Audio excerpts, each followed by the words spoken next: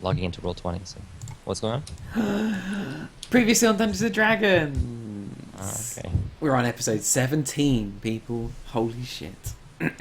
So, previously on Dungeons and Dragons, you pursued a cult. The Blue Gnome group of 7 pursued a cult of the dragon onto an ice castle, what flies, and is controlled by a cloud giant called Blagathus, who let you know that the castle was basically kind of hired out by this cult to service their plans, their nefarious plans to raise the Queen of Dragons Tiamat from the Nine Hells, where she's currently imprisoned.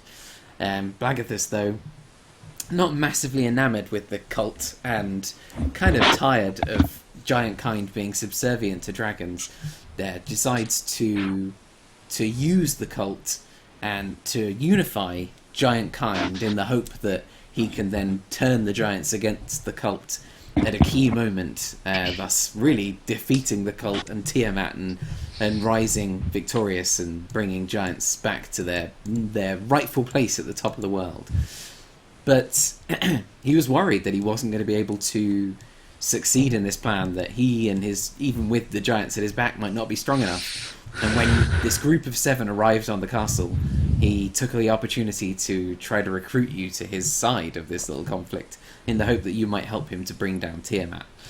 But untrusting of the giant, the Blue Gnome group decided to start picking off the denizens of this castle, particularly the cultists who had taken up residence there, starting with Sandesil Morgia, the vampire, and her sort of vampire thralls, and moving on to Rath, who you found, Rath Modar, the Red Wizard of Thay, in his little tower, whose apprentice you'd met once before as a Barajos. And you managed to convince him through some clever kind of talking him round and some good rolls.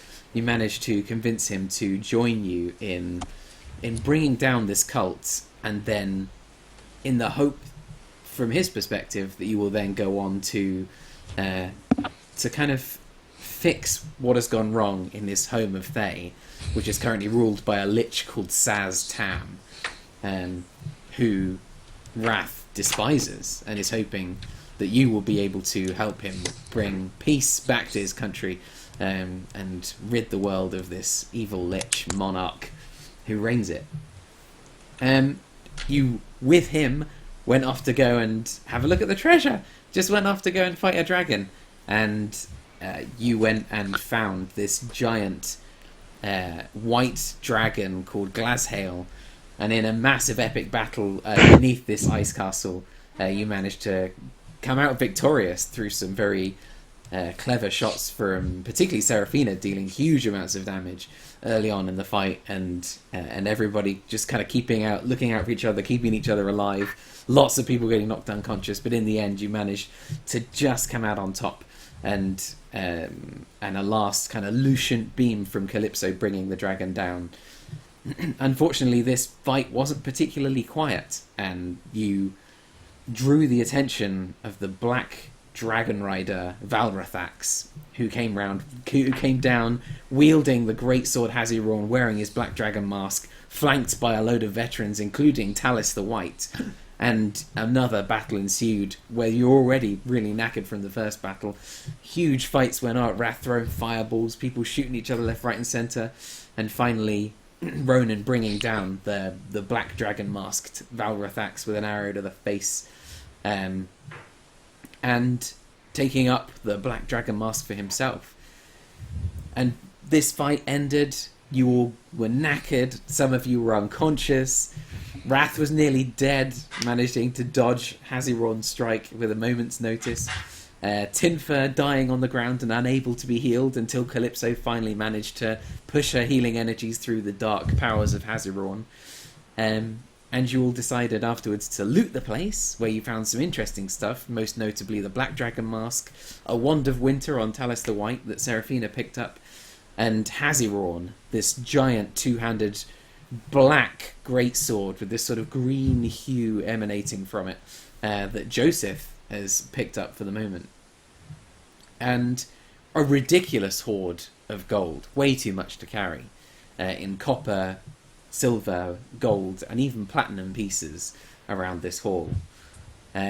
You decide to take a moment down here beneath the castle, in fact, several hours to rest and regain, allow your wounds to heal up and regain your spell slots, and before you go upstairs and have a chat with Blagathus, we assume. So, you're in an ice cave. You've rested. What do you want to do? How much money was there, you guys said? Well, there's a lot. A bajillion quadrillion. So basically, it's just an ocean of gold, and you can take whatever you can carry. Yeah. Oh, okay. How much platinum pieces are there?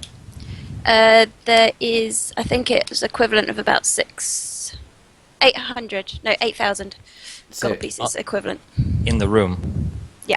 in an in the ice chest. You found that in a chest. Yeah. Okay, and how much have you guys carried each? Have none of you taken any of it? Well, I've calculated that as a group we've got about 17,000 because all Yeah, the but- rest is kind of frozen in. Yeah, but 17,000 stuck in this room on the ground. No, that was in the chest. Yeah, but we haven't looted that. It's not in our pockets. Yeah. Well, I've calculated that we have. Yeah, but are we taking that gold with us, or have you just calculated what's in the room? I've put that we've taken that with us and we've left the rest. We've taken 17,000 gold pieces with us. Yeah. Where's all the 17,000 gold pieces? In the Split party gold. between us. Yeah. I know, but physically, how are we carrying all this gold? Oh my god, so we go upstairs and we fight the junk. Stupid. Missed you, Matt. Okay, I'm just saying. I'm just wondering if there's any gold on the ground. Yeah, to pick so- up. Yeah, there's another 20,000 gold pieces on the ground. I mean, So- did we decide that we could carry the 17,000? It's 17,000 equivalent because Yes, a that's, lot I of think that's the platinum. point, that the 17,000 is made up not only of a good number of gold pieces, but platinum pieces. There's only And 800 gems. of those, and a shitload of gems, which are sort of more easily carried. So that stuff, that 17,000, relatively easy to carry between you. The rest of the gold Basically, is... Matt, at the end, we said we'd just gather up as much as we can carry between us. Okay, And so you that's reach our 17,000. carry limit then of gold. Yeah, Yeah, probably, I guess. maybe like a yeah. bag. The rest of the we picked up as much as possible. Okay. We've been here for like 8 hours, but Yeah. the rest of it's all kind of frozen and like not really usable. and made up of It's copper probably and gold, silver, yeah. and Yeah. it's... Basically, we need a bag of holding at some point. All right. So before we go, could I make any rolls to figure out what this dream meant? Yeah, you can do if you would like to make a...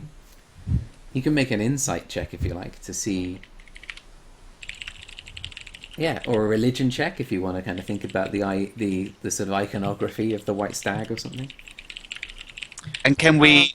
Is this a good point? Since Matt brings up that it weighs a lot, can we split the party gold now into 7? As in, like, I want my share of the gold. Was insight. Just let you know I want my share of the gold. Okay, I'd have to work that out separately because I just added it to all the rest. Unless you want to just split all of the party We can gold split seven all of the ways. party gold and then start the party gold again if we wanted to. But now we don't need to because we're like millionaires. So, Callie, thinking about that dream, reflecting on it, you this is kind of one of the first times. You know, the dreams you've had have always taken you to places that, I mean, in the first major dream you had with the white stag bringing you to this party, and you following it, kind of blindly hoping in faith that it meant something, and then arriving at this party and finding this group of people that have become kind of allies and some of them friends. You wonder about the kind of prophetic nature of those dreams, like they're almost a message of some kind or a prophecy of some kind, but they always carry some kind of meaning. Right now it's difficult to tell exactly what. And it's scary to say something because this group doesn't believe me. But guys, I dreamt that the Lady of Waterdeep wanted our help.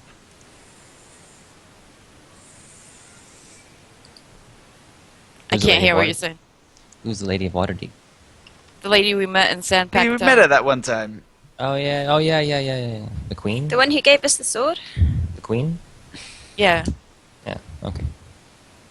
and they might be looking for us. Oh. I'm not quite sure what it meant, but But your dreams have been spot on, right? Because didn't you dream about Yep. this castle? yeah. Well, that was the elf that we met with the vision. Oh yeah. Oh, Yeah, forget what I said then. but I did have visions of Bill when he cut off his hand. Oh yeah, that happened.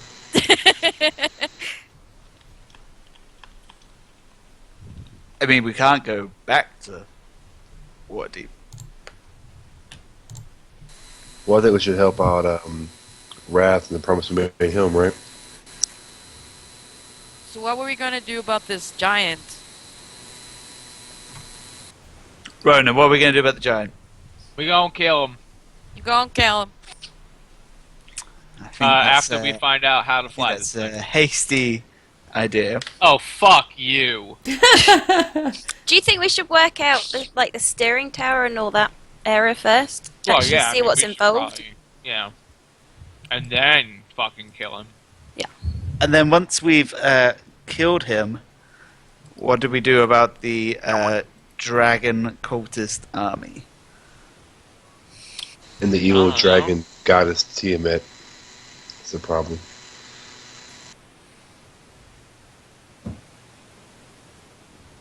Uref, what do you think? I think everyone knows what I think. These memes are pretty good. Good job, guys. I think we need to slay Tiamat to prevent her from rising again in the future, but I'm in the minority here. It's none of your business. I agree with that, actually. Sorry, Just Uref. evil. So What wait, was that? so wait. So we're gonna summon Tiamat? Well, So we're gonna do First- the thing we were setting out to stop? I don't think you heard any of the conversations we had. past What will couple of prevent meetings. other people from raising him again later? It's probably too late. what No, other I people? understand that, but We're we're gonna kill physically them. going to do it. That's We going don't to be know. our responsibility. If that was going to do it, we just killed it anyway. So, it Turning the doesn't- cameras off. Oh shit, it is. so I think we should just go speak to Blaggerfist and then see if we Like a can just fist? Big rap fist. names. Big fist. That's right. That checks out. Giant. Like a fist. Whatever you guys want to do. Black fisted. Yeah, that's what he said. Well, my original plan was if we could, and Uref, I'm not saying we have to be best friends with him, but if we could use his army to fight the Dragon Cult army, that might be worth it. And That might be worth keeping him alive. Although I am angry he didn't come down here, but then we didn't tell him we were coming down here. What So about maybe his he army just didn't afterwards? Realize. What We about, made what enough about noise. his army afterwards? Rath kind of tips his hat back on his head. I should have thought he would have heard what was going on. Let's go upstairs and check.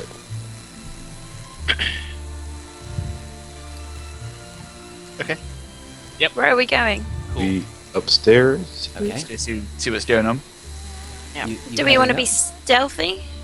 I don't think it 'Cause matters. this still might we be a kill lot of... everyone? I feel like he knows we're down here. Cause a bit of ruckus. Plus we rested for like 8 hours after, so there's no one here to kill us yet.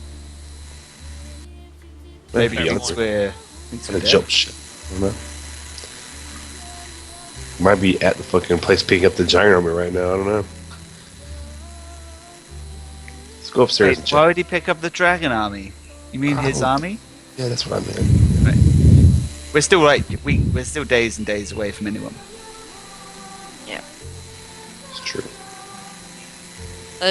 Should we talk to this giant? Sure. Let's do that. I lead the way. All right. So you guys head back up the narrow ice path that leads back up to the cave on the top floor. Give me a sec. There we go. So as you emerge you see the giant Blagathus with a mace on one shoulder, kind of looking stern as he sees you kind of emerge from the cave. Flanking him are two large giants, very much giants, about 20 feet tall, not as big as Blagathus by any means, but still very large to you guys. And one of them, female, you saw a glimmer of her before, who Blagathus referred to as Hulda, rather, and a male giant. Both of these giants, where Blagathus' skin is blue but has a kind of skin-like texture to it, these guys, their skin is like rock, craggy and grey. And they kind of look at you, and Blagathus, with his mace on his shoulder, his long white hair blowing in the wind of this castle, and kind of steps forward a few steps towards you, kind of says, "I'm glad to see that you've come out of this okay. What happened?" I shrug. I say, Blagathus, the dragon is dead. The cultists are dead. And this castle is now yours again. Well, I suppose that's good.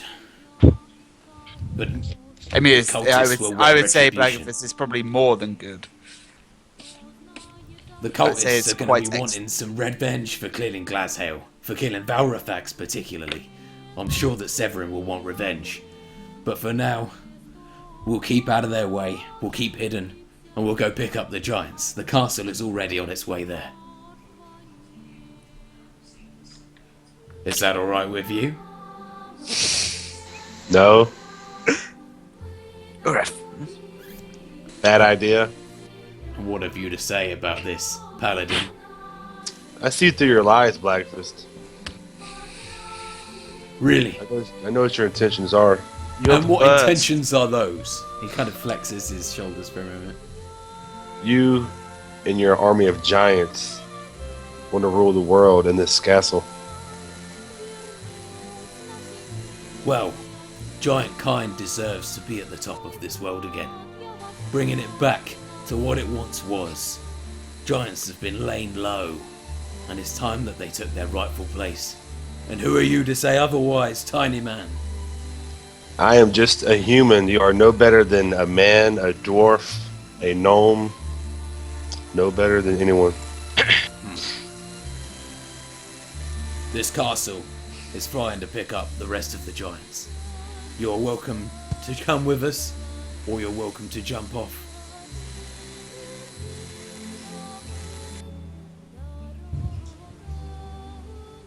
Are you coming?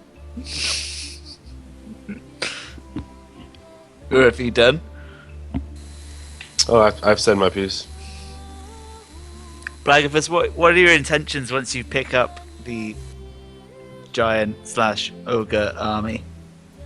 Once we pick up the rest of the giants, we need to lay low.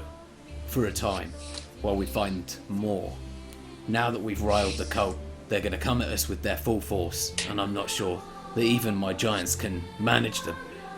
I was hoping that we would wait until they faced the freaking depths of hell, wait until they were weakened, and then the giants would turn. But now, facing them in full force, it's not wise. We have to wait. Blagathus, I thought we had talked about this. Like, I'm not sure that you have the chance to wait. I fear if we strike at the cultists now, what would you have us do? What would you have us do? Strike at the cultists with the castle and giants at our back? Yes! It would be the extermination of giant kind. This castle would fall. So what you're saying is giants are pretty weak. Really? Would you like me to prove to you, Elf, how strong the giants are? All I'm saying is, if you were that strong, it sounds like you could probably take on a couple of cultists. I mean, they are just humans. A couple?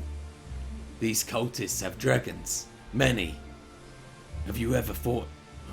I suppose you have now. Yep. Yes. Yes, we Yep. have. Actually, we Yes, have. Actually. With no help from you, so... Yeah, zero help, actually. Well, I wanted to help, but there's no easy way for me to get into the cavern below. There's a cave, but it's only like your size. I can't climb through that. There's no way down there. You could have stopped the cultists from coming down behind us. He kind of looks, for a second, almost sheepish in response to that comment, as he's like, well, I suppose, but Valrafax is a strong warrior, and I didn't want to... And we killed him. Dead. too. He just, like, Yeah. popped his head open. That So, is impressive, I can see. So what are your plans now, then? You've heard mine. You heard where this castle's going. What are you gonna do?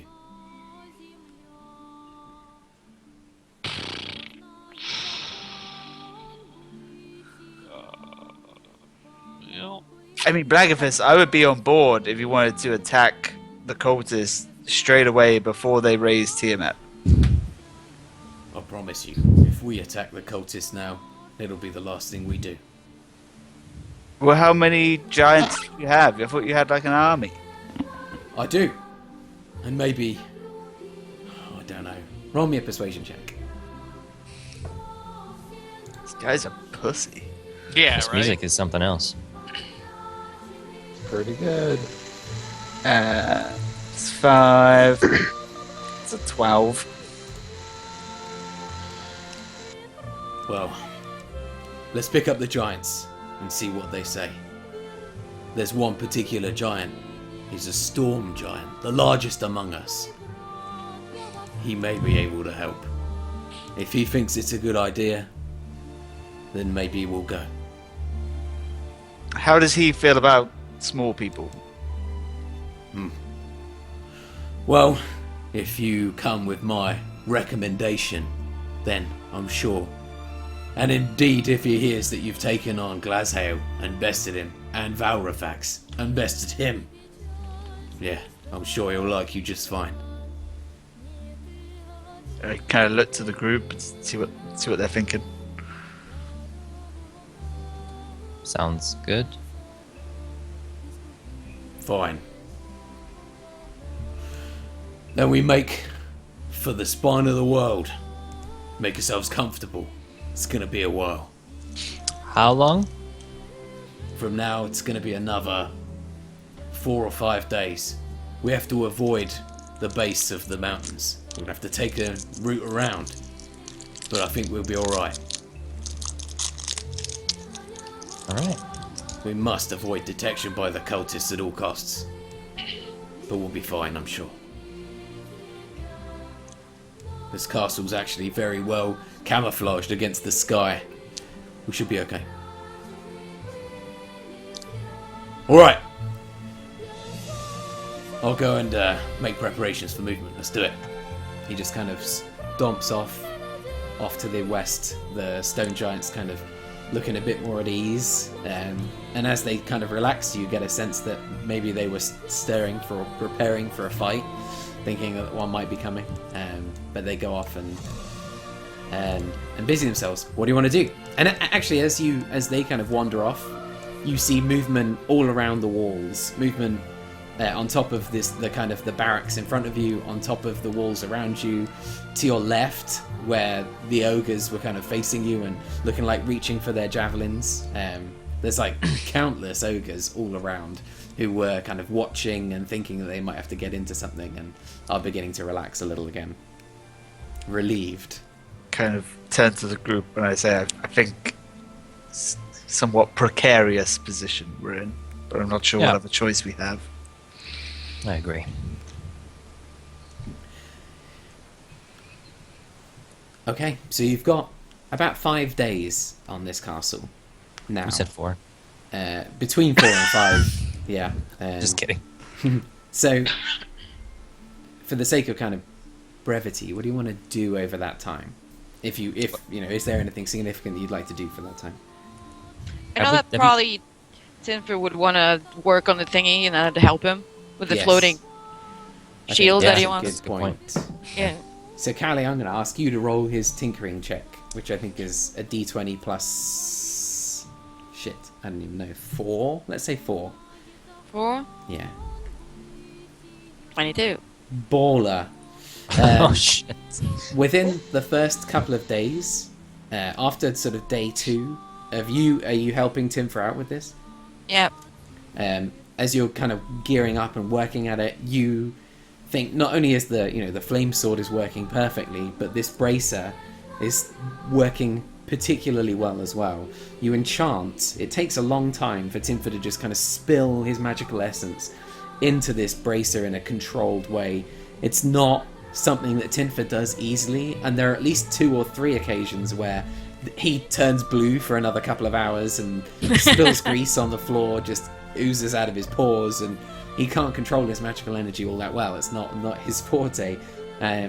But eventually he manages to get it so that this bracer between you, this bracer contains a levitation spell, which kind of can be triggered on and off. You connect this spell magically to a particular shield that you have that was once Ureth's, and you manage to kind of get this thing to hover amongst the above the bracer, as and when you want it to. And you kind of get the sense that it wouldn't be difficult to magically link this bracer to a different shield should you wish to. Awesome. I wish Tenfer was here for that. I know! Yeah. Timfer, as he's kind of working, is just like, yeah, and he kind of lifts his goggles up on his head and he's like, yes! To Callum. He kind We of did it! Yeah. High five! high fives you.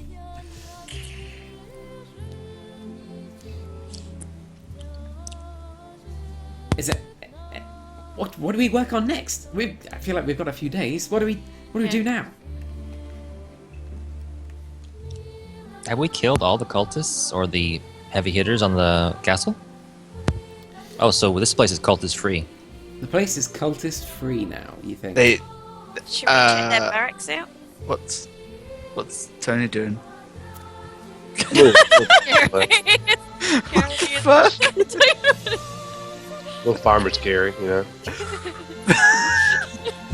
Fighting for And the the Iron dogs Throne. on the floor. What are we It's like a watching? happy family What? moment. What if it's Watching not a the- happy family moment? What if he's killing his fiance?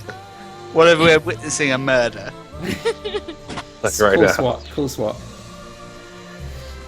Yeah, let's swat him. See, so you realise you haven't explored a lot of this castle. Yeah. Like particularly the main keep hasn't really been explored. You've I got- want, yeah, I want to definitely check out what was Resmir and then Varafax's chamber. All right. Roll me an investigation check. Are you going to try and do this stealthily, or are you just going to go ahead and do it in the anticipation? I mean, is there that anyone it's gonna- around? Like, do I need to be stealthy? Ogres kind of patrol the place. They're keeping a closer eye on you. You've noticed over the last couple of days. Yeah. Maybe with my- And the stone giants every so often kind of take a head out and just kind of check on you. Blagathus is absent. You don't know where he is. But yeah, there are people kind of keeping an eye on you a little bit, but not in a kind of Are particularly they threatening way. like obstructing us or anything? Or No, not particularly.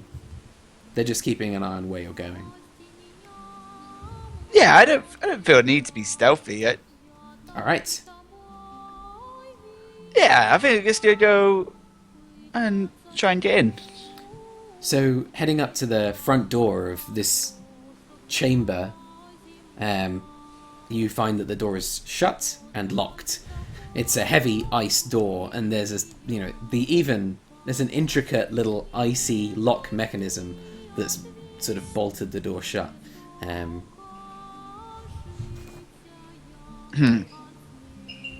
We didn't find a key or anything, did we? You didn't. Okay. Can I try picking it? Yeah. So you're going with him, are you? Yeah. All right. So you unexpectedly see Seraphina kind of sneak up on you, and as you're trying to open this door, you just see her kind of whip out thieves' tools and start tinkering with the lock. Roll me a sleight of hand check, I think. No, I've got one for my thieves' Oh, tools. of course. It's 19. So you, as you're kind of ticking away with the lock, and you're there, still there, and you're like, fuck, in your mind. It just won't open. You cannot seem to get this mechanism to crack. You said the door was made of ice? Yeah, pretty much everything in this place is made of very thick, opaque, dense ice.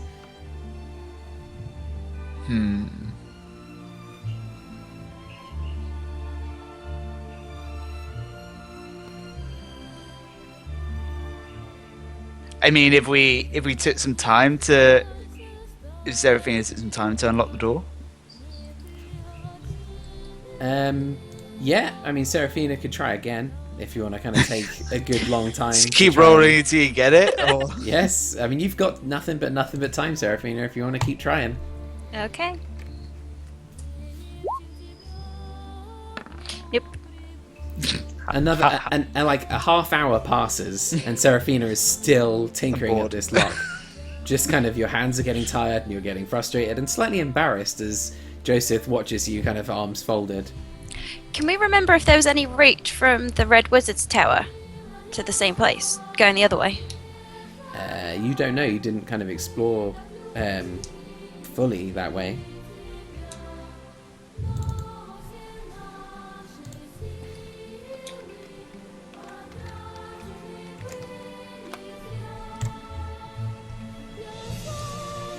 What do you want to do?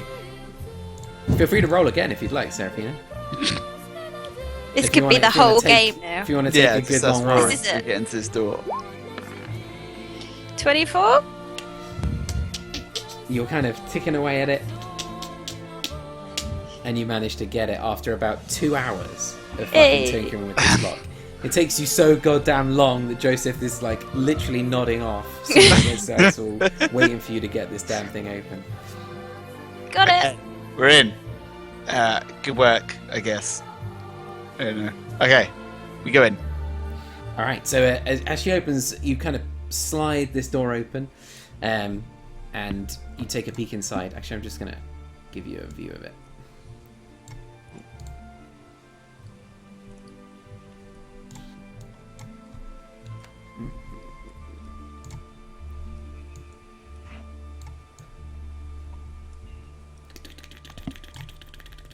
Right. What? So, you see it? Yep. Good. So as you push open the door, you can see there's this particularly ugly-looking bearskin rug lying on the ground in front of you, alongside a row of beds, and there's two doors that are both kind of ajar in the room, one leading to the back to kind of somewhere, and one leading to the left. What do you want to do?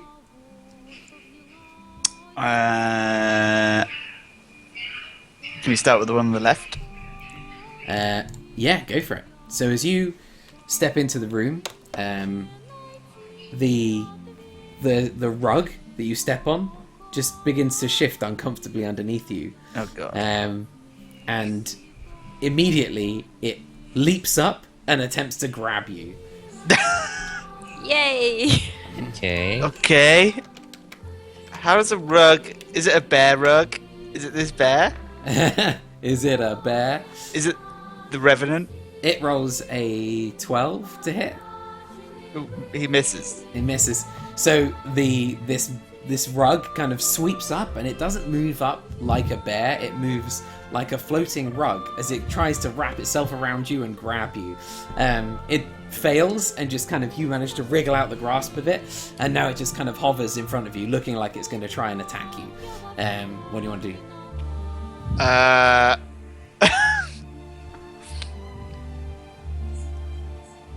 I attack the rug. All right. I pull my new sword and I swing at the rug. Roll me. I try and slash it roll an down the attack. middle. It's 24. That hits.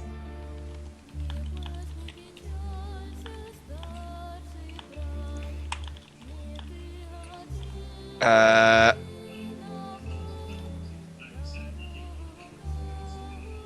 25 All right. This damage. large, swathing strike carves a massive gash across the front of this rug, almost tearing it in two. It flaps a moment in the wind, just kind of stunned at the attack, and then it kind of catches itself and looks like it's just going to come at you. Seraphina, you got anything? Can I do like an Arcana check and see what the hell's going on? Yeah. Not that that's any good. You take a moment, try and gather your thoughts, and think, what the fuck is this? Nope. You have the fucking idea. This bearskin rug has just flapped into the air and it's trying to grab your friend. What are you going to do? Okay, I'm gonna shoot at it. Alright.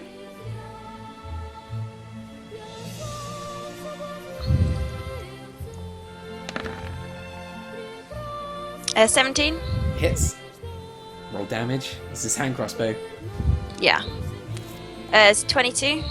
As it tries to kind of gather itself, it looks like it's about to kind of grab for Joseph, begins to curl itself around him, and this crossbow bolt strikes right through it and staples it to the back wall, and it collapses motionless against the wall. That was weird. Very. What the hell was that all about?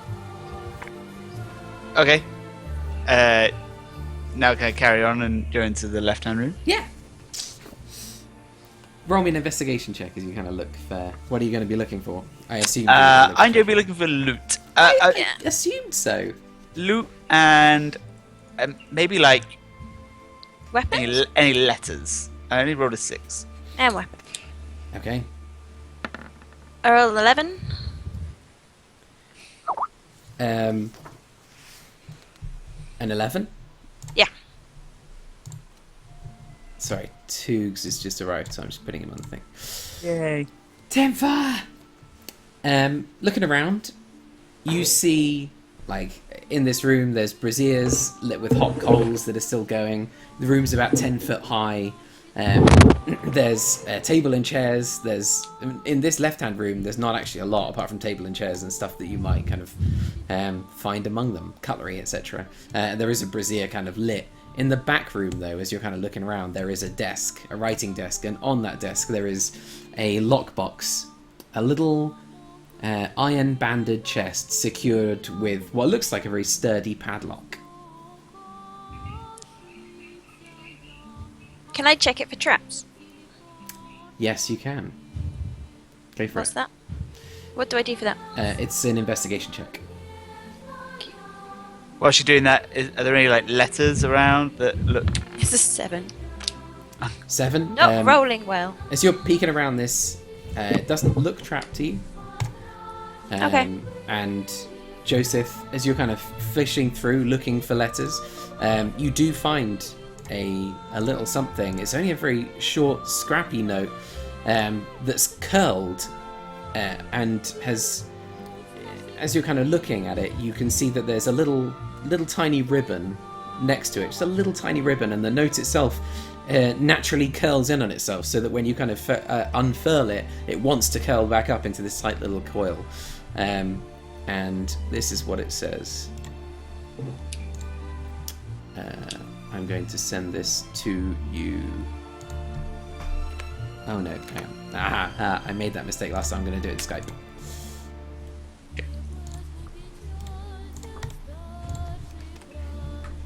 Whispers. Whispers are good. So, Seraphina, what are you up to? Opening, trying to unpick the box. Yeah. Alright. Roll me a dexterity check. Oh, really? Okay. Or roll me your try and unlock check. The one Yeah, it that's was a got 13. My rolls are shit today. Alright. And a dex check? Was it? No, that's the check. So, Oh, okay, just the sorry. one. Yeah. So as you're kind of trying to pick this little lock, it's this chunky padlock basically with this big hole where a chunky ass key goes in to unlock it, and you head in there with your thieves' tools and you feel around. It feels unusual to you. This doesn't feel like your average lock, and you can't quite work out why. And you feel like you've just about got it, and as soon as you feel like you've got it, you hear this click, and this needle shoots out straight at you, strikes you in the shoulder, just straight in the shoulder. And I need you to make a Constitution saving throw. Great. Natural 20? Natural 20. Finally. Nice. Okay, let me roll.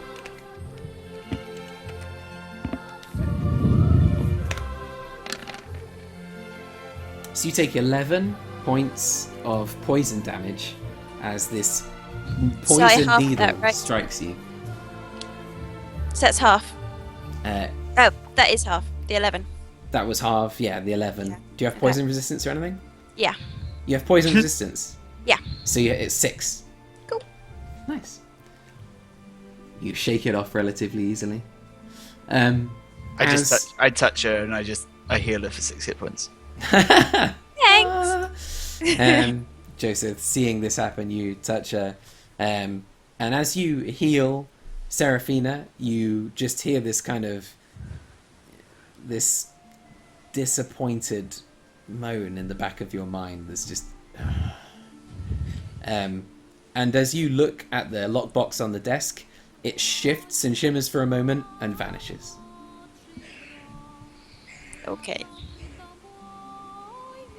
This place is weird. Can we get the hell out of here? Yeah, we're Valvat some sort of wizard? What's all this magic stuff in here? Dunno, but I'm not liking it. Can I just I've holstered my sword, but can I just touch it and cast detect magic? Yes, you can. As you I don't actually know what that does, but okay. you can basically you see an aura around any kind of magical object in the room, really. And as you kind of concentrate for a moment, you invite Haziron to gift you the sight of arcane objects, and you just see this kind of aura around that particular lockbox, and it gradually diminishes and diminishes and diminishes. The lockbox now no longer in your sight. There's nothing else in the room particularly that's magical. Okay. Well, if there's nothing else in here, should we just go back to the rest of the group? Might as well. Okay. What are the stairs over here? There is another little floor, I think, but I think it's just... Let me take a quick peek.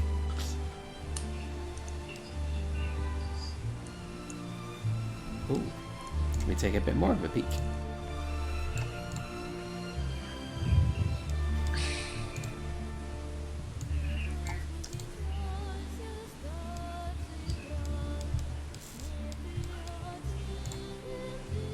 Is there anything anybody else wants to be doing while I'm looking? Yeah, can I cast invisibility on myself and go spy on the giants? You can indeed, yes. Calypso wordlessly just kind of turns herself invisible and goes to find what the giants are up to. Where are you heading? To the giants' chambers? Yeah, wherever he's at. I mean, on the map he's standing by the wyverns. Is he really? Cheeky son of a bitch.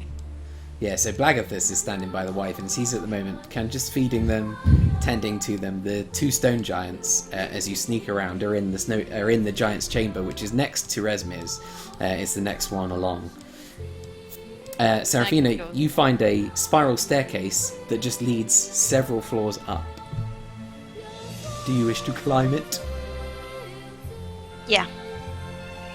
So as you head up and up and up and up and up and up. I'm gonna roll stealth check now. Alright, roll me a stealth check. It's 28. 28. Okay. You feel like you are moving relatively soundlessly as you head up this. I'm going to show you where you go.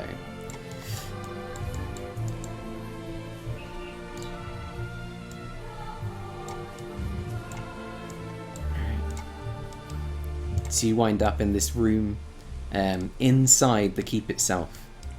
You feel like this might be a bit of a back passage into the main keep. The walls are lined with ice, and in this room is writing desks. There's kind of sort of bed type kind of beds, makeshift beds among straw on one side of the room, but nobody's home. How big are they? How big are the Beds. beds themselves? Roll me a perception check. No, actually, don't worry about it. They're kind of human-sized by the looks of things, Okay. but it would be difficult to tell the difference between that and ogres. Ogres, like, some of these ogres are not much bigger than humans. Okay. Can I check the chest? Yeah, roll an investigation check as you go through all over the place. I'm rolling that again.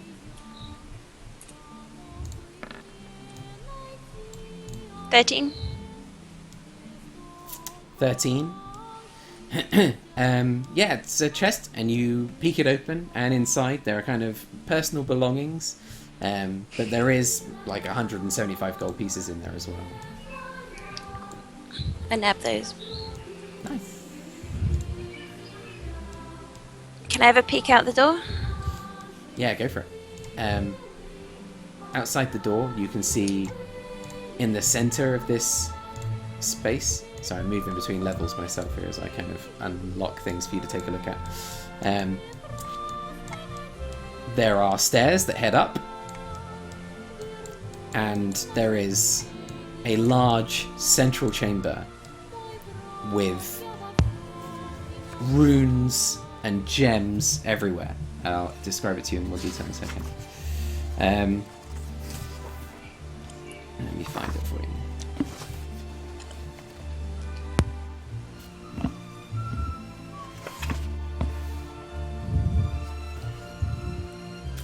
So, a staircase of ice leads from the tower's ground floor to this chamber that you're in. That staircase continues up.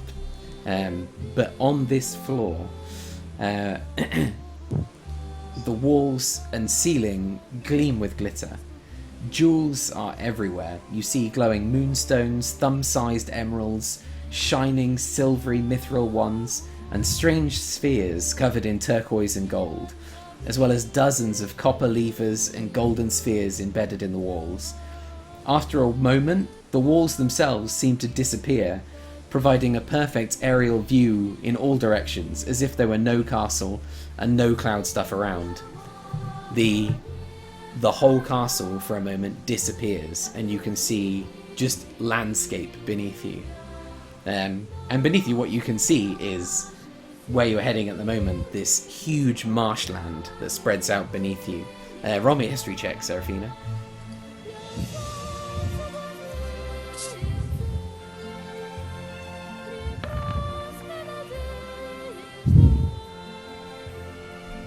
Four? It's 4. You Yeah. don't know what those marshlands are. Yep. So as you step into this room and the whole castle seems to disappear beneath you, and you kind of catch your breath for a moment, feeling like you're going to fall, but you don't. And around you and around the room, a dozen glowing white runes wink into existence, and they drift about the room, floating like snowflakes around this large, central, glowing set of gems. Okay. I'm gonna go back down Okay. and tell Joseph what I found. Hmm. I think we should get the others. It's pretty cool. Yeah. Yeah, sure. As you leave the room, the castle just kind of appears back in front of you. Okay. I go find the others and tell them what we found. You manage to find Ureth. What are you up to at this point? Just, kind of meditating, praying, going over some stuff, Classic Europe. Ronan? Just doing elf Drinking. things with ogres. Yeah, drinking with ogres. Yeah, showing off my sweet mask. I just get into a keg and then I could breathe under it and I just stay there. It's pretty cool. It's pretty baller stuff, really. You freak the ogres out terribly. Yep. Yeah, you're making good friends with these ogres. And then at one point I stopped moving, like I'm dead, and then they lose their shit, and then I was like, just kidding. It's like a whole thing we do. Greyheart? I've gone outside and picked up the marble elephant statue in the barn. Oh, right. Because the elephant goes back into marble form. Yes, yeah, it is, absolutely. You go and collect your elephant. Yeah, and I'm gonna go look for someone to spar with. Joseph is looking for you right now. In fact, Timfer, you and Callie had been working together for some time, and you managed to, through Callie's amazing rolls, managed to get the bracer working. Sweet. The flame sword one? The flame sword and the bracer, Oh, The amazing. floating, The- the the- floating thing. Sweet. they both seem to be working fine. Callie's roll was pretty awesome. Good job, Kelly. Do I have that map? Let's give these to our man. Yeah. Just check. Well, right now, Callie is I'm invisibly sneaking around the giant's paddock, looking to hear what they say. You, Callie, as you're kind of wandering into this giant room, there is... Actually, let me get you down there. Moving floor to floors is kind of cool, but it's a pain in the ass for me. Right. So on the left-hand side, do you see where I am now? Opening up for you? Yep. Good. Inside, you can see these two giants kind of working on stuff. One of them seems to be forging something in these blue flames that have been created. They're like the same kind of shaped sconces you've seen everywhere else with flame, but these are really vividly blue flames. And the other giant is kind of hammering out metalwork on the table. They are in conversation with each other, but they're speaking in giant. Do you speak giant? No. No, so it's hard to understand what they're saying, but they seem heated. Can I figure out what they're working on? Yeah, roll me an investigation check.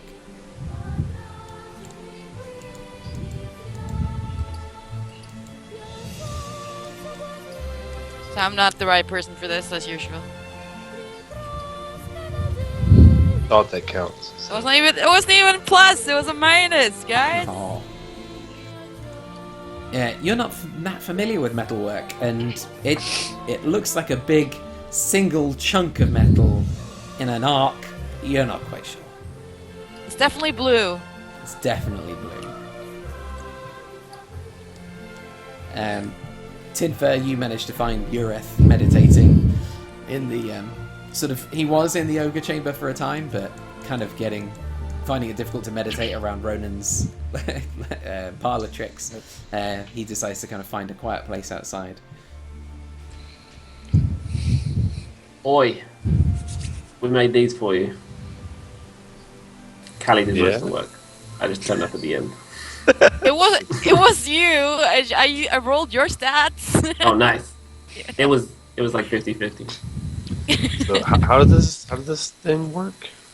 Okay, so you put the bracer on your arm, and then you kind of just put the shield over it, and it'll stay there, hopefully. Huh. Yeah. So you can hold it without the hand that you don't have. I tried to do that. So it takes you some time, Timfer, as you're watching Ureth trying to do up a bracer with one hand is quite tricky, but he manages just about to get it on in a few minutes. I offer no help. Ureth, you immediately feel like the bracer kind of hums with a little bit of a vibrating energy in your arm. And as you take your shield, the shield that Onthar gave you, and you place it over, it just attaches and hovers just a couple of inches over your arm. Yeah. And as you move your arm, it just kind of moves with it naturally, weightlessly, in fact. Wow. It's as if I'm holding my shield with my hand. It's amazing. Tinfer. The deal is, you need to start throwing that thing now. I am in your debt. I really appreciate it, Tinfer. Yeah, no worries. I did all the work.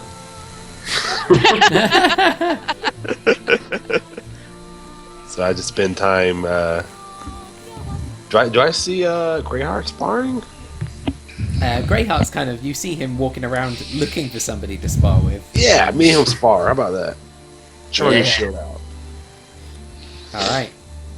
So you and him kind of go at it a couple of times. Him with, what I used to call Valentine, but what did you call it? It's called... I it's called it Valentine. You called it Yeah. Valentine. Yeah. With Valentine and Ureth's shield kind of going hand to hand, you do a bit of sparring. Roll me a d20, both of you. Just a straight d20. Cool. That's it. Whooped his ass. Ureth gives you a bit of a whooping in the sparring, Greyheart. You just feels like it wasn't your day today in the arena. I feel like a new man. Good to see the shield is treating you well. Good to see it back on you.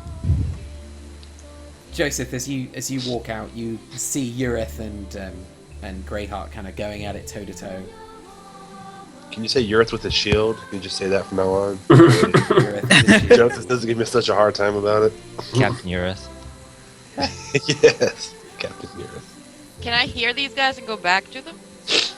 Yeah, you hear the sound of battle in the courtyard, and you jog back invisibly and see. I just wanna move behind Urith without him knowing, and then like, boo! Roll me a stealth check. But I'm invisible. Yeah, you get advantage. Okay. A stealth check? Yeah. And Ureth, roll me a perception check. I don't remember. Oh god. Somebody's gonna die. Nice roll. Did we rest, by the way? Yeah. It's very good. Ureth, you have no idea as she comes up behind you, and Callie just kind of grabs you around the shoulders and makes hey. Gotta start like flailing around with my shield, like. It's just me. Careful. I Callie? appear. Scared me. While they're fighting, I just kind of walk up quietly, and then when Greyheart loses, I look at him and I'm just like, too bad. And I go once Callie turns up, I go over to Greyheart and I just say, you need to work on your form a little, and I give him a few tips on kind of like what to do. He looks really not interested, but I just go through it in detail, sparring and that kind of thing. Thank you. You're welcome. So it's always good to get advice from a two-hand weapon master. I've trained many men in the In art. two-hand combat, and I'm a duelist. So. Actually, more with it's more of a sword and shield. I mean, like I'm very versatile with all kinds of weapons, and I've trained many men in all forms of combat. Perhaps not the namby-pamby combat that you're talking about, but at least at least. So you've seen your share of swords, then? What you're saying? I've seen many swords. Yes. Yeah. Absolutely. Thank you. You're welcome. If you need any other tips, just I'm okay. Thank you. It's okay. Oh, well, you know where I am. If Hey, you want to, hey, see, I'm happy to Sure. practice with you too. hey. So what did you find in the tower? Where's Seraphina? Seraphina, stayed as there. you look round, Oh, you she's stayed there? Not there. Okay, Yeah, I I went recount. back up to the tower. I recount what Seraphina said. Because I might not have been paying attention at the time. So you guys get this kind of broken idea that there's a room with glowing shit in it and gems. I'm not quite sure what he's talking about. I wonder, we could probably go check it out, but I wonder if it has something to do with driving the castle. Oh, go. Okay. Yeah, sure. Okay. Let's go. Gems, you say? Yeah. I got their We attention. can't carry more gems and gold. Speak for yourself. So you guys, not being able to find Ronan while he's off kind of getting drunk with his friends, you guys head up to the room. Seraphina Tippletop, while they're peeing around, sparring and stuff, what do you want to do while you're in this room? I want to just investigate it a bit, Okay. see if there's anything of interest that isn't obvious. I'm still Investigation stealthing. check. Do it. I'm still in stealth mode. Yeah. Investigation check.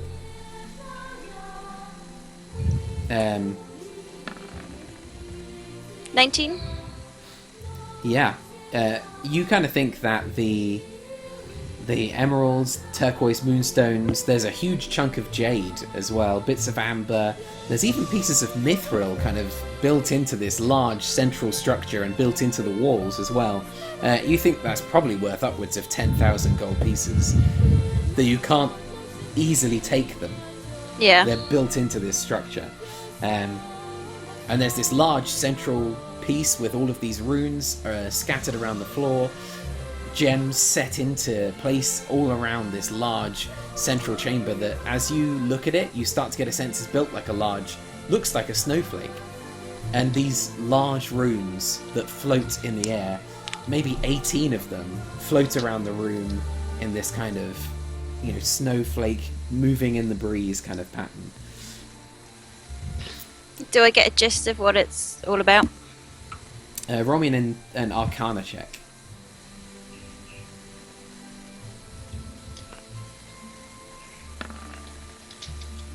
$11. No, you haven't really got a sense of what this is. Okay. Are there any other rooms? Anything else up here, or is it just that? There are other rooms, but they're all kind of very basic living quarters for the ogres.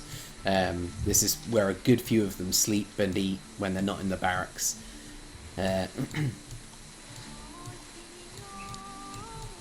You get a sense on one of these. I mean, these doorways are very large, and the one on the right you think is a place where maybe like the keeper of this tower or Blagathus himself may kind of go to relax. There's a kind of a forge type place, like blacksmith's tools on the right hand side, and a little stash of armor and weapons in the northeast. Most of it a bit too big for human hands, most of it usable by ogres, but nothing of huge value. Can I investigate the chest? Investigate the chest. Which chest are you talking about? This one. There are more? Alright. Yeah, go for it. Roll an investigation check if you wanna. This is how Kaz plays Lego games. Yeah, sorry guys. Every nook and cranny. While you're investigating, Joseph and everyone kind of manage to get up the spiral staircase and walk in. Ronan, are you with these guys, or are you out in the courtyard? What are you up to? I'm still just, drowning myself in beer. Alright. Just chilling. Making friends, in case it comes to it. Are these runes anything like what I dreamt about? No, as you're walking around these rooms, Callie, they don't look anything like the rooms that you've seen. They're not anywhere near as opulent as the ones in your dream. Like they're 14. not posh enough. Sorry. 14? Mm-hmm. Inside this one, there are... this looks like it's a living quarters, and this one unusually has a shitload of dried meats in it. Looking in, there's like entire ham hocks. And it, as you open it, it kind of gives this big whiff of burlap, wood, and salt. It's a weird smell, and it's just a big chest of meat. Lovely. Can I check that one really quickly? Which one? The other one. Yeah? While everyone else is working their way up. Is that another investigation? No, it's fine. As you Okay. sort of in looking through all of these chests, it turns out that one's got someone's particularly personal belongings in it. There's like a few drawings that look like somebody's been trying to perfect their charcoal on kind of parchment skill. It's not going so well. It looks like a child's work as you look at it, but beyond that, not much else. Okay. Joseph, as you kind of enter into this large room, the castle around you just disappears from your vision, and you're left standing on a sort of semi-transparent icy surface with a group of gems set into mithril and metalwork in the shape of a large kind of snowflake, six-pointed snowflake on the ground, surrounded by runes in the floor. But the rest of the castle diminishes from your view, and you just get a sense of the entire landscape around you. You can see all the way around, marshlands below you right now extend almost as far as the eye can see, but in the very great distance to the north you can see mountains penetrating into the sky. There are, as you step in, these snowflake-like runes that glimmer into existence, around 12 to 18 of them that just kind of float around you and float around the space. What's below me? Right now, marshland. There's like nothing below me. The floor is kind of semi-transparent. You can feel it, certainly. You're standing on ice floor. But it just looks like I'm.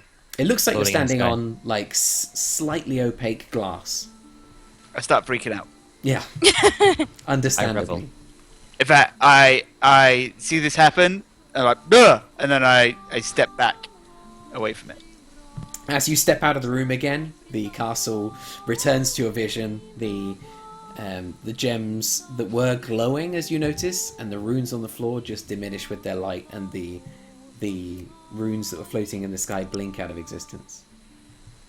I kind of like bump into. Is everyone behind me? Yeah. I bump into everyone else as I get back. And like, What's okay, I wrong? think that's. I'm pretty sure that's kind of the. Control room. Yes, good use of words. But when you go in there, all the walls and the roof and the floor disappear, and it's like you're floating. It's crazy. I really want to Sounds- see this, so I step out. Me too. You I step into very the room. cautiously step back into it. Yeah. As you step in, those who are going in, the room disappears, runes light up, and particularly these snowflake runes just boom, blink into existence and float around you, and you see this huge scape beneath you. Roll me a history check, anybody that's particularly interested in where you are. 18. Ironically, Greyheart, as you look down, actually, no, Greyheart, you don't know.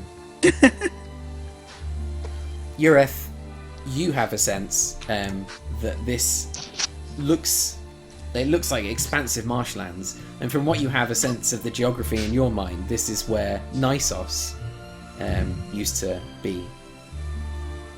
The old dragonborn you once knew. Yeah, that's a good guy. This is his homeland that you're flying over now. No, he wasn't Earth. I hope he's doing well. No, you don't. He was a terrible person.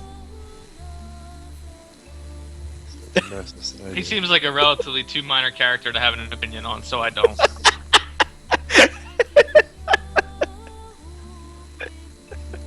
So where are we, Yura? We're about the marshlands right now. It's a long story, Greyheart. So it's green down there, but we are on ice. We're in the ice castle. We're floating over. Very confused by this. Half of my hair is green and half of my hair is white. It's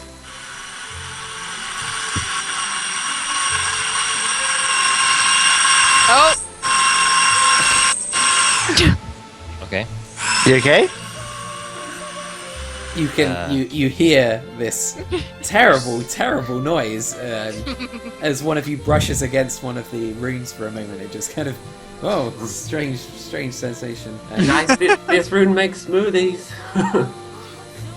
is this blue fire the same kind of blue fire they were working on? It looks very similar, yeah.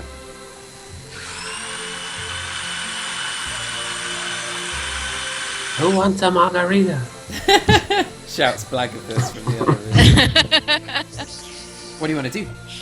Anybody that's interested, roll me an intelligence check, an arcana check, sorry, I'm interested. as you look at this kind of big structure. Jotith, it looks big and metal and it's got gems in it and stuff. 22. Greyheart, you have a sense of something weird about this machine. There's something strange that you notice. But Tinfa, with a clearer sense, you get a sense that there's an intelligence to this machine. Just by your arcanic sense of the space, it doesn't feel like this machine in front of you is just bolts and gears. There's an intelligence to it. Sentience. Hello? I'm right here, 10 for high. I think I kind of whisper, Esclerota? Yes. Hello. Oh God! You just hear What was- this what was voice, that? and every time it speaks, the gems in front of you glow with her voice.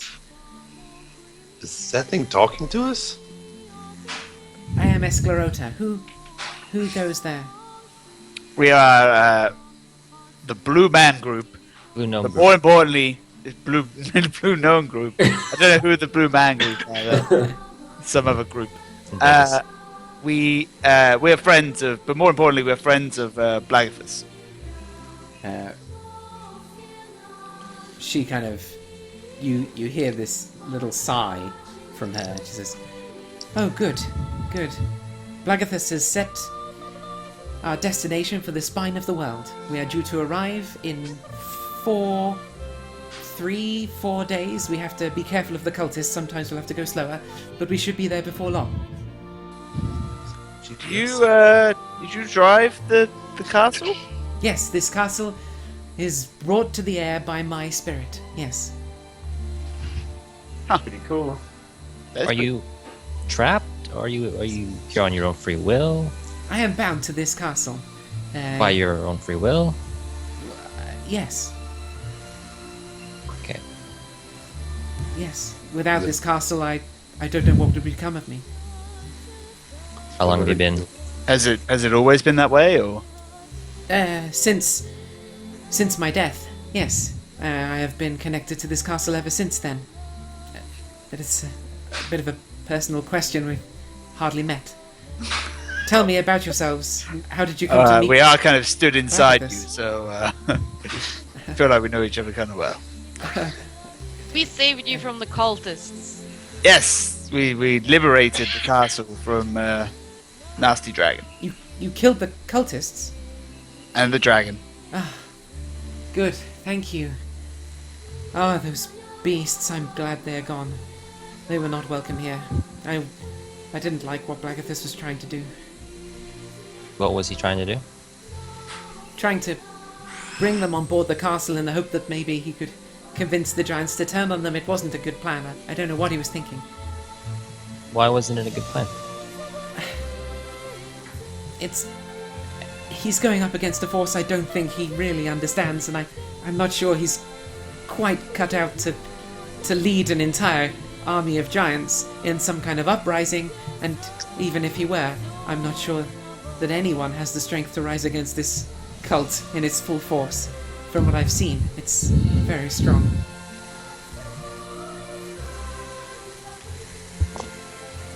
What would you suggest? I don't know. I would leave the cultists well alone. I would just allow Blagathus and I to just exist in peace and sail off into the sunset and explore new places that haven't been explored yet. This castle is a wonderful thing. It's our home. I don't know why he wants to turn it into an instrument of war. I know he has big plans for the giants. And I want to support him, but I don't know why he's not satisfied with what he has. So you care deeply about Blagathus, right? Yeah, yes, he's my husband. Was he your husband before, I guess? Yes. Okay. So you're a giant then? Spirit of a Well, you giant. used to be. I used to be, yes. Formerly. Yes. Yes, much larger in stature now. That was a giant joke. Clever. Thanks. I get it, because now you're a castle. Now I'm a castle. Got it. Tenfer's quite It's the funny. quick one. It is funny. Thanks. Well, I tried. I I don't mean, get many visitors up here. I really, it's only Blagathus. Gets rather I- lonely. Excuse the noise. I'm sorry. One of my gears isn't functioning well. I apologize. To be honest, I think that maybe after we killed all these cultists and the dragon, in fact, Callie killed the dragon, Ronan killed the cultists, I think we could probably other people to lead some sort of uprising against them. I'm not sure anybody should lead an uprising against them. They are extraordinarily powerful. I've only seen some of their dragons, and only from a great distance, until Glashail took up residence and cored out the bottom of this castle. They are very powerful creatures. Nobody should be meddling with them. Nope. I don't think you should doubt our power and determination. Have you seen the size of the hammer this guy is swinging? So I kind of put my hand around like Joseph. Well, you do seem very powerful, I'm sure, and I wish you all the best if it is your quest. Although you do seem very nice, and I'd rather you didn't fall at the hands of a group of dragons. But if it is your desire, then I wish you well. Please don't drag Blagathus into this. So he hasn't told you that he asked for our help to take on the cultists? It doesn't surprise me that he would. I know his mind, and I know he wants to go and pick up the giants now in the spine of the world. I know. And fine, we'll go there, and if it is his will, we will do. I don't know, I wish he were just more satisfied with the way things are. Has he always been like this? More so recently, since the cult has become increasingly strong, the dragons have become more brazen, more coordinated, and that's not been good for giant kind, and Blagathus had seen their suffering and he wants to change it. I just don't know that he's not in over his head. I think we all are. Only one way to find out. Are you happy with our destination? We're heading to the Grey Peak Mountains. I apologize as we get close and we have to elevate our position. The air will become a little thinner. It may be difficult for some of you to breathe. Wait, what? Wait, sorry, Wait. what? I'm fairly sure it won't kill you. But it's not... Fairly sure? Well, I'm not used to having elves or humans. I'm sure elves will be just fine, but humans might find it just a little bit difficult. You might just need to take it easy. Just as we get to the higher places, I'm sure you'll be fine. What about the undead? What about halflings and gnomes? Do you even breathe? We never cleared that up. Do I breathe? Yes. Yes. Okay. I really don't have the experience to know. Just come and let me know if things get really difficult, and we'll keep as low as we can. It's Just course. You know, they have the spine of the world is a very tall place.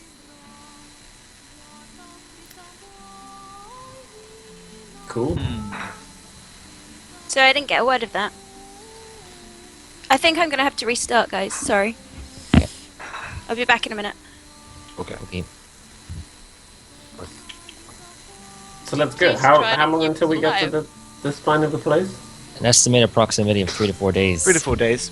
Because of the traffic. Yeah. Yeah. The skyline's pretty busy this time of year. Let's hope we don't meet anyone in the sky. There's only one thing we'll see in the sky, and that'll be a dragon. Either that or a Feathergale Knight. But let's hope we don't bump into either of those. I don't know what those are. What's a Feathergale Knight? Feathergale Knight, aerial mounted soldiers. They've been around for a while. I don't see them very often, certainly not this far north. What's their beef? What's their beef? What's their beef? Where do their allegiances lie? Is what I meant to Yeah, say. are they with the dragons or against the dragons? Neither. Just locals. Now. No, I they're think just locals. They just supply troops to the cities, particularly Waterdeep. Waterdeep's aerial mounted division is mostly built of the Feathergale Knights, or trained by the Feathergale Knights at least. But the knights themselves are some of the most powerful aerial mounted warriors. At least that was until the dragon riders arrived. I'm gonna just touch the Dragon white ride? armor. Touch the white armor and try to find out the direction and the distance of the closest white dragon. You touch your... what do you touch? Well, the armor your I armor, got. of course, yes, your white scale armor. You're looking badass right now as you place a hand to it, concentrate for a moment, and get a sense that the nearest white dragon isn't that far away. It's towards the spine of the world in the north, you actually get a sense that there's the way we're going. more than one, but you only get a sense of the nearest one, its location, but it feels like there's more than one in that direction. Okay. I do not share this information with the group. Alright.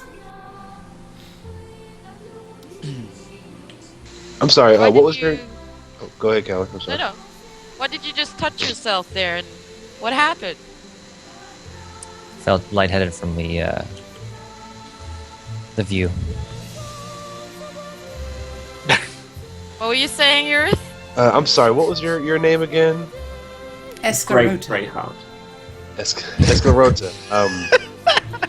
I am Eurith. I am a paladin of Tyr, and I just want to say that your husband, he worries me a little bit with his intentions. I'm afraid, I am picking up an army of giants, that he will cause havoc to every land in sight with this castle and put everyone in danger. I don't know what will happen. I wish he weren't so set on picking up those giants. The question is, do you trust your ex-husband to not endanger people? People? As in, Human, Humans. gnomish, dwarvish, all walks of life. Do you trust him not to put everyone else in danger on his little crusade? I don't know. I don't know what his intentions are after this. After the cult is destroyed, that I don't know what he's hoping. I know he has big plans for giant kind. I don't know what those are. Doesn't trust you enough to tell you this?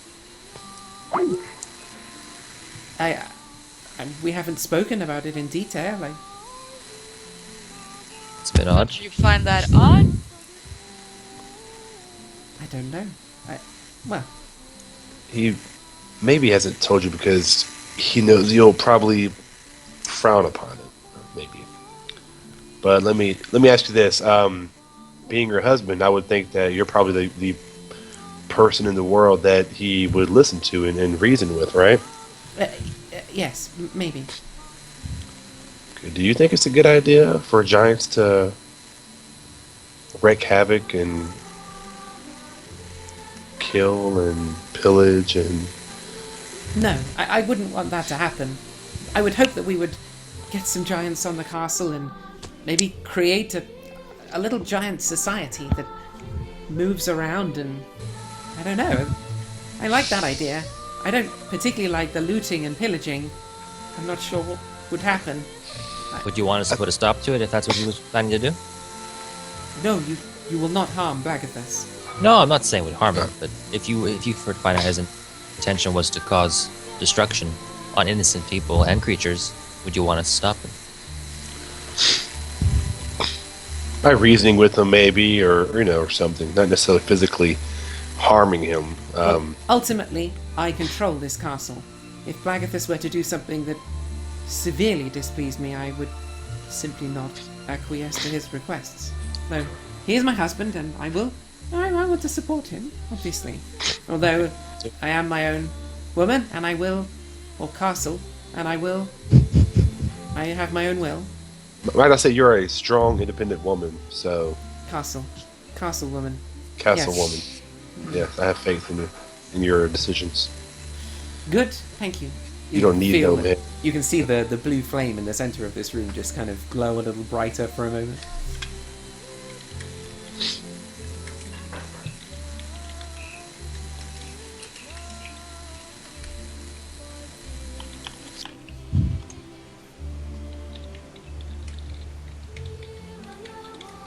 So what would you do? Do we have Rath with us still? Rath is down in the courtyard. But, easy to get him if you'd like him. No, I was just curious. Can I go talk to Rath? Yeah. You head Does, down and go looking for him, and he's not actually in the courtyard, but you do find him in the wizard's tower that you first met him, and he's in there kind of writing and studying spells. Rath, buddy. Oh, Hey, Tim. Good to see you. How are you doing? I'm good. How are you? Well, I'm feeling much better after the fight. Yeah, Did that heal was up fun. a little. You were awesome. Well, thank you. I saw you cast a lightning bolt through several people and just destroy them. That was I did something do that. else. I also, got instantly destroyed by the dragon, which was a bit embarrassing. But anyway, you mentioned before about a spell you could teach me, and I thought maybe now would be a good time if you've got the time. I do indeed. Let's get to it. Yeah, it's called Agnazar's Scorcher. Cool. It's a nice little spell. I'm sure it won't take you long to pick it up. let me show you. It's really simple. You just have to, and he just kind of starts to explain it to you. Roll me an Arcana check as you try to learn this spell. Sweet.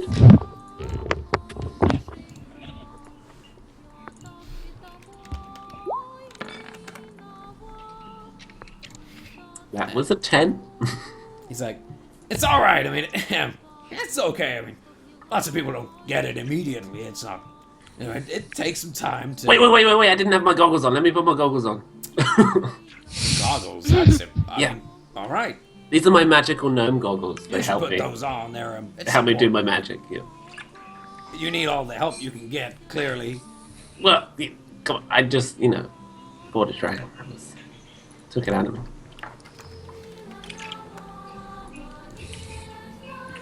Do you want me to roll again? Yeah. Roll with advantage if you're gonna put your goggles down. 17. So during the course of the day,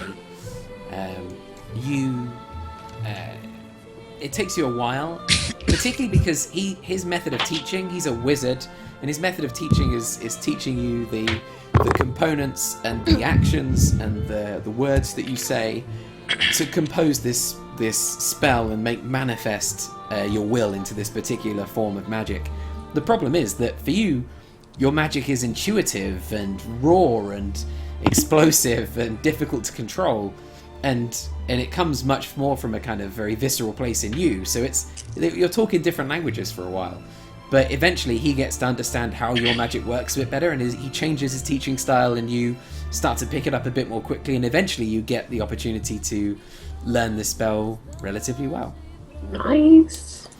And it is a level 2 invocation where you learn to focus your energy into a line of fire that's 30 feet long and 5 feet wide. This sort of spear of flame that jets out in front of you, and that everybody in that path makes a dexterity saving throw, and they take 3d8 fire damage on a failed save, or half as much on a successful one. And you can cast it at higher levels for 1d8 additional damage for each level above second. Nice. That's awesome. Yeah, I'm going to. I've got it on the. Yeah, I've got it on the thing. Oh, have you? Yeah. In this application. Oh, good. Oh, that's easier for me then. I was about to create you a card in the It's just- moment, just yeah. actually craft it while we're talking.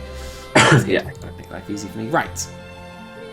So yeah, during the day, he manages to teach you that spell, and as you're kind of finishing, he kind of says, "Listen, I know you told me how you came across this method of spellcasting that you have.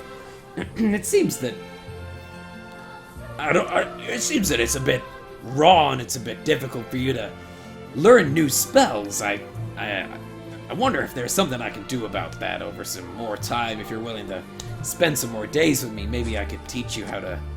Yeah, definitely. That would be awesome. I kind of. I still don't really understand it fully. I just kind of. Just kind of happens, and it's kind of hard to control sometimes. And I've done a little bit of studying of spellbooks and stuff, but I still don't really get it. So, if you wouldn't mind, that would be amazing. All right, I've been thinking about how to do this, and I think I've come up with something that might help. Let's let me talk you through it. Basically, what I'd like to do is teach you how to see the difference between the way a wizard composes their spells and the way that you do, in such a way as to try and convert that on the fly. So if you see someone cast a spell that you want to learn, that maybe you could try to understand it as it's being cast. Does that make sense? Like Rubik's. Oh, I'm sorry. Exactly. Sorry, Cass. Sorry, Kaz. Exactly like Rubik's Cube. Sweet. Cool. I assume you're talking about the very famous Red Wizard of Thay, Rubik. The Grand Magus. The Grand. I knew you knew it. Yes. Yeah. Very Oh my famous stealing spells, of course. Yes. That guy. Yeah. Well, that's Legend. That's what. Legend. Across the land. He was a master of this particular technique. I'm gonna try to teach it to you, but it's gonna be difficult. Let's give it a try. I'm in. So for the rest of the journey, you spend with him, working through this stuff, and he teaches you a once a day technique that allows you to pick up other people's spells as they're being cast, but you have to kind of roll a successful Arcana check in order to try and learn it. So it's like a one-off, I want to steal that spell, Amazing. and you roll an Arcana check. It's more difficult depending on the level of the spell. Mm-hmm. You know, if it's a really high-level spell, it's harder to learn, but once you've grasped it, then you can absorb it as your own. Awesome. Um, Is it an action to do it? yes. Well, a reaction, I guess, right? I thought, yeah. Or- Sorry, I thought yeah. that's what you said. No, I said action. But I was right, being stupid. No, yeah, it's a reaction, Mm. but only once per day, and it is quite difficult to do. Cool. But it might be a method of getting more spells. So that's the rest of the time that you're in the journey. What does everybody else want to do for the last few days as you... I want to look for a cleric or some sort of priest of some kind on this castle. Sorry, say that again? I want to find a cleric or a priest of some kind. Doesn't matter what kind. A cleric or a priest on the castle? Yeah, if anything, anyone or any followers here follow some sort of holy. Roll me an investigation check. Unless, yeah, I guess unless paladins can make holy water. I don't know. Ooh. You probably don't know. You might have to ask them. What would you prefer to do? Do you want to try and ask them, or do you want to try to see if you can ask an ogre? I'm gonna ask Urath, Okay. who is He's AFK. He's not he's somewhere there. else. So while you are looking for Ureth, what do other people want to do with the last of the time that they have here? You've got a few days, so if there's something you wanted to work on, or anything you wanted to kind of set up, if anything you want to do. There might not be anything, it's fine too. On our way back out of the tower, blue tower place, one of the chests, you said that it was belongings. Were there any clothes or anything in there? There were, yeah, like, they're kind of leather, like a leather doublet, but it's huge. It's like, it's quite nice for an ogre, but it is the size of an ogre. It looks like this is where he keeps his nice stuff. Oh, okay. There's nothing else in there. Not really. Okay. Were you expecting something or hoping for something? No, I'm just looking for something that I can make so that I can use after I lose all my invisible clothes. So if you want to, Seraphine, if you want to roll me an investigation check for the time that you're spending, if you want to kind of look in detail at the, at places around Okay. to see if you can find something. Yeah. Yeah. Nope. I'm just gonna give up. It's fine. Oh, can I actually? Can I look for something else before Yeah. Urath returns? I want to Yeah. look for a ruby, maybe hopefully the size of a fist or smaller. Roll me an investigation check. Okay.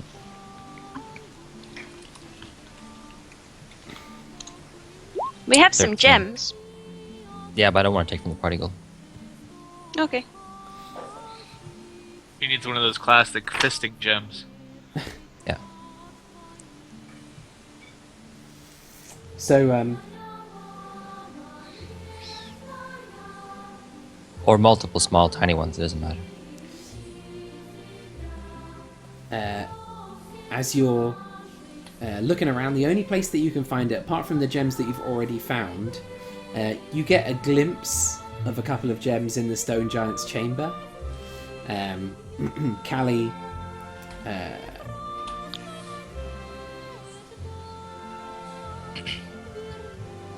yeah, okay. Yeah, there's some in the Stone Giant's chamber. There are large gems of all kinds in the control room, and there are rubies in the party gold at the moment. Okay. So those are the kind of three places you find them. Alright, then I'm gonna take the largest ruby I can find in the the ogre control room, he said? Yeah. Or, yeah, I like the largest ruby I can find. Am I still in the control room? You're wherever you want to be. You've got days. Okay. Can I spend some time trying to figure out what my dreams meant, or if I can understand any of it? Yes, indeed. Roll me a kind of investigation check or an insight into yourself. It depends what you want to be doing, Paladin. If you want to kind of spend some time in the control room talking to Esclarota, then you can do. If I were in the control room, I wouldn't let him take a gem from it. But probably not going to be there 24 hours a day, so I'm going to say I'm not in there. Yeah. Thank you for not metagaming. That's awesome. Greyheart, you find yourself in the control room, kind of looking around. What do you want to do? I just want to pick up a ruby. So, They're all like of the gems are solidly embedded into the control, into this large mithril device. They are definitely not easily removed. Right, and there were the other two places were obviously the party gold, and the other one was in the giant's chamber, the place where the two stone giants are working. You notice that there are some gems. Like, it's when you're passing, having a look through, there is a chest in that room that Callie spotted, but I forgot to mention to her. Sorry about that. And as they kind of open it and close it as they're working, and there is some gems in that chest you notice. But you're just kind of like, they notice you looking, and you're just kind of like, hi, how you doing? Hi, yeah. You just kind of walk on by and try not to alert them too heavily. all right, and they're on the same floor as us in that smithy room. They are. Okay. Gotcha. I'm gonna go into the smithy room. With the giants? Yeah, just casually walk in. Okay. Are there any goblets or cups in the room? There is one on the desk. It's enormous. It's much bigger than your hands. Like, it's a giant cup. It's made of stone. All right. I'm just gonna gesture over the ogres that are working. And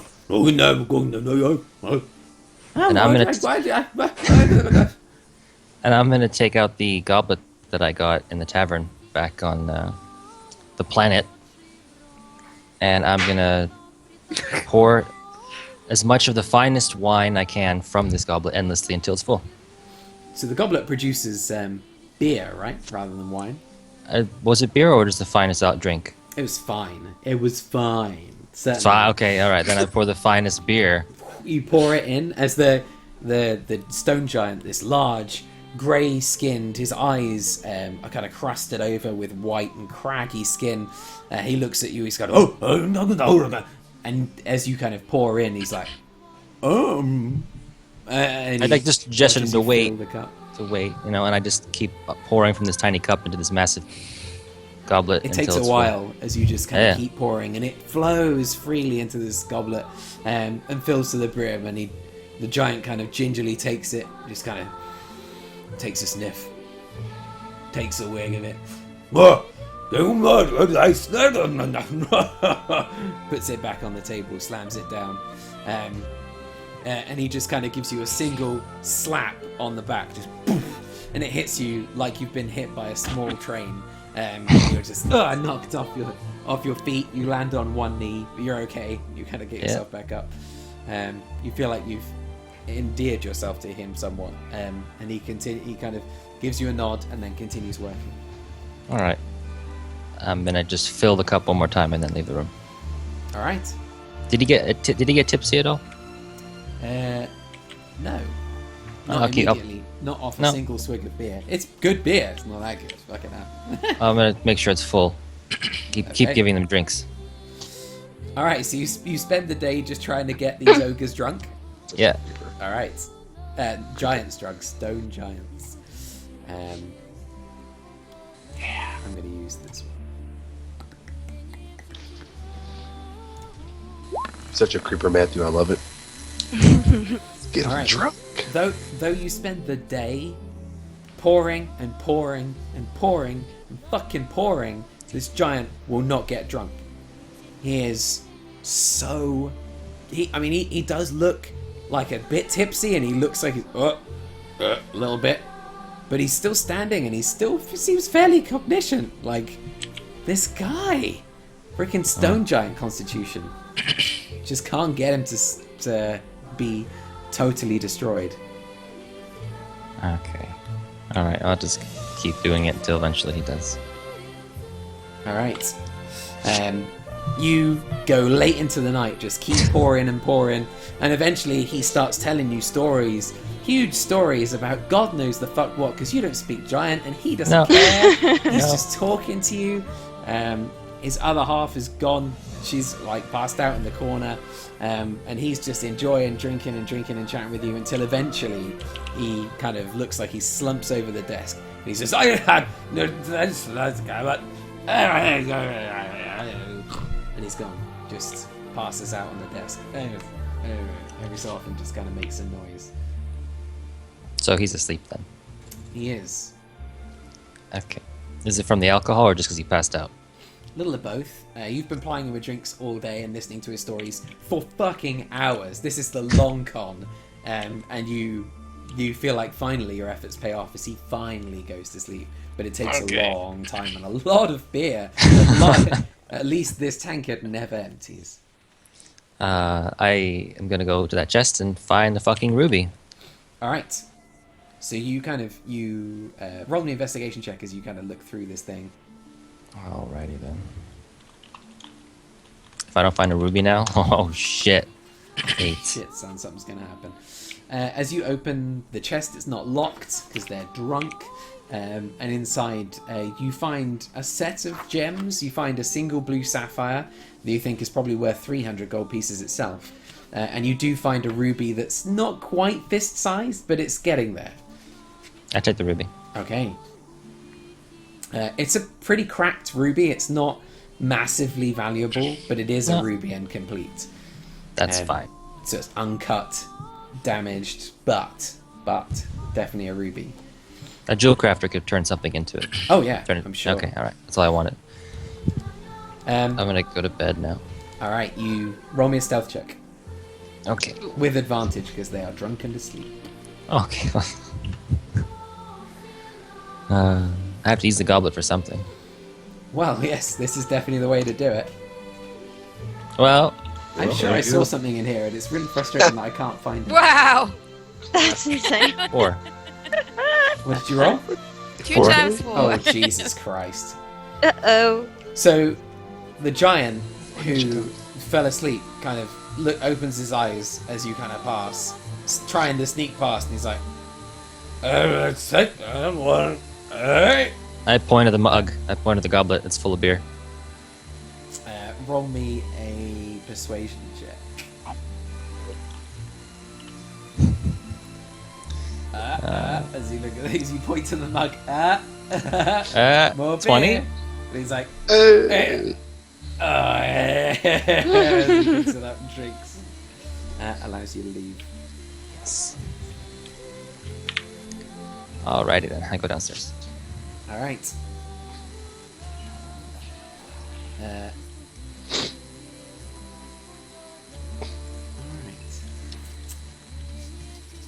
All right. So, anything else for anything else before we hit the giant time? Did I find think- out anything? Roll. Did you roll?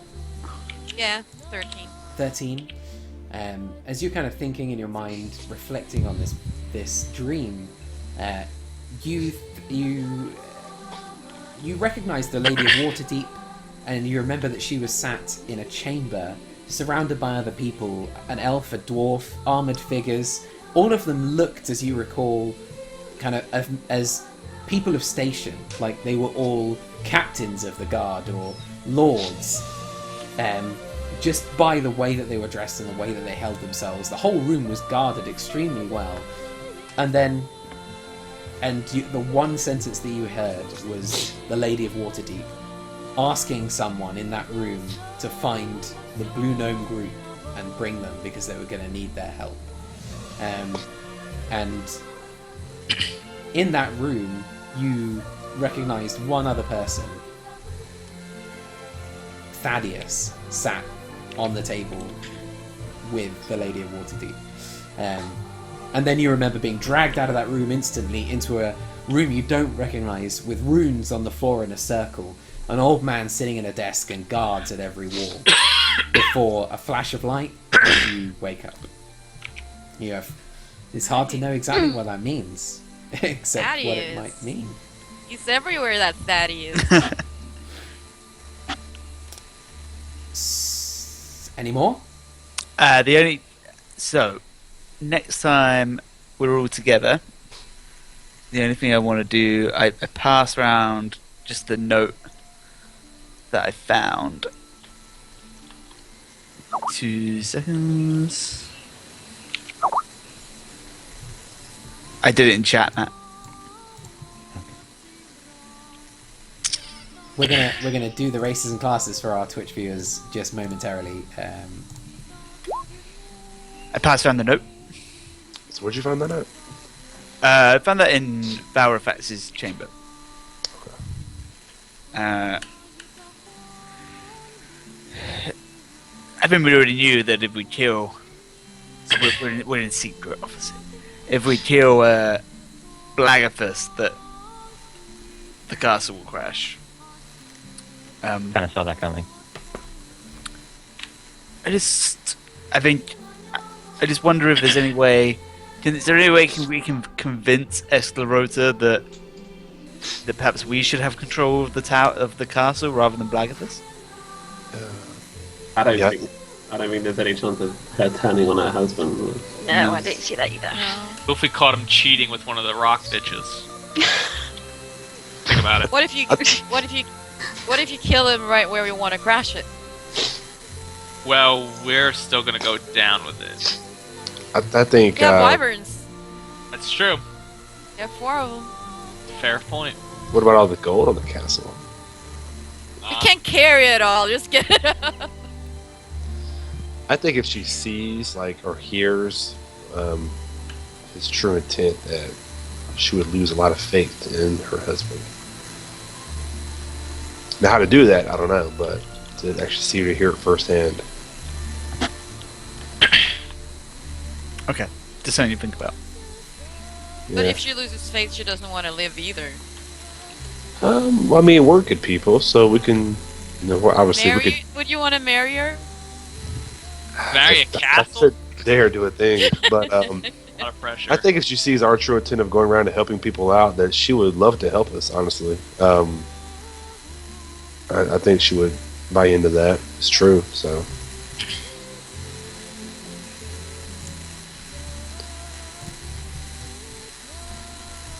Okay. Cool. Okay. So, is that it? Anybody want to do anything else before you reach the giants? Okay. So, the spine of the world spears into the sky in the distance, piercing the clouds across the horizon from east to west. And as you reach the start of this mountain range, I want everyone to make a perception check. As you some of you in the control room looking down, some of you just peeking over the edge of the castle. Everyone that's there, or just everyone? Everybody that would like to watch this mountain range approach. If you're busy doing other things, then that's difficult. So Tinfa might find that hard, but this is working with Rath. An arcane montage. Arcane training montage. I'm gonna teach you to absorb my spells. I'm And just there's imagine me, Eye of like, the I Tiger. set myself on fire, you know, like oh no! Just vision like Eye of the Tiger and like Tifa like running around on the beach, you know. Yeah. Flashes to a scene of Rath folding his arms, rolling his eyes, with you standing there embarrassed with a pool of grease beneath you. Pushing racks of lamb. It's a martyr. Then there's me, like, blue being, you know. So you guys looking down, you can see this carpet of green, this forest that leads almost up to the beginning of the mountain range. And as the castle kind of approaches this range, it pushes higher into the air as it kind of begins to climb the beginning of these mountains. This range is huge, and it penetrates the clouds even, the spires of these mountains. And as you progress, you have to kind of follow the mountain range up into the sky. And gradually you find yourselves a little bit breathless. Everybody except the elves are finding their hearts beating a little bit fast and hard in their chests as the air begins to thin. Ronan, Calypso finding themselves kind of fine, actually, standing relatively tall and stalwart, while others begin to bend a little. Even the stone giants sit with their backs against the ice, just taking long, slow breaths as the castle has to climb. Blagathus looks to Calypso for a moment while they're going, seeing that she's fine, and kind of gives a slight smile creeping across one of his blue lips, one side of his blue lips, as he sees her. And the sight below is glorious, the spine of the world extending out horizon to horizon from left to right. And even at your height, the spine punctures the clouds above you in places. The castle, as it moves through the mountains, it takes a day as you move through the mountain range. And eventually you find this valley between two peaks of the mountain that travels down into the mountain range itself. And the castle lurches down towards one particular place where two mountains meet. This valley large enough for the castle to navigate. And as the castle glides slowly down through the valley, the stone walls close upon you on either side, passing slowly by. And gradually the valley opens up into this broader plain that houses what looks like, in the distance you can see as it opens up, this cluster of very large stone buildings built into the mountainside, connected by huge, smooth stone roads between those buildings. I need everyone to make a perception check.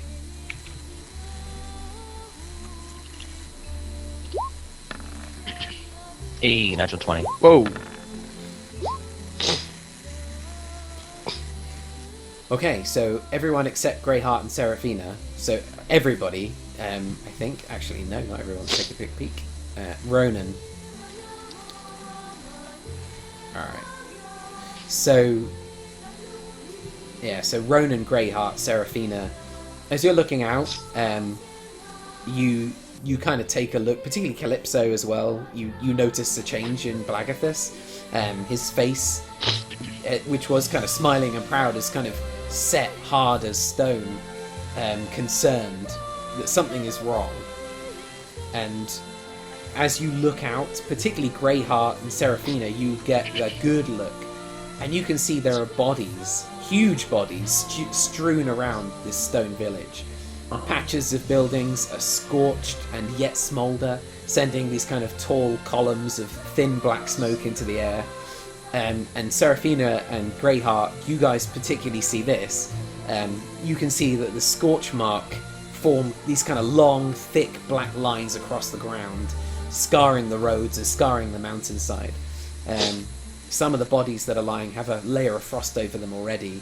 And as you get really close to this, you're still like hundreds and hundreds of feet away, but it's very close in terms of the scale that you've been talking about. You notice that Blagathus has this trail of white smoke streaking out from behind him, his fists clenched at his sides. And we're going to take a break so that I can pee before we get into it. Does that sound okay? Shit.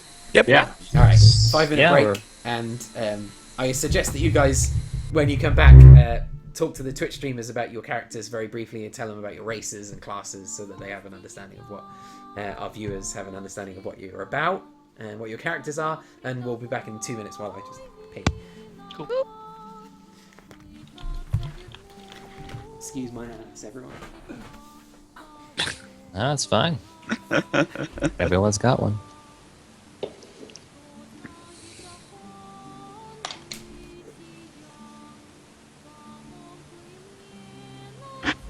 Well, who wants to go first? Oh, what? On our characters? Oh, I can. Yeah.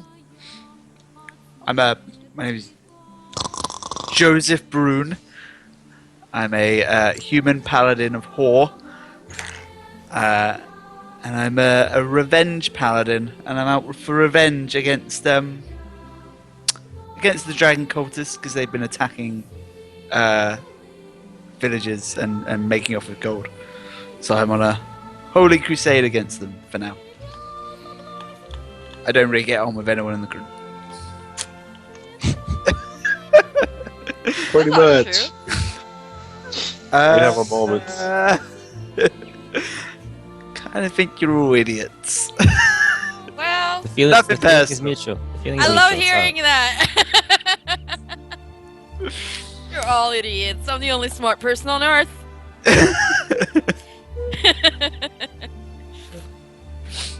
Who's next? Well, I'm the other paladin, so I'll go. You're Storm River, paladin of Tyr. My oath is for devotion, the good of the world, and I'm a good guy. I'm sick right now, but I'm a good guy. That's it. You know, I cut my hand off, by the way. That's a weird thing. It's where the Well, idiots comes in. I was a little No, upset. I was just upset. I was a little upset. Not necessarily emo. Not even. It was just, an offering to your god. You know, be Exactly. honest. I felt like Yeah. I was doing Tyr wrong. And that's what I was offering, a religious thing. And it hadn't really worked out yet, but it was pretty cool. By the hand of Tyr. The hand of Tyr, exactly. It's probably the That's most impactful gesture any of us have made, anyway, towards our character classes. Probably because like I chose all these awesome like protection skills and shield-based things, and then like I've completely forgot them because I haven't had a shield. But now you do. Now I do, so I've been like reading, like, oh, I can do this now. So. Yeah, in case everyone's wondering, Tinfer and Calypso enchanted a bracer, so now Urath has a shield now, only it's attached to the bracer with magic. Yes, Captain pretty America. awesome. Pretty awesome, apparently. Captain Were you America. not using a shield before? I was, I mean, like with one hand. Yeah. Have you not used a shield since you? Oh man, I didn't realize. AC's been 16, just been Nice. swinging my sword. Oh, okay. Jamie So, Lannister. Yeah. Now you, I now you, guess. Matthew. Half vampire, half human. Blood Hunter. Custom class made by Matt Mercer from Critical Role. Mostly out for myself. Slowly learning to love my friends and cherish their lives, even though I didn't give a shit in the beginning. Some of them I still don't give a shit about. Matt. And otherwise it's the Witch Hunter. Can't really explain it that much because it's nothing else like it. Isn't it Blood Hunter now? Yeah, Blood Hunter, yeah. For copyright reasons. Jimmy, tell us about your character. I played Tinfer. He's a deep gnome, wild magic sorcerer. Got his powers after a run-in with a demon who shot him in the face with a bolt of something and killed my brother Husky. And since then, my buddies killed the demon after we had a run-in with him. Who mentioned that my brother Husky might be alive in some kind of form, and perhaps working for demons or something. That's pretty much it. You there, Tony? Mm-hmm. Yep. I'm here. Tell us about your amazing character. My amazing character is Ronan, a Wood Elf Ranger who has like negative charisma. He's kind of a douchebag. He doesn't really care about anybody or anything. Doesn't really have any kind of motive or goals. Just kind of does whatever he feels like doing. He doesn't really have any value for money or anything. He once threw a lot of treasure over the side of a wagon. With some help. Yeah, he just kind of him and Seraphina pretty good friends, probably besties. But yeah, he just kind of just goes with it. You're kind of a nice guy, though. Underneath. He's nicer now. He didn't used to be. He used to just be straight douchebag.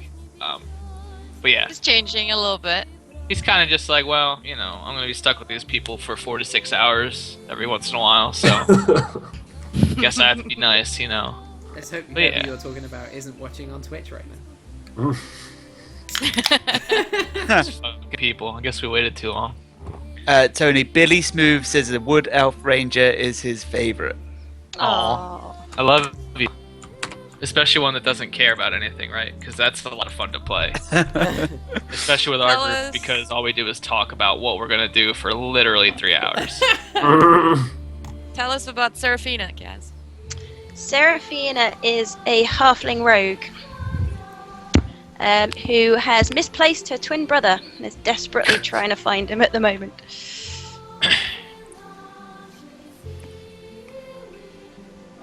Oh, there's more to her. Okay. Dunno. Recently made a deal with somebody. Oh yeah, I haven't quite worked out yet, but I have this awesome dagger, which I can just will to mind and stab people with. It's pretty cool. Nice. What about Callie? Well, she's a half-giant druid who lost her memory some years ago, and sometimes she has a lot of dreams. And she started trying to figure out what those dreams mean. She was led here by a stag, in my vision. And I'm getting, I'm learning the world by these comrades of mine. Affecting my personality. I think, Oh, Joseph does like Callie, actually, doesn't he? Because yeah. you saved him that one time. Saved Yeah. him, yeah, from death. I threw a fact, he very... He owes you for that. He's a life debt. I should remember. Yeah, I've got a Wookiee life debt with Callie. Okay. So I think you're all idiots apart from her. It might be the greatest role in our history. Yeah, probably.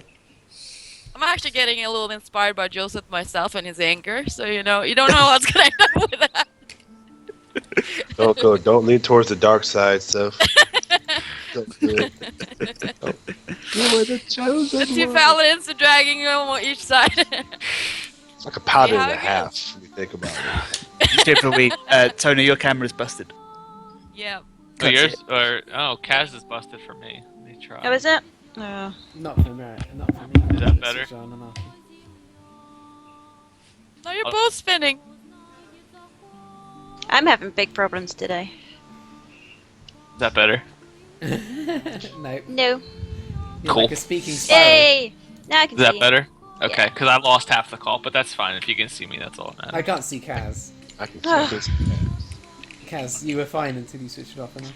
No, I'm having other problems today. Do you want, we can stop the call and restart it if it would be helpful for you, Tony, if that would help you see everyone. I can Okay. see you, Tony. Yeah, if you can see me, that's all that really matters. That's fine with me. I can't see Cass though. No, I have can't see so Kaz much now. shit up on my screen anyway, I can rarely see the Kaz, hang up and rejoin. Yeah.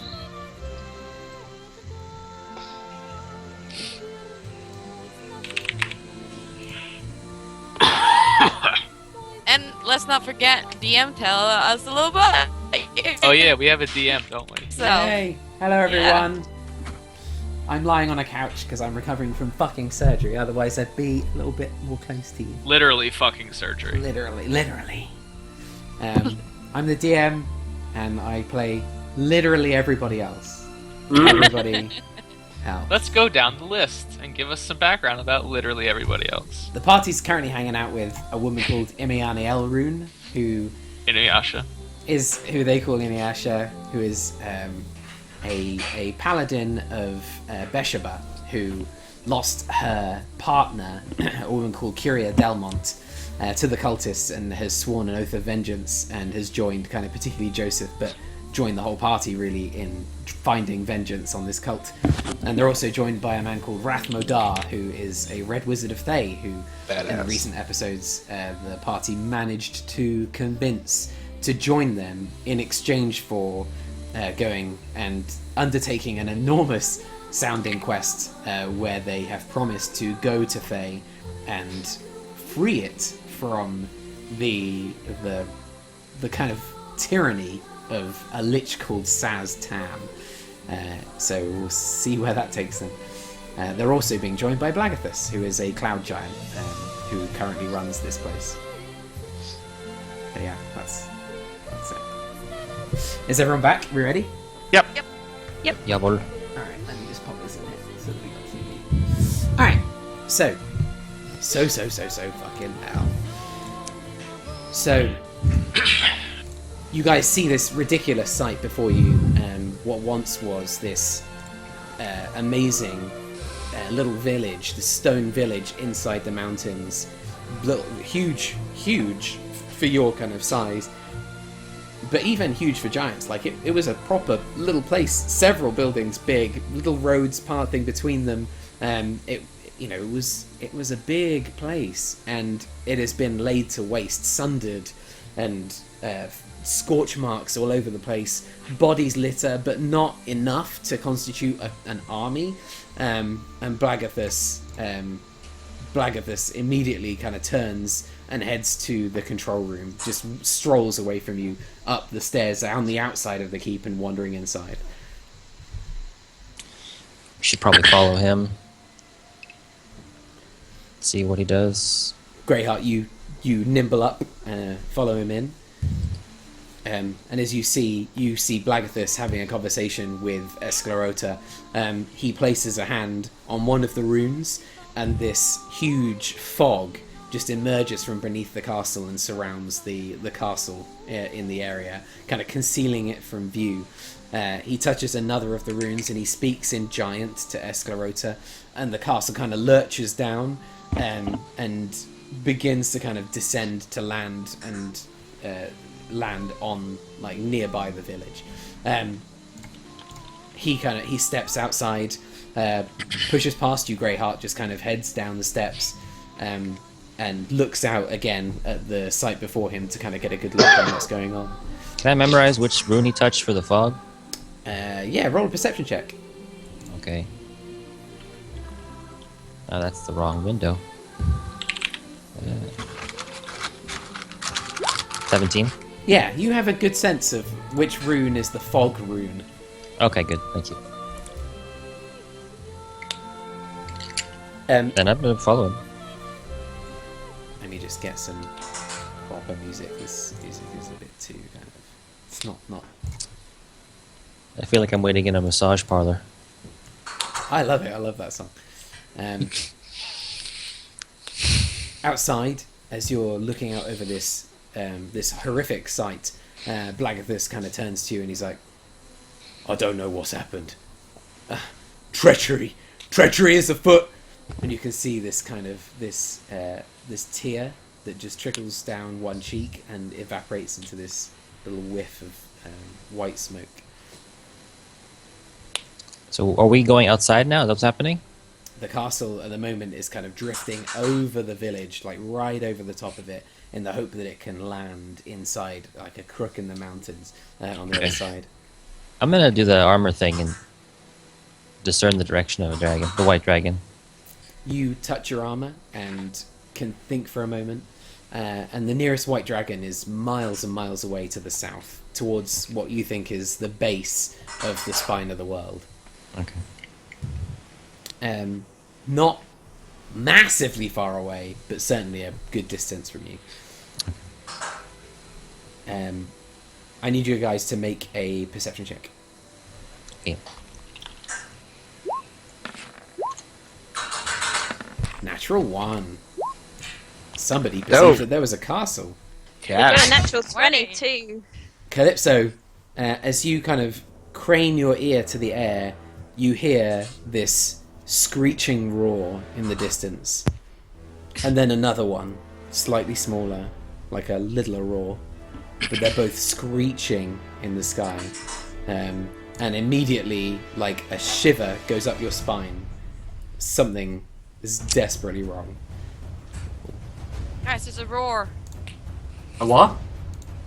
To hear someone roar. You I want saw a to be whore? I saw the god of whore. Oh, whore? Down. That's a Down now, A Joseph. roar. Right, look Sure. at Oh, I knew, because there's no way you'd have been able to see whore. What kind I of heard a roar? roar. Like one of the giants? A beast. Something awful out there. Hoffle? awful here too. Hoffle's out there? Awful screaming! Awful trademark. Get serious. What? Are The we? castle, you feel it rumble as it kind of grinds to a halt. It slides in and embeds itself in the rock. You hear grinding of stone and ice as the castle sets down. It's a good 20-foot drop off the castle to the ground now because there's no good place for it to set in. And it's just kind of staying half hovering, half lodged into the rock. It's as low as it can get, and Blagathus easily just leaps off the end of this castle and lands on the ground below. He stands up, and you can see that even at that height, his shoulders and head still crest the lip of the castle. You can still see that, even though it's 20 feet off the ground. And he begins to rush forward towards the nearest body. No, Wait, no. take us down with you! We could leave. You could have sat on his back or something. We could like peace out with the castle. The stone giants kind of step up behind you, kind of looking out. This kind of panicked look on their faces. You see around you, you watch as the ogres are beginning to load ballistae in a kind of panicked but practiced way. Others beginning to pick up their weapons. There's a sort of nervous energy in the air. Ronan asking Giant what's going on. I do that. Trouble. Something's killed all the giants. I don't know what it is. You have to get back. I don't think this is safe for you. One of the stone giants kind of says. They're Is not it safe? sure. Is there a chance it was food poisoning? I ask him that. I say, was it food poisoning? Says, this is no time for joking. Look at the I don't people think it are was dead. food poisoning, guys. I don't think it was food poisoning. How high are we off the ground from the castle? 20 feet. How high are we off the 20 ground? feet from the lip to the surface of the 20 feet off mountain. from the lip. And how far away is the town or wherever the few How camp far hundred where away is the? the town? A few How far? hundred feet away. Okay. A few hundred feet away. Okay. Yeah, like this castle is huge, difficult to land in the best of times. You were seeing Blagathus just taking enormous strides that cover like 20 feet a step easy as he just kind of keeps lumbering forward towards the giants that have fallen. Are we outside? You are. Can we see anything in the sky? As you're looking up, roll me a perception check. You look I'm into the gonna- air, you see the other ogres are looking up, mounting ballistae. 15. 18. You can't see anything from where you are. You don't see anything, but now you do hear that scream. I'm gonna do a It's like a understand screaming check. roar as it screams throughout the sky, but it's Oh my in god. the distance at the moment. Do I recognize what the screech is? Nature check. Come on. And I'm just gonna roll for Fiend Undead. Nope. Faithings and undead. Yeah. Neither of you can pick up what this thing is, either through your magical if means the or through scream your eyes. is draconic, I can understand it. Ah, interesting. Ronan, as you hear the scream, you recognize it as like a dragon sound. The dragon mask kind of rings in your ears, and you feel like it's a dragon. But it doesn't. I It's feel not like a it's word. a dragon, guys. Do we need to jump on the wyverns? Oh yes! Oh, That yes! would be very cool, Oh. right? Let's That's a find good Spoink! idea. I feel like so. I do that. I want to find Spoink! Sorry, Cat. Does anyone else want to join me on foot? What is that? No. Nope. Is that your Wanna wyvern? jump down What? 20 feet? No, Down on the wyvern. on foot down below, because not all of us can fly. Yeah, you can. We have 4. We have some more. We got. Sorry, there's the whole loads. There's stable. There's like loads a of them whole now. bunch of wyverns. We can each take our own. I don't want to fly. Okay, bye. So I fly away. No, I will be on foot as well, so we'll do that. Yeah. Matter of fact, I'll summon my war horse. Fuck that, right? Yeah. Well, yeah. Can I that meant, fly? like- Nope. Oh, What if I picked Can it it up? jump 20 feet? The horse probably can. You might hurt him, but I'll just read something later. let's get to the wyverns. Let's pair up though. Don't go alone. I'm already gone. As you're in the middle of just that running after sentence, you you. just watch Ronan just sprinting into the distance. I'm already in the air. I'm already mounted. Can I do I- a running jump and jump on the back of his? As he takes off. You can do.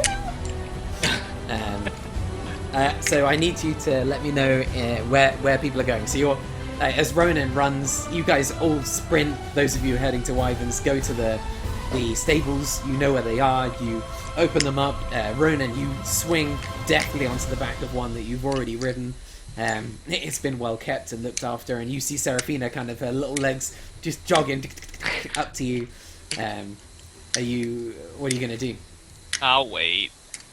You just hold on for a moment as Seraphina. You dashing. manage to. You're dashing, and you manage just about to get on back of this wyvern. Where is everybody else? I jump on the one I was riding before. 'Cause I feel Alright, like Tinfa gets himself. it might on not the bite me. wyvern. You don't have the best animal luck. and I'll like gesture onto whoever's near me to jump on. I'll jump on him for his wyvern. Let's go, guys! Let's go! Creep racers! Alright, so I- Ronan and Seraphina are on one. We've got Tinfa and Callie on the other. Who's riding? The Tinfa, are you taking charge of that one? Callie Yeah, on I the back? jumped on first because I rode him. Cool. Tinfa jumps on, kind of has to slide himself up to the wyvern's neck, really, to get his legs around and like to feel like he's secure on the narrower part. Callie, you're on the saddle at the back, but Tinfa's got the reins. Greyheart, where are you headed?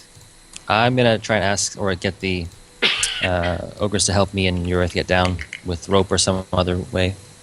All right.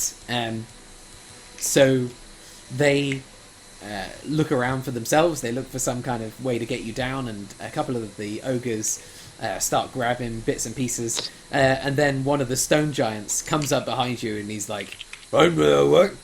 And you recognise him as the one that you plied with alcohol the night before, several nights ago, really. And he like lends out this giant hand. This guy's 20 foot tall, and he just opens this enormous hand to you. It's big enough for you to sit in it, basically. I sit in it. You kind of hop into this hand. It grabs your buns around his curled, massive stone fingers, and he leaps off the edge of the castle, landing on the ground below, and he just like lets you off. Can I hop in there too and do that? The same thing? Is that close enough room for both of us? You see this happen, and you run up to the end of the castle, and you look over, kind of hopefully, and the giant looks back up at you and just leans out this hand. Okay, I jump on his hand. He kind of leans down and pops you onto the ground floor below. Let's do it. I just give him, one of these What? thumb. thumbs up. Thumbs up. Alright. So, In which direction do we see, like if it's running, or what is he doing? Blagathus currently is sprinting out ahead. He's running towards the first body that he can see, and it's this enormous body, way bigger than Blagathus's. This wiry, sort of blue flecked with yellow beard. This enormous creature that's lying there, and as you get close, you can see that it's still breathing.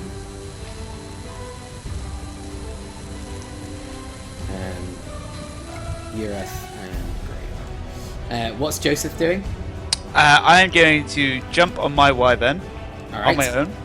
I'm gonna coming from someone who's never ridden a horse. I'm gonna like secure myself to the wyvern, like with rope. Oh. Okay. So basically, like if I fell off, I would be hanging onto the wyvern. Still. Okay, so you kind of attach a rope to yourself around your waist and the other end to the harness on the wyvern. Yeah. All right. Sweet. To And keep then yourself Watch on board. this and I'm impressed. I take him out, and then I kind of keep it fairly low to the ground, maybe like 40 feet up, and I kind of follow Blagathus. All right. What are the other two wyverns up to? Configuring the reins. Huh? What are you up to, wyvern? What are we up to? Are we going to sit here on the ground? We're flying. You're flying. Let's go Just aimlessly. Where are you heading? towards the roars. Towards the roars. The roars are directly above you. You're going to head up? We go straight upwards. All right. Oh shit. Timfer and Brave. Calypso just... woof. Timber's going to get Into me the killed. We all die. Seraphina and Ronan. Sound like the party Ronan that's particularly, where are you heading this wyvern? I guess we go behind them. All right. Shaking my head because I know we're gonna die. Okay. You beat your wings up into the sky as well. As you kind of get up high, you roll me a perception check. The four of you that are on wyverns heading up.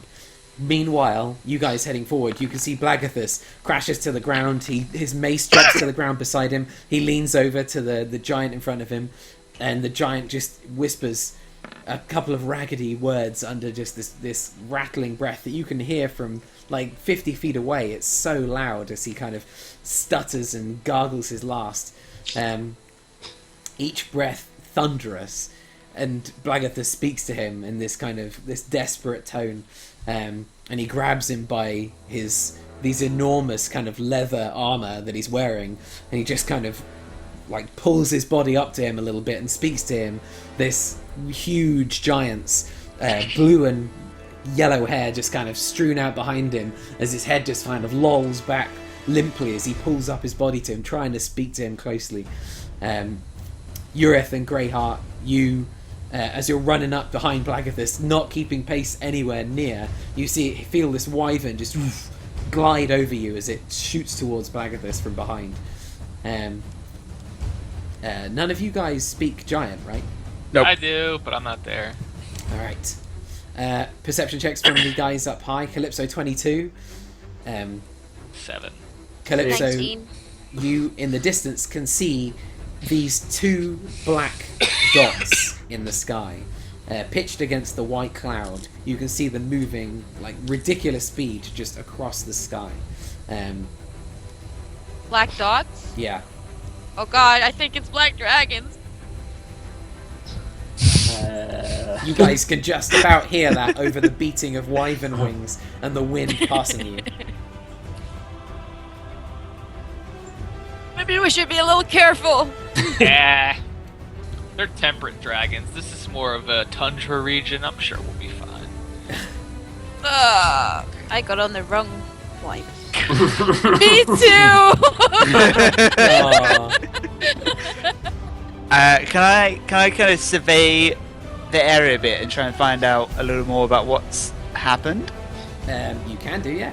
I'm roll me a looking perception check like as you're looking if around. there's like obvious dragon damage, like if things are on fire, or if things are all like frosty from like ice dragons. What do you want? Perception or investigation? Perception. Investigation's more for an individual thing you're looking at. You could, yeah. Perception for four. this kind of... So, How much? 4. 4. Unfortunately, perception not your forte, Joseph, as you're looking around and you can't really make out.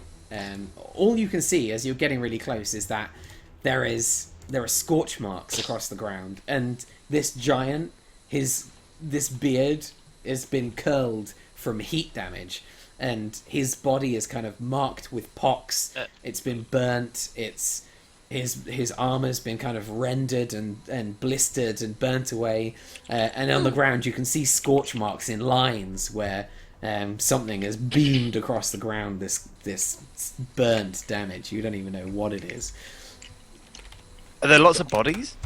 There are a bunch. There are maybe 12 around, but not a massive number. Not an army's worth.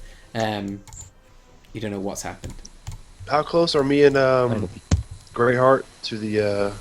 Joseph, as Right. he's kind of reached Blagathus, you guys are about maybe 50 feet back now, not too far, as you're kind of sprinting forward. You were first to move, but you're not as fast as Joseph. Okay, can I run up to the giant laying on the ground if I can get to him? As you get to him, this giant is maybe 35 feet tall. He's enormous. It's like a freaking 5-story building on its side. Like, it's huge. As you kind of run up to it, where are you heading to it on its body? Like, it's enormous. Its hand, as it's lying on its side, is as tall as I guess are. I mean, where's Blackfish? Does he have like his head or something? I guess the upper Blagathus portion. is at his head, kneeling down, kind of grabbing him by the leather, just trying to kind of speak to him in his face. I would get up there in that region, then up there, the head. Yeah. You kind of run up, and you see Blagathus desperate, and you watch as this creature's head goes totally limp in his hands, and Blagathus just he just clenches his enormous teeth. White smoke streams off him as you can see that just grief grips him. He doesn't cry out. His fists are clenched around this man's leather doublet, and his knuckles are white through the blue skin as he's just desperately upset. I will slowly walk backwards. I just run full speed, and then I just start walking. All right. Too late for that. Blagathus he releases his friend, places him down with giant shaking hands, and reaches over to just kind of close his eyes with his hand. And you can see like these tears streaming down this giant's face. He says one word in giant, and you don't know what it is. Joseph, what are you up to as you fly overhead? Can I shout to Blagathus and just Yes. say, Blagathus, what's happened here? He looks up at you. Dragons. The cultists have betrayed us. They've destroyed us. Who haven't fallen here have fled into the hills. There's nothing left. We have to flee. Then get back to the castle, let's go. As you guys are in this conversation, Ronan, Seraphina, Timfer, and Calypso, you now see these two black objects in the sky get bigger and bigger as they start to head towards you. I'm scared, Denver. What are we doing? I wheel my wyvern around and then start heading up as well. So, Alright. is it obvious they're coming towards us? Yeah. Oh my god. Gally, this was stupid. What are we doing? What are we doing? Fly back down! I turn around and head back towards the castle. Ronan, It's as you're fucking beating, dragons. What are we thinking? I said it was dragons! as your wings are beating against the sky, Ronan, the wyvern's wings beneath you, you turn and see Timfer and Callie just folded wings dip and fall. Ronan, what are we doing? Alright, we do that too. Yeah, we turn around. Ronan just turns, flies back down. Blagathus takes a step, like he gathers himself, stands up, takes a step back to the castle, kind of turns, sees Ureth and Greyheart beneath him, kind of leans out and scoops you up in his hands, and just runs, starts bolting for the castle. All right. He just grabs you and starts running. And you manage to arrive at the castle. He kind of climbs up with one hand. He kind of slides you guys onto the ledge with the other. You go with too much force and you tumble a few feet as he kind of pushes you up there. He lifts himself up, and you guys hear this single loud scream in the air as this black dragon, massive wings, beats down upon you. And it's enormous. It's a huge black dragon. I can't make armor on myself. As Timber sees this thing and it's like, yeah, mage armor, fuck that noise. You see this giant black dragon as it swoops down, and you guys, Blagathus kind of runs through, past the open gates and past the second set of gates, past the ochre barracks, and the creature, as he's running past, lands his huge paws on this rooftop. No. And as you I cast Shield of Faith. Fucking day. Right, my weapon. Uh-oh. Getting a Um, little reactive here. and this creature lands, Oh shit. and he shouts out in Draconic, which Ronan understands. He shouts, "Good. I've had the chase of giant today, and I wanted some more. Although those giants, they can run fast, I do so love the chase. But I'm glad this meal has come to me. I was getting hungry again anyway. Time for a snack." And as he kind of shouts at you, you see another dragon swoop down. This one a little smaller and a little bit more familiar. Motherfucker.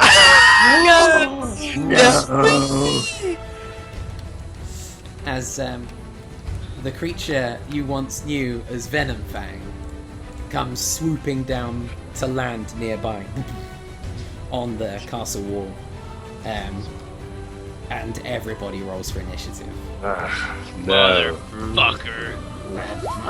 Yes. I'm gonna fuck your shit so hard.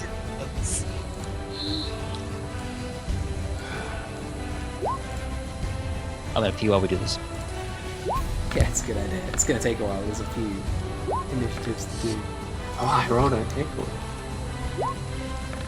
Are we on the map yet? I can't see. Oh, where's Inuyasha? Is she around? Where's Rath Oh, at? we still got Rath, or is he probably still in his tower? Can you me guys not see that? There. Yeah, I see, Rath. Okay. Just so many people. We haven't heard from Inuyasha for a while. Is she okay? She's been quietly in thought, and you've seen her kind of around the wyverns a good few times. But if you haven't spoken with her, then you haven't spoken with her. Yeah, true. And the giants. That's a big dragon. Let's try that one. Stone giants.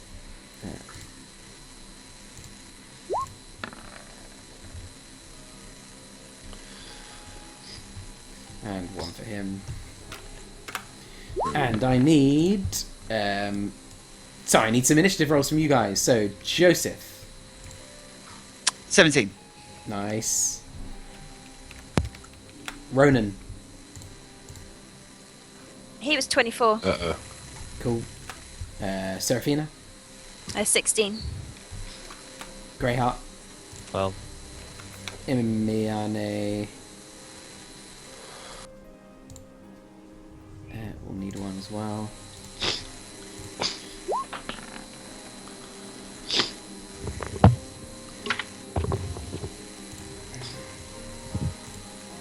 So Rath.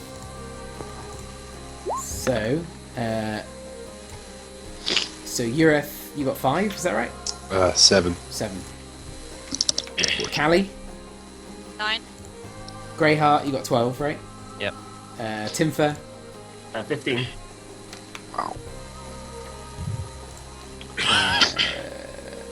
Ureth, 7. Yes. And who haven't I spoken to?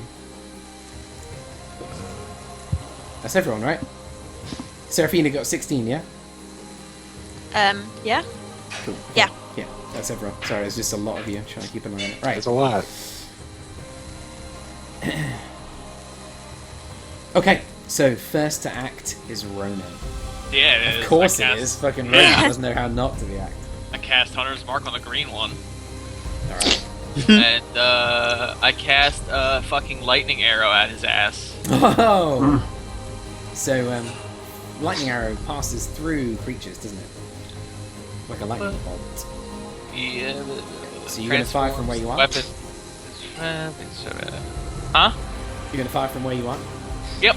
Well, how far am I? Let's see. Wyvern's fly speed is ridiculous. You can fly pretty much anywhere. No, I'm good. That's fine. Okay.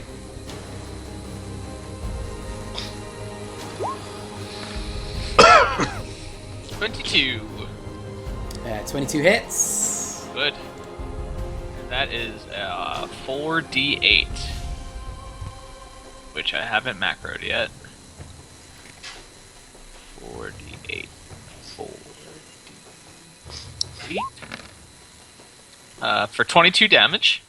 Alright, Nice. as you watch as Ronan draws an arrow from his quiver, he draws it back and the rune Thedris on his bow lights up and the arrow sparks with electric energy. He releases it and mid-flight it turns into a bolt of lightning and just flashes across the sky in a single lancing blast that strikes Venomfang in the side and just careers through him and out the other end. Just, you can hear him roar with this familiar roar into the sky. Okay, I shoot him again. Alright, 22. 22 hits. So 17 damage. 17. Do you do Hunter's Mark on the first one, Tony? I it don't. not Does count? that apply to a spell? I don't think it applies. Because it's a spell damage, not regular damage. I think. I don't know. I'll look up. I actually don't know that. But I did apply it to the attack. Alright, So 17. okay. As Voragamanthar is next. Is that all for you, Ronan? You done? Yeah, for now. So the beast takes flight, flies over to the west, lands with an extraordinary thunderous crash as it just hits the stonework. The ice beneath it cracks as it lands with such force, and it turns, rears back and blasts this enormous green plume of gas that just through the air. I'm gonna need. What's the range on it? 60 feet. Woohoo! Yay! They are you're fine. So it breathes this Loser. balloon Everybody of else. acid across the ogres and the giants, and deals. It's gonna be. Kill all of them, probably. Yeah, what a loser. Solves our Kills problem. 10 people in one. Okay. My god. This That's fucking so loser. sad. Ooh. FYI to the viewers, we have like 40 health per person. I'd be outright dead if I was in there. I would be gone. That's a lot of 8s and 7s. That's So a lot of high. hits. Oh man. Cavs was on it today, everybody. Okay. So you guys watch as this balloon of green smoke and spray that just fills the air, and you see the ogres that have turned to face it. They're kind of stalwart in response. They look like they're going to go for it. They begin running, and this spray just coats them, and you just watch them scream out as they melt to the ground, just begin to melt, and there's Sounds nothing left of them as they get Oh! coated with spray. Can we loot the bodies? I'm kidding. Don't Loot the bodies. succeed, so that's like It's joking.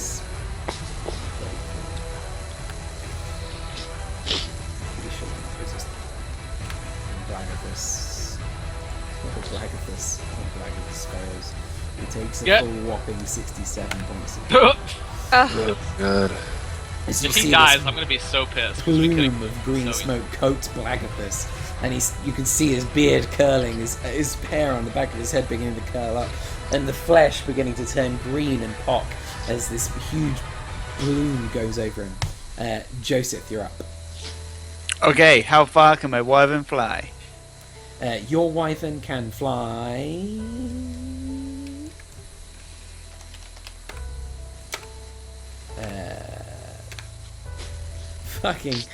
It can fly 80 feet fly speed without dashing. Whoa. So Alright. we dash to Waterdeep. Okay, I'm gonna veer it towards the green one. Okay. Alright, I'm gonna go from kind of behind and pull out my new black sword on the way and just swing. Okay. You. Should I? On my way there, I touch my holy symbol and I cast Vow of Empty on it, Oh, on the green one. on the green one. Fucking green one. Fuck that guy. Okay. Let's go. Alright. Boy, this sounds like bait from the DM if I ever saw it. Uh, Only 13. misses.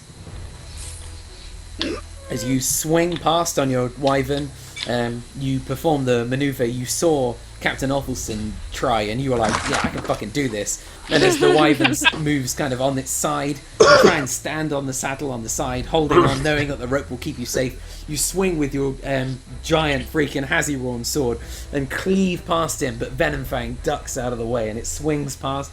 You were like, fuck, that would have been cool. And you get back on the saddle and keeps flying around. No, we're gonna try and attack him again. As you rack through the sky and come back at him from the other side, Haziron in both hands, swinging. That's better. 27. That hits. Totally hits. Roll for damage. Okay. Nice. It's 25, and then I'm gonna do Divine Smite Okay. at a second level.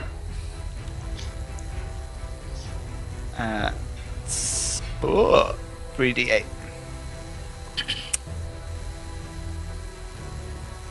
Wow. Reroll that one. Jesus, 7, 8, and 8. Not bad at all. Wow. So 25, 48 in total. 48. Perfect. Wow. Alright. As you swing with this giant greatsword, it catches Venomfang across the back as he tried to dodge the first strike, not expecting you to be able to swing round that quick and come back at him. And he screams into the air as it carves a great chunk out of his back.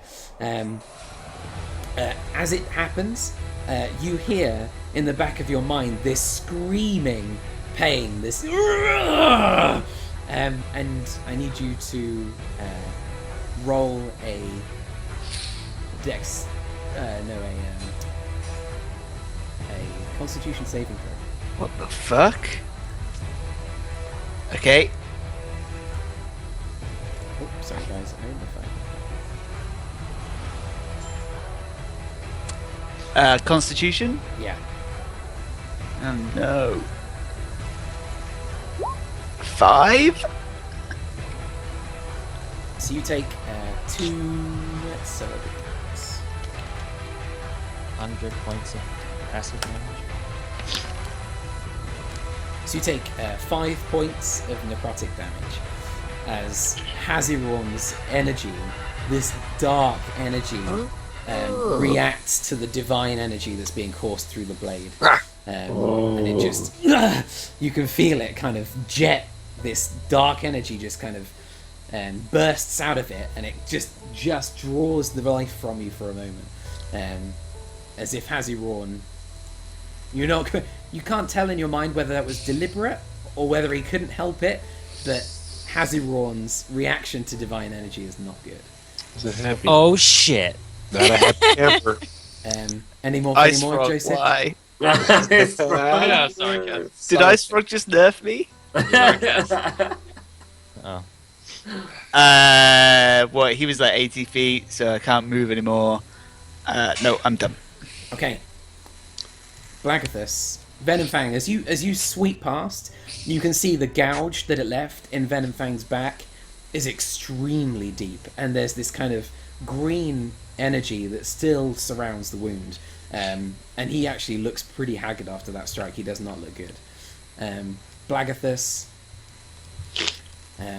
just out of pure rage, grabs up his mace and just shaking off the pain, sprints towards... how far is that? Oh yeah, easy. Fucking, he can do that in like 2 steps. As he runs forward and just takes a swing with his mace at the large dragon in front of him.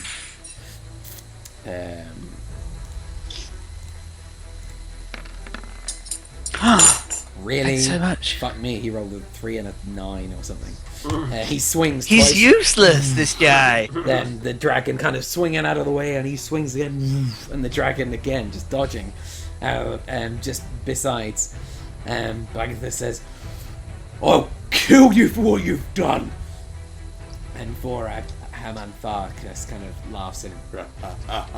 How many of your kind have said that today? How many have fallen? Seraphina, you're up. I'm up. Cool. I'm gonna go for the green dragon. Alright.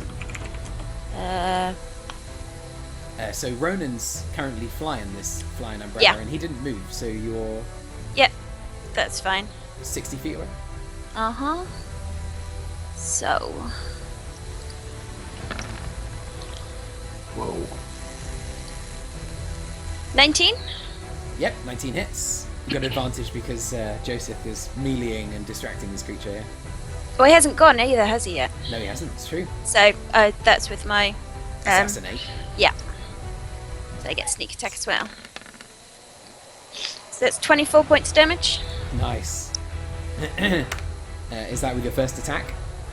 Nope, that is my one attack, and as my bonus action, I'm gonna hide behind Ronan. As you nip out behind Ronan, as Ronan's firing lightning bolts out of his bow, and you pop round, a single crossbow bolt from your crossbow streaks through the sky, strikes Venomfang deep between the scales, right in the abdomen. He looks like that one went in deep, and you can see him roaring and flailing about angrily. I'm gonna put it away again. Alright. Alright, so Venomfang is up next.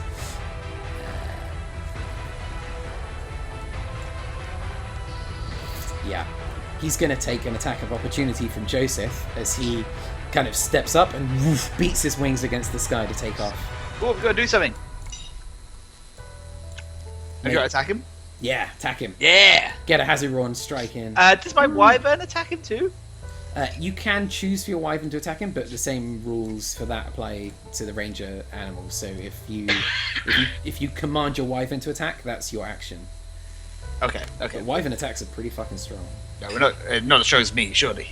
Hazuron is very strong. 16? 16 misses, unfortunately, as you That's okay. I caught take a unawares, reaction just shot. can't quite catch him. Wyvern to dragon combat being pretty tricky. 18. Ronan hits as Hey, he just Damn right he does. Fuck this guy. Mm. 12. 12 points of damage. As the dragon is flying overhead, Ronan takes just an enormously fast shot, and it spears through the sky. This arrow striking the dragon as it's flying. The dragon lands, now looking really haggard, as it looks to you, and he's like, "How have you become so strong? I'll kill you all!" And he balloons this spew of poison that just fills the air, this gas that does nothing to your skin as it passes you, but as you breathe it in, you can feel it burn your lungs and fill your bodies. And I need everybody in this little group here, Ronan, Seraphina, Calypso, Tinfer, Ureth, Greyheart, to make a Constitution saving throw. Is this Is for it poison? Yeah. Cool. I don't. I- Before you roll, Yeah. if you are within I'm 10 You're feet within of 10 Ureth, feet of me. if you're within 10 feet of Ureth, you get +3. Yes. Where is Ureth? Oh, yeah. I'm You're a right. paladin. Nah. Damn it. And I have advantage because I have the armor on. Oh, just beautiful. Does the armor confer advantage against poison attacks? It does, doesn't it? It's, It, breath attacks from dragons. So this is a breath attack. fuck yeah. Fuck yeah. It's- You can also use That's absorb awesome, does elements that. on that. 18.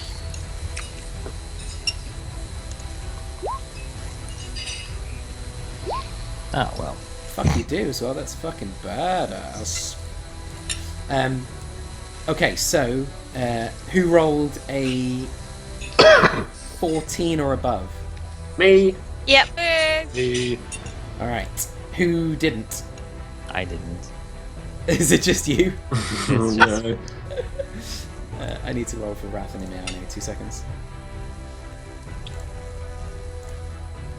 Constitution.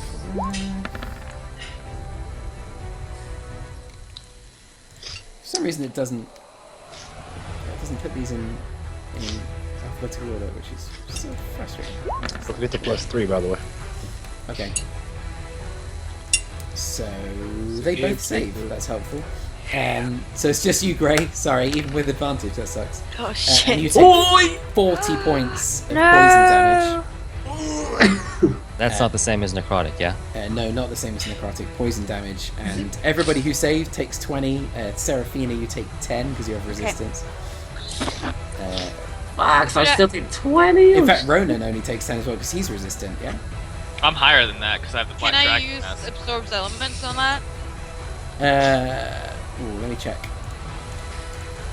There's a list for absorb elements that you can take. Yeah. It's on the card. On the card. Yes. Okay. Do that. Yes, we'll say yes. I think it's fine. You can do it with acid. I'm sure you can do it with poison. So 20 points for Emiane. Glad she saved. That's good. And Rath. Jesus Christ. All right. Timfer, you're up. Yeah! So sorry, vote 1. Can I just check on? Yeah, no. Karen, go for it, Timfer. So are we in the air or are we on the ground? I can't remember. Sorry. One thing, Ronan, you get resistance to acid, not to poison. They're not the same thing. Oh, I thought it was poison. I mean, I still have that anyways. Yeah, you do. You have poison resistance and acid resistance now. Timfer, sorry, you're up. This guy. Are we airborne? You are, yeah, low to the ground, but airborne. Okay, cool. I want to just fly like over here. Go for it. I can't. Oh, yeah, nice. Yeah, thanks. And I'm gonna cast Agonizer's Scorcher on his ass. Nice. He's within 30 feet. Yeah. Cool. So, you get to make a dexterity saving throw. My spell DC is 14. All right.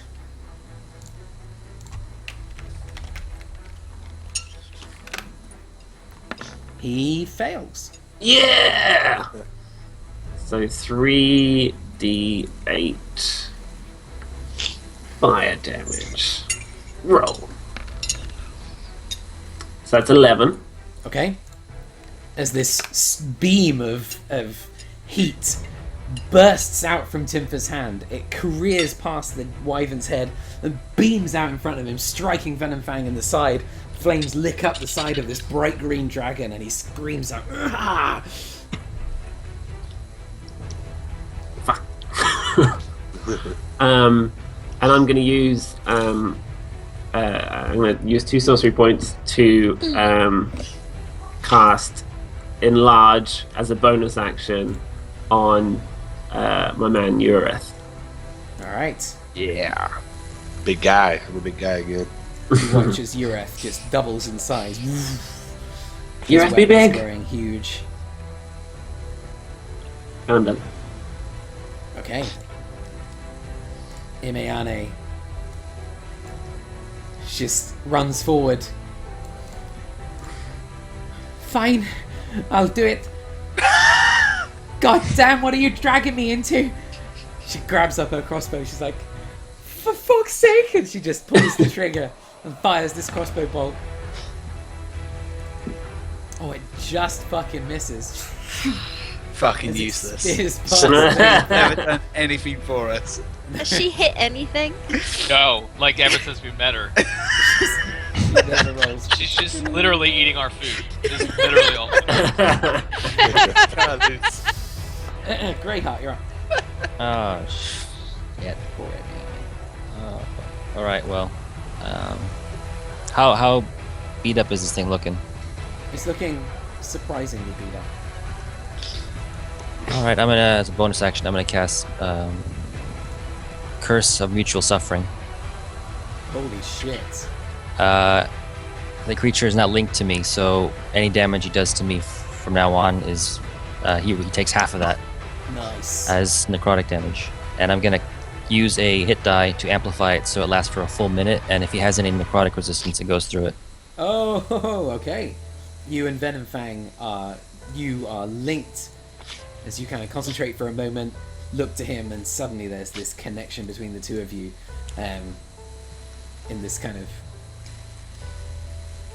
arcane, fucking nasty ass way. Anything else? That's my bonus action, so I'm gonna cast Eldritch Blast. All right.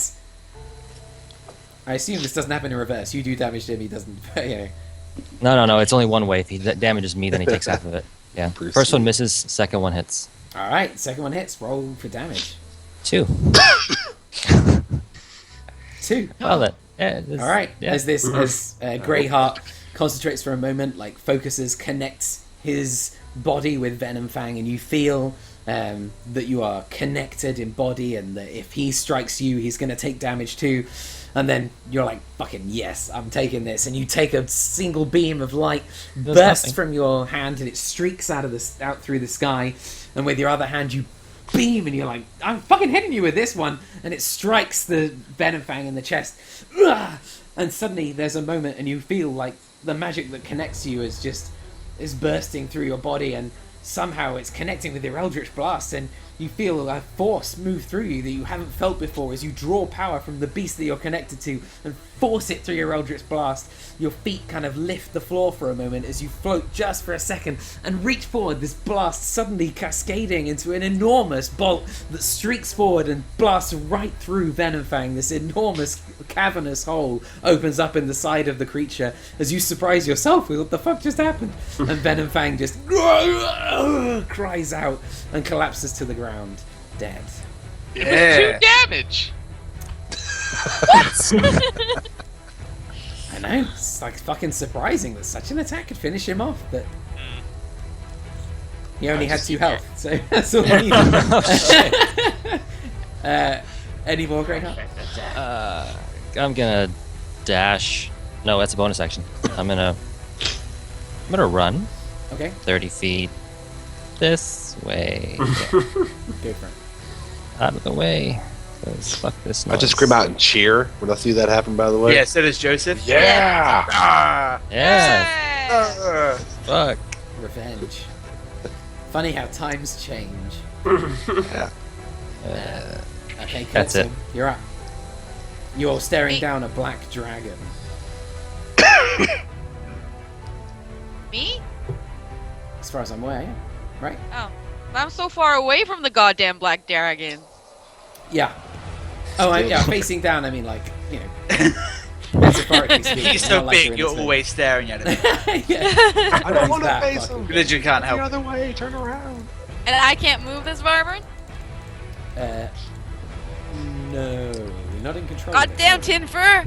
You put us way over here! There was a dragon here.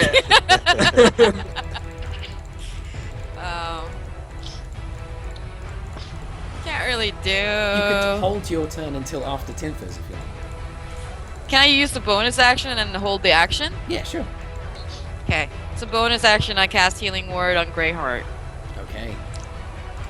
Roll that heals. What's your max HP, Greyheart, just for... 44. Shit, alright. I was fucking went unconscious on the first turn. That's why And then I hold my I'm action. running. That happened last game, so it's okay. Yeah. Okay. Wait, how much? 8. Oh, thank you. Not much, but it's a level 1 spell. Better than nothing. Rath, seeing an opportunity and realizing that he's like a fucking million miles away from this dragon and cannot do it, certainly not without hitting Blagathis, he runs up to Ureth and just grabs him by the thigh and just kind of says, Hey. he just kind of says, "Strike from the shadows, my friend," and he woof, just turns you invisible. That accent is so good, Cav. I feel I'm like you're from Texas. Georgia, you know? I find Yeah. it a little racist. Love it. So Ureth, you turn invisible and it's your turn. Wow. Big Giant. invisible guy. Like, what's my movement speed when I'm this big? It increases, right? I assume it doubles. Yeah, I assume it doubles. Oh, so I'm not and totally how- sure if that's true or not. Well, you increase a size category, so I guess your speed would be whatever the speed is for a creature of that size category. Like You're medium normally, right? So you're technically you're large now. Yeah. So whenever a large creature moves that, which I don't know. I think it's 40 feet. How I far think does one small dash? 25, isn't it? Yeah, small is 25. Yeah, normally I can move 30. I just don't know from large. I Oh, guess 50 feet. 50. There you 50 go. feet 50 large That sounds about creatures. right. Yeah. So I can move 50. How far? Nearly. What about You can dash? dash 100, right? Because Yeah. it's double. But dash counts as an action or bonus action. It's an action feat. It's an action. Okay, well I'm just going to dash. Bonus action for Seraphina. I'm going to dash right to this guy's face. How about that? Alright. As you kind of run past one of the stone giants and kind of jostle him, he's like, "What the fuck was that?" As you kind of push past him, sprinting off towards this black dragon, you get right toe to toe with him. That was an action, so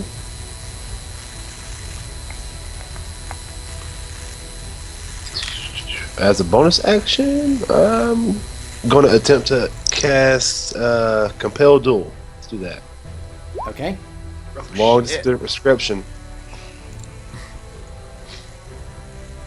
Basically, wisdom saving throw. Okay.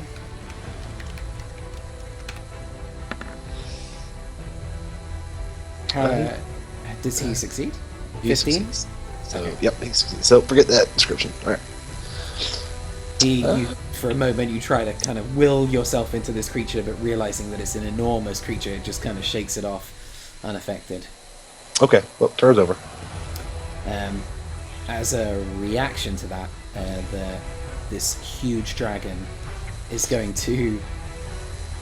Did he see it coming though? No, he did. Or- No. It's not really as a reaction to you. It's more just a legendary action that it can do. It can't.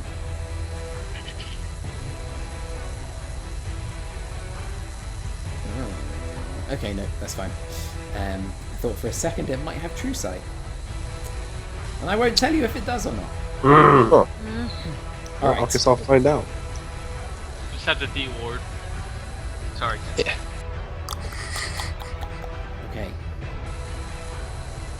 It's going to. Oh, I see. It's going to ring my telephone and call me and just ask me to do something different. It's going to beat its wings against the ground, and I need Ureth and Fat Slagathus and the Stone Giants. Oh no, just Ureth and Blagathus to make a dexterity saving throw.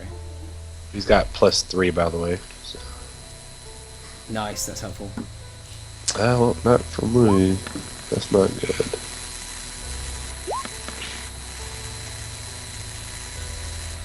Blagathus fails as well, actually.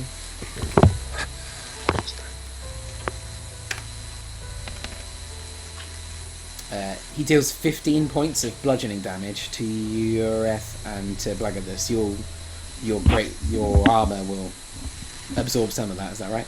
Yeah, well, it'll decrease it by 3. But let me ask you a question: since I have a shield and a protection fighting stance, does that mean that is that like an attack roll or no?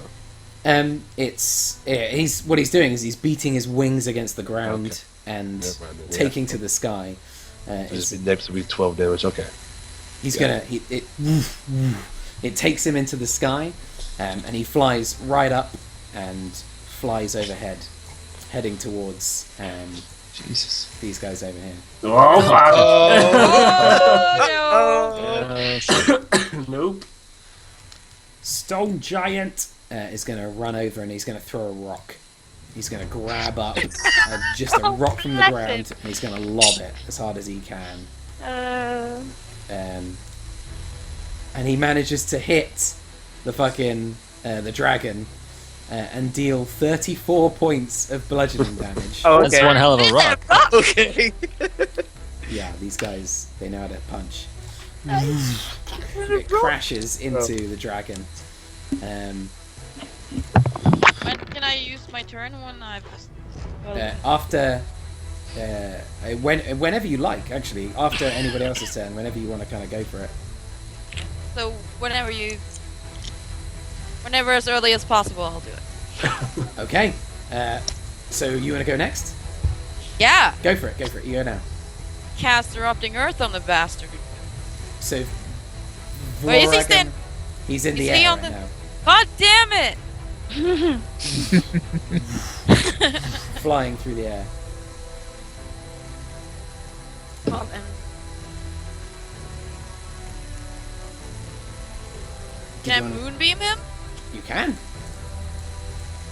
He Then is. I moonbeam him. You go for it, yeah, if you like. Yeah.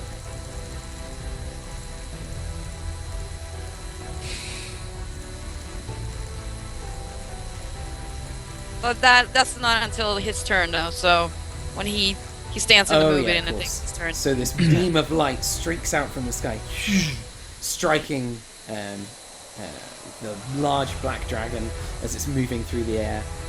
Not doing damage just yet, but it will do when it comes to its turn. Right, so Stone Giant 1, Stone Giant 2. He's got to throw a rock as well. I feel like we could have just massacred these giants. This is a joke. Just totally misses with the rock. They're so useless. Terrible. Ronan, you're up. Good. Alright, I switched my hunter's mark to the black Oh, one. fuck. Yep. If I move, is that an attack of opportunity? I'll say no. I'll say it's too high in the sky. You're pretty close to the ground. Good. We're gonna go...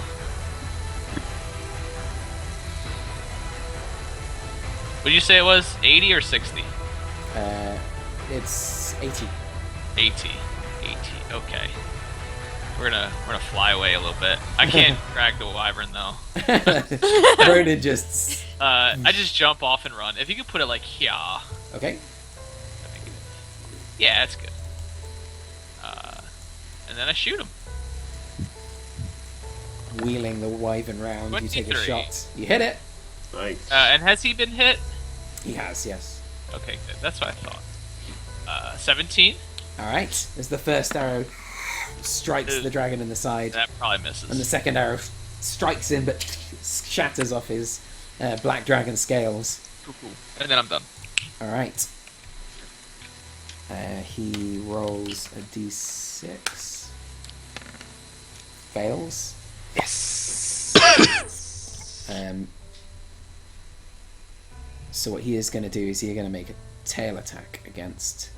But he takes moonbeam damage. Oh, he does! Roll... when he starts his turn, yeah? Yeah.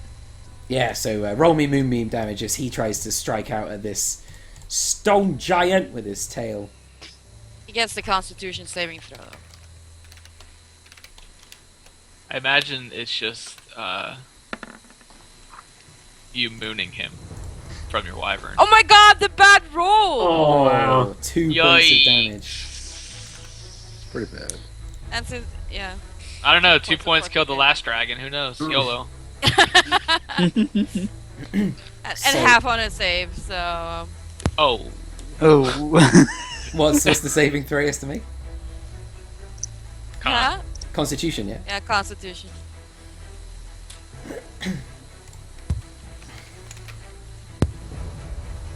Did 1 damage to the dragon, guys. Yeah. Oh, he failed. He failed, he rolled a 9. Oh! He I takes did 2 too. damage. So he... Twice as much. So flying above the stone giant out of range. Oh, he was out of range anyway, wasn't he? Fuck it. So he's going to fly forward. Who's he going to head for? First creature that he sees. Inuyasha, killer, eater. Oh. Take her off our hands. I'm Aw. actually going to roll to see the attacks. 1, 2. Did she hear that? I hope so. Inuyasha, you're useless. 106. One day she'll kill one of these dragons, and then we'll be like, whoa. Or she'll kill Okay. all of us. Or just all of us, 1, yeah. 2, 3. Okay, he's going to target Greyheart as he flies, No.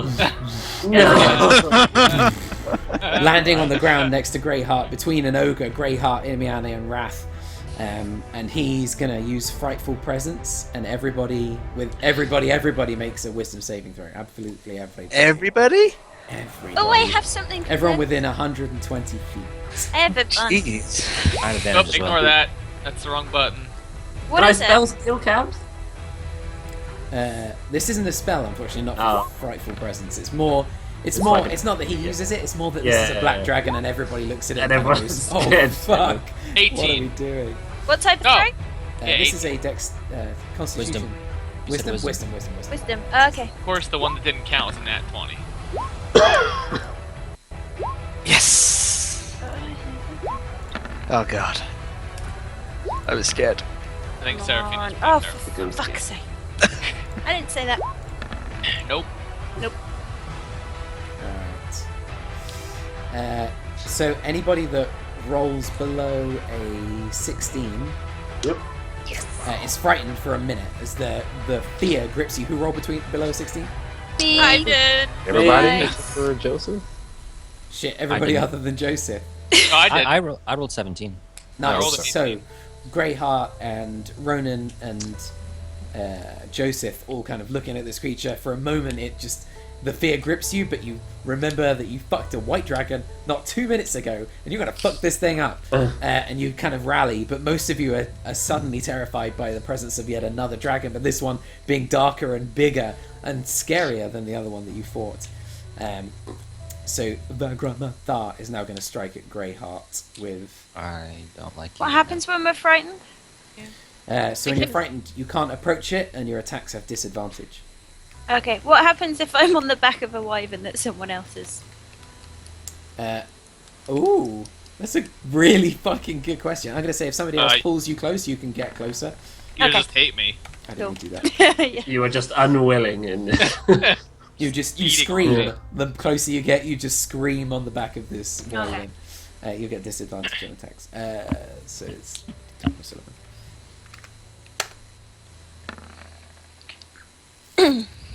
So it rolls a 20 to attack Greyheart. As it leans down, landing, it just takes a bite at you with its huge, mawing mouth. And it deals...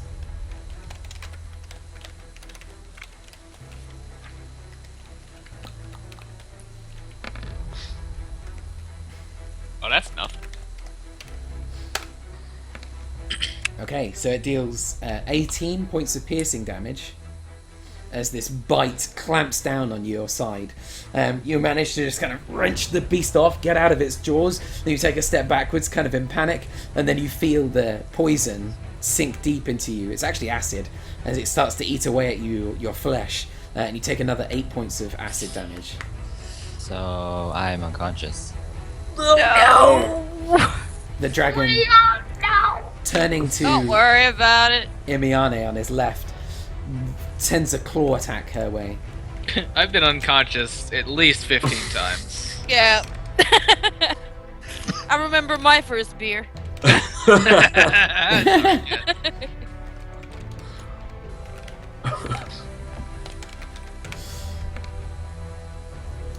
Christ, those are good rolls. 18. Okay.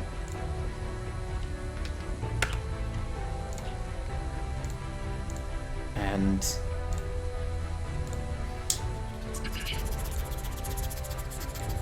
alright, it's gonna take another swipe at Imiane. I think it's gonna have to.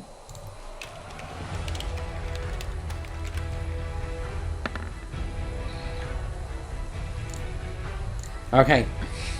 So the beast's first bite grips onto Greyheart, and you guys just watch as Greyheart collapses onto the ground in front of in front of the dragon. The dragon kind of gives a roar, and then as Imiane distracts it with a swing, trying to grab it from the side, it turns and claws at her with a single stroke of its claw. Imiane's armor is rent, and this spray of blood just bursts into the air. He takes another claw, and Imiane just dives out of the way, managing to take a step backwards as the claw swings in front of her, and she catches her breath as this mighty creature nearly fucking killed her. Joseph, you're up. Okay. I charge towards him on my wyvern. All right. I'm gonna go. Where are you heading? Maybe like to his back again, like to survivors. Yeah. So I'm behind him. Okay. I'm gonna cast a Hunter's Mark. All right. He is One sec, marked. just keep me updated on my spells. And then I'm gonna swing at him. 1, 3, 2. Okay, then I'm gonna swing him. Natural one. Oh. You chop off your wyvern's head. Then I'm gonna swing at him again. As you the first swing, you kind of lose your footing on the wyvern for a moment, and the swing is like totally misses, nowhere near, and this voice in the back of your mind just calls out to you, "You must do better." Trying, goddammit. Go again. You're not my father. Unfortunately, your second swing also missing the dragon. I'm no good if I can't hit anything. Don't do Maybe I anything did else. last week. That's all I can do. Been there, done that. Done. Go. So, Blagathus is up, and Blagathus, he can't hit the creature, not from this distance, so he's going to have to start running. The smudge just left. Smudge it. That's it. died of He's out. shame. Smash He's it out.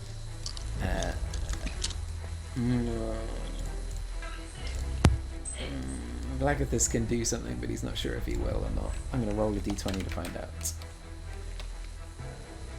In fact, I'm going to do a check, a proper check.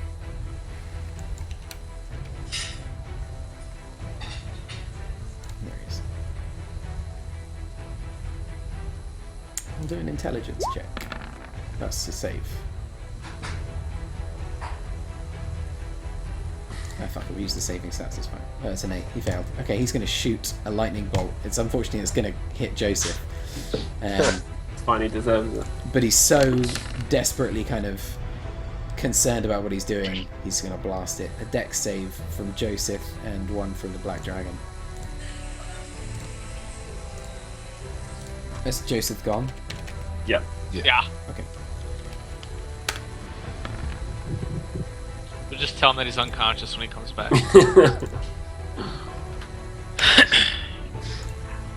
Nice. Alright, so this bolt of lightning, it streaks out from Blagathus. It streaks into the sky, blasting both the wyvern and the dragon, and it careers further into the sky, and the dragon, as it careers through him, he takes a good amount of damage as the lightning starts to score and char what is already blackened scales. We'll do Joseph in a minute. Somebody remind me when he comes back. Seraphina. He's back. He's He's back. back. Oh, Joseph, I need you to roll a dexterity saving throw. Why? Because Blagathus shot you with lightning. He did what? I rolled a Why? check. I rolled a How? check. He's shooting at Vorag Ham Thamar, and all he Shooting can him do with is what? a lightning Light. bolt. But unfortunately, you're kind of in the way. Motherfucker. He's a giant. He's not very smart. I did roll to see if he would, what he would do. Does my wyvern take damage too? It probably does, actually. That's a good point. 2 seconds. Oh, dexterity. I remember. So you take 33 points of lightning damage, Oh my god. but so does the dragon. Ooh. Worth? We'll find out. Seraphina, you're up. Okay, who's near the dragon? Everybody. Greyheart is unconscious in front of it. Imeani is close to death next door. Joseph has taken some damage behind it. Rath is close by. Okay. Who's that? Who's what? Who's that? Greyheart. Great heart. Okay. Oh, sorry. I know That- you don't get the name labels, and I don't know why. No, That's at all. Imeani on the left. Okay, so if I did a 20-foot radius around the dragon, I'm going to hit some of these people and die. You are, yeah. Hashtag You worth. hit Greyheart, Imeani, You- Rath, Yeah, Joseph. all of them. Do it. Yeah, No, yeah. no, it's a 20-foot radius, like the entire thing. So it would be like 10 feet out, wouldn't it? It's not how No, radius. that's diameter. You're thinking radius is The Oh, whole- just shit. half of the length Okay. of the size of a I'm circle. not going to do that. Do it. I'm going to take down everyone with it. It's fine. It's worth it. It's so Season not. 7.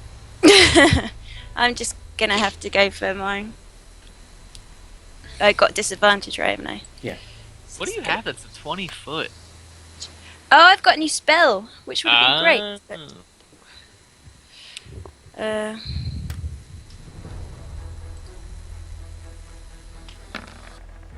nope. Unfortunately, that one misses. And that's me. You use your bonus action? Nope. You're not going to use it? I can't. Alright. I've just used a crossbow. two-handed. Can't do anything else. Oh, really? A proper crossbow? Yeah, All right. I like crossbow. Timfer. I put it away again. Caps. Yeah, bonus action, got it. One sec. When I get hit by whatever from behind, I look at Blagathus. I look mad. And my holy symbol like glows a little bit. Okay. Glows red. Close red. Oh no, the rage. The jokes I'm at angry. rage. You just hear this voice in the back of your mind. Yes. That's it. That's it. I'm like a demon more than a deity. Timfer, you're up. Okay, I fly over here. Please. Okay. Yep. And I'm gonna fire a lightning bolt like this Nice. at him. don't hit Joseph. It's not gonna. It's- You're fine. No, yeah. Um, It's only 5 foot wide, so yeah, it's yeah, like yes, plenty. Um, This beast yeah, is huge. yeah. So you get a dexterity saving throw.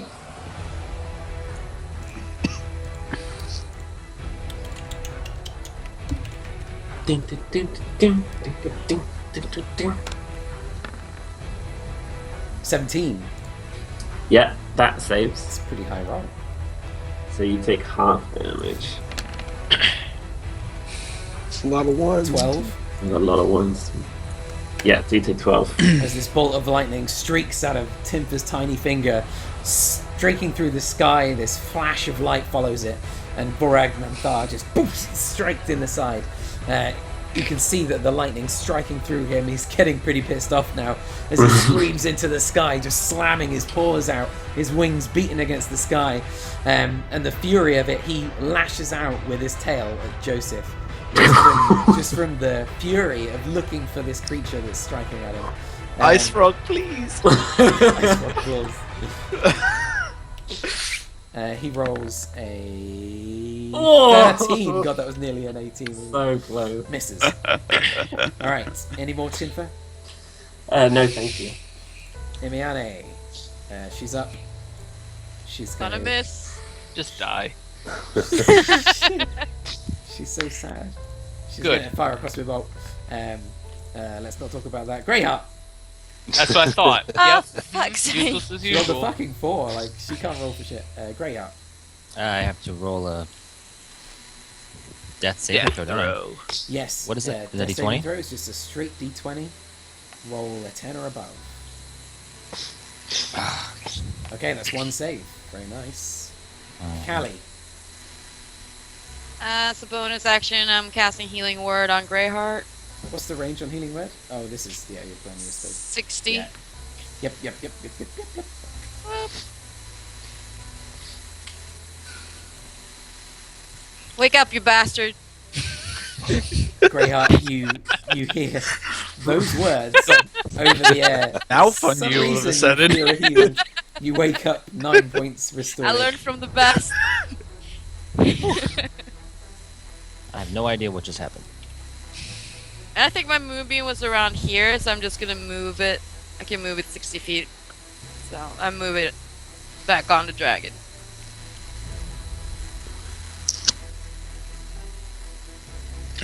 All right. And takes damage on its turn.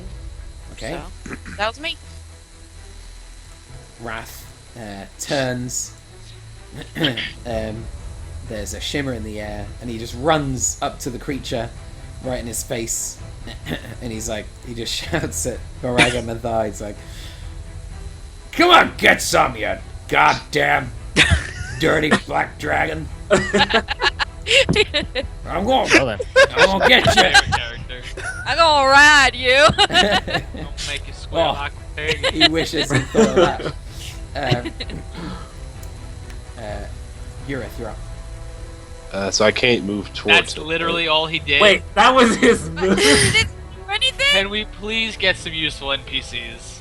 Please. With all this gold we have, we could probably just hire ourselves like a. Ah, we're a hiring squad an or something. army. Like this super powerful wizard, and he's just shouting at him. Strong. Can I move towards him? I'm still frightened, right? If you're frightened, then no, you can't. I'm frightened. So I'll just heal myself.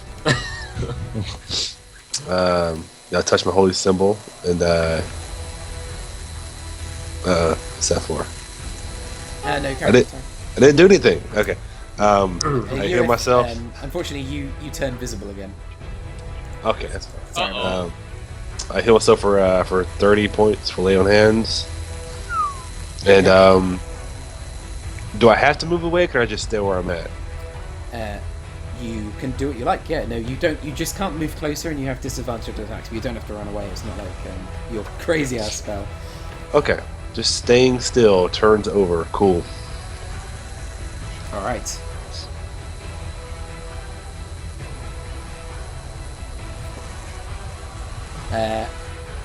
Stone giant, who. Oh yeah, they fucking failed their saving throws, didn't they? So they're frightened as well. As far as I recall. Shit. I remember. Should have put a thing on them. It's pretty scary, so they're going to throw rocks. Oh god.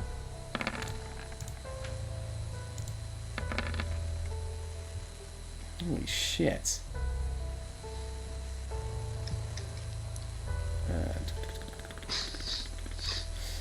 Okay, these boulders come hurtling through the sky. If it's a natural 1 and I die, I swear to god.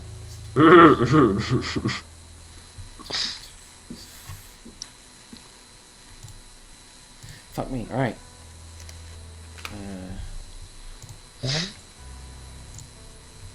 Actually, he's gonna save that, fine. Alright, these rocks come hurtling through the air, these two rocks, both ridiculously striking Vorokamanthar on the side.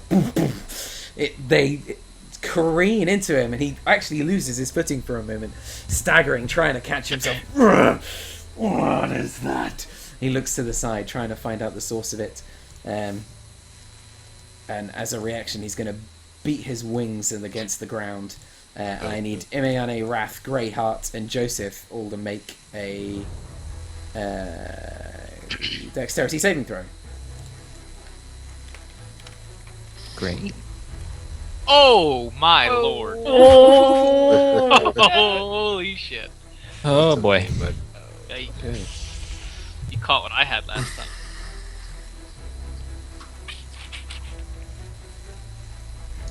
Well, Imagine it, like a wing just hits Joseph and he just goes flying. Lands through the ice. Yeah.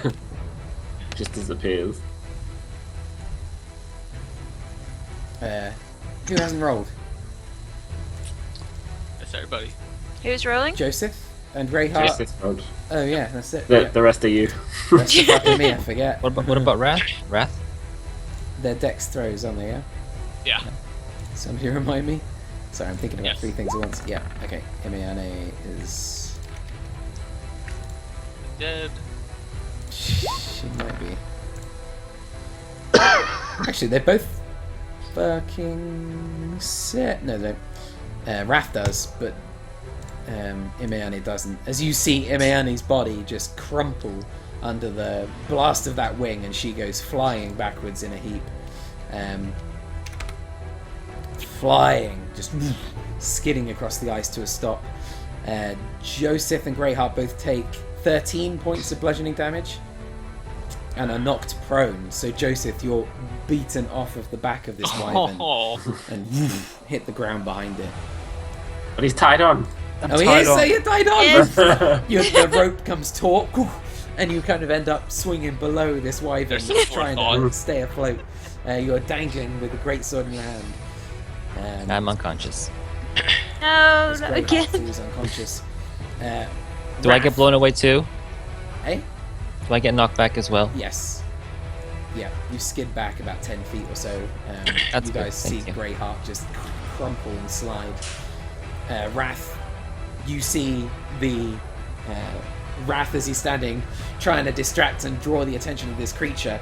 And you see as the wings beat, the sheer force throws Rath backwards against the stonework, and as he hits the ice of the ground, the illusion vanishes, and you just see this the real Rath trying to climb the back of this dragon. What a lad. As he's kind of, Guy. oh shit! As the takes to the sky. Flies into the sky. I think everyone can agree Rath is the best character in the party. He is so Yeah. good. Oh shit! Hobbles. Flies Is that the over dragon's to Callie turn? and Tinker. Not yet. What's happening right now? It's actually not What the do you- dragon's turn. He flies as a part of his legendary action.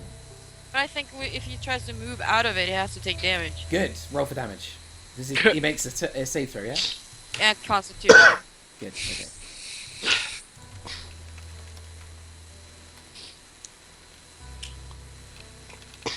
Shit rolls.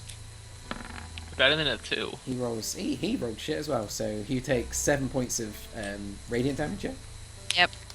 As it, you can see this bolt of blue light that's been in place on the back of this creature for a while. As he takes off and moves through it, you see it just score a line across the back of this black dragon. Rath just kind of ducking out of the way as it kind of screams and creates this path next to him. Oh no, wait, I can't. You're dangling from a creature, which Even when I'm dangling, can I not? make me a dexterity saving throw, let's say, or maybe It's been so good at these. maybe so- an acrobatics check to see if you can swing yourself in such a way as to get a catch on this dragon as he flees. What do we say? Acrobatics. Yeah. 15? You manage to get a swing on it, but it's difficult with a two-handed blade to get any kind of proper attack on this creature. I'm sorry to say. So, Voraghamantha lands sort of next to Timfer and Calypso, and he didn't roll the d6 last time. He should have done. Nope, fails again. It's fine. Oh, thank fuck. Yeah, really. Oh my As he God. lands, I think I would have died. and he reaches forward to clasp Calypso by the hind. Ah! Oh, Oh my god! It's off your butt. It does. Took my tail feather. Oh, sorry, that's bad. That's the wrong roll. Damn, that looked quite good. This one's the one.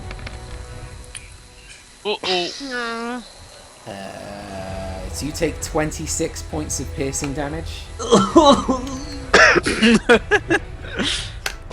And 16 points of acid damage. Shit. Totaling Yep. I 30. am gone. Timfer, you feel the bite cast down behind you, and you're like, oh, thank God it missed. And you look back and you just see Callie, her eyes roll back in her head as the black dragon picks her up and pulls her off the wyvern. Fuck. While it's got Calypso in its mouth, it takes a swing at the gnome that it was aiming for. Callie's in its mouth? Yeah. Oh my Oh god! my god, I'm so scared. Uh, Yep. 24 to hit. Oh my god. His modifier almost hits us. Yeah. That's 15 points of damage. Yep. 15 points of slashing damage.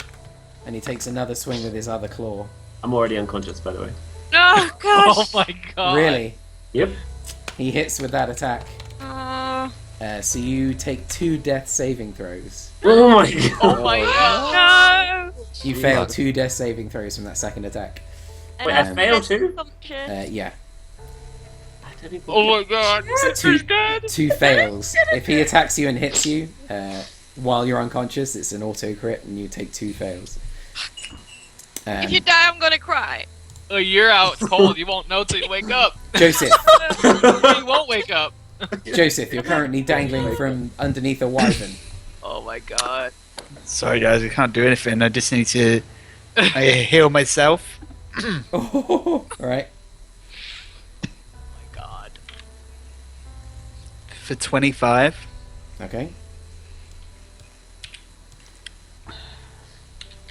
And then I need to. Can I use some of my movement instead to climb up the rope? Yep, you can get on top of the wyvern relatively straightforwardly. Okay. It'll cost you half. Can we call that movement half to my get there. movement? Yeah. It's like being knocked prone. Okay.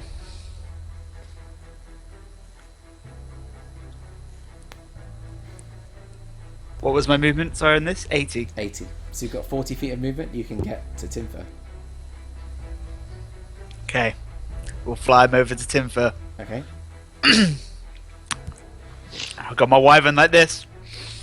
And It's not a Hold- Cadillac. holster my sword. I'm holding the reins, and I'm gonna, as I come by, I'm gonna lean over the wyvern. I'm gonna almost like slap him with some holy energy. I'm gonna touch him and hit him for 5 hit points. Nice. Slapping a newborn on the A life-saving maneuver as you swing past on your wyvern, just slap him with a divine slap. What's the spell? There's no spell. It's lay on hands. Ah, lay on hands. Got it. Life-savingly, you lay on hands. On who? Timfer. Timfer. Saving lives. Blagathus then. He's gonna sprint over and he's gonna fucking fuck up a dragon. Can you move me? No, he's not. Oh, sorry. Come yeah, on, you let's need be to- real. Let's,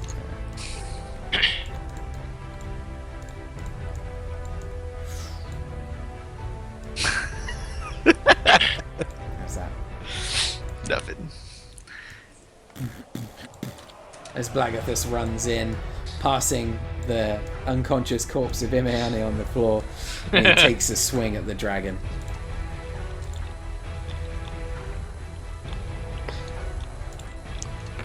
This guy thought he was fighting Tiamat, right? Come on. Come on. The dragon's going to use a... Fuck, what's he doing? 22, 25. Alright. The giant reaches up with his mace. He's like, no! He strikes the dragon in the face with one strike. Rath's like, ah! As he trying to hold on the back. He swings back, strikes the dragon again in the face on the other side. These two titans going at it, striking left and right. Massive blows as the dragon's reeling. This Cali flings out of its mouth as the creature is careered in the face and hits the ground nearby after the first swing. And Seraphina, you're up. Okay. I'm gonna use my Ice Storm spell. Okay. And it's 20 feet, isn't it? Yes. So I'm gonna do it like here. Okay. So about here. So it gets the dragon, but not much else. Got it. Can I do that? It's gonna Yeah. catch Rath, but apart from that, Yeah. you're fine. Yeah, he'd be fine. It's probably not even him. We haven't That's- even seen the real him yet. Exactly, yeah. Just That's kind constantly of what I illusion. do anyway. Okay. Okay.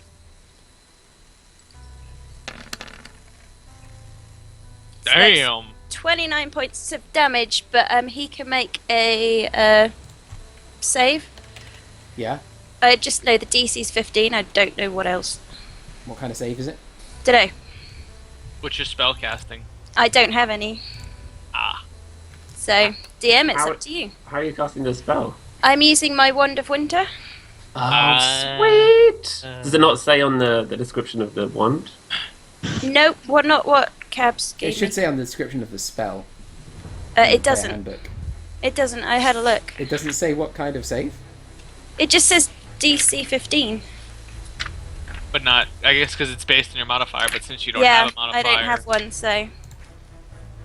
that's kind of a loophole. It would be intelligence for roads. No, it's the wand itself has got a saving throw, but it's the type of save. I'm after like a dexterity or constitution. Well, Dex. Yeah, Dex. Dex. There we Yeah. go. That's what I was after. Okay. It's a DC 15 from the wand, so that's fine. It's plus Oh, 2. cool. I see. Yeah, the wand gives its own DC so that non-magic users can use it. Okay. So he saves. Yes, it's half damage. So what's the damage? It was 29 Uh-oh. in total. 29 in total. Yeah. How do So you want to do 15? this? Yes! Oh shit. Okay. Thank God. Well, with this, it takes like a stupid amount of ice that falls down. So let's just get it stabbing. So you bring the wand forward, you cast this spell, it bursts forward a beam of blue energy that streaks into the sky and creates this stormy cloud above the creature. It looks up, Rath looks up, and these spears of blue ice start to spear out of the sky, striking the ground nearby. Varagamathar looks up, tries to beat his wings against the sky, and suddenly these two huge spears of ice strike his wings and staple them to the ground. And he screams out, "No!" And multiple spears just strike him in the back, strike him in the spine. You can see the flesh opening up from these impacting marks as he's like, "No, no!" as he rears back and just gets stapled more and more to the ground. More of him can't move as he's just boom, boom, boom, boom, boom, boom, boom. And finally, his head just kind of creens up as he can't move his body, stapled to the ground by these huge spires of ice. And he just kind of, his last words is like, "I shall rise!" And this last spire just drives itself through his cranium and just staples his face to the ground. Nice. Hooray! Is that a good stopping for everybody? I'm dead. I don't want to stop. Yes. I'm dying Please too. stop it. That sounds like a great cliffhanger for next week. Rath also has to do a saving throw. He does, yes. But it's kind of, he's, yeah, it's fine. He's going to take full damage from it. I've just clicked roll back. Okay, cool. And his illusion disappears and the real Rath appears over. Fucking Wrath. Yeah, I'll do that in the background.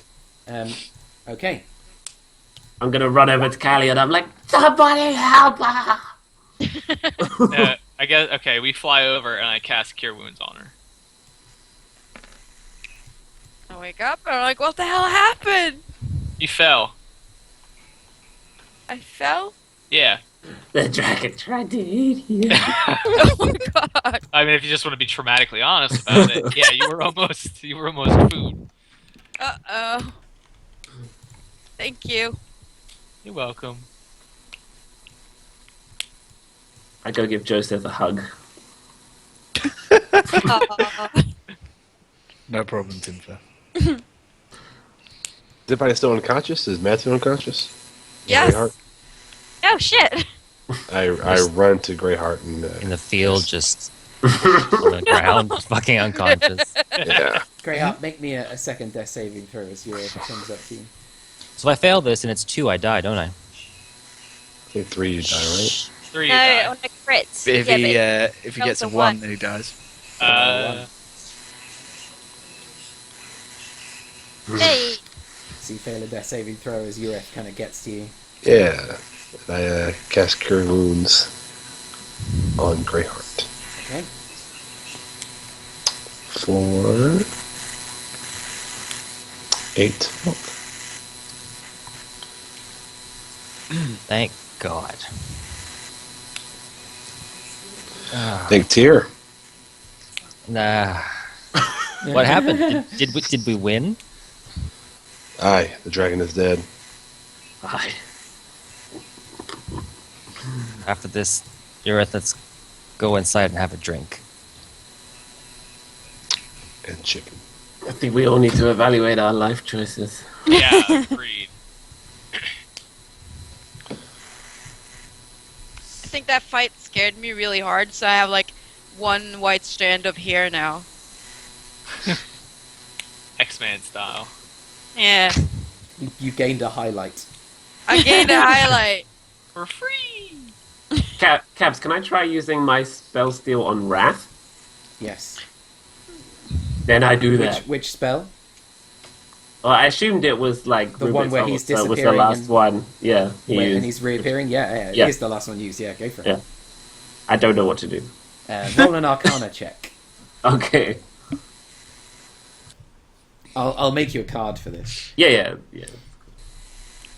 Arcana check. 15? Oh, that's good. Let me just check the level of the spell.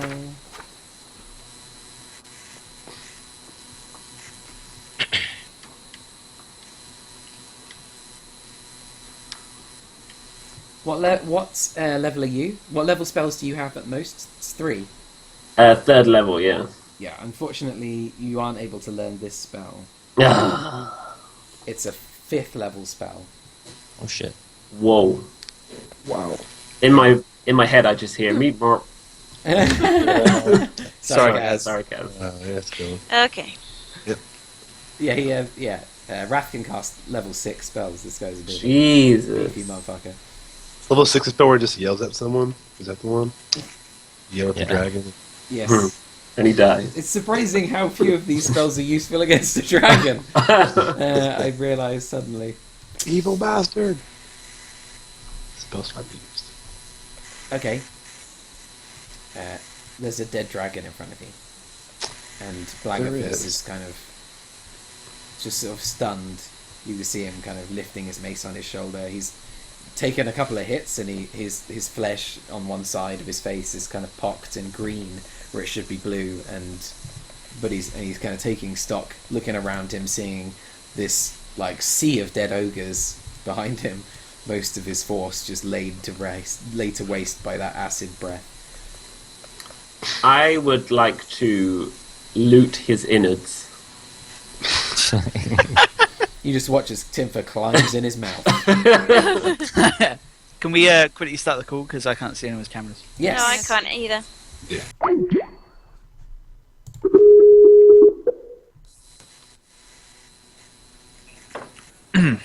That's better. Tricking Skype Yay. into thinking it's a brand new call. I just like peek back out the mouth. I'm like, anyone want to come looting? No, good. No. No. Okay. What are you after, Timfer? Anything. I'm assuming that he's eaten a lot of stuff, so I'm just gonna see what I can find that he's eaten. All right. Oh. Smart. Can I roll to see if he's got any poison or anything? Do I know this? You can roll a nature check, yeah. Seeing as they poisoned us at one I point. cast light on my staff while I'm inside, so I can see what I'm doing. You climb in. It's you can just about make your way down here.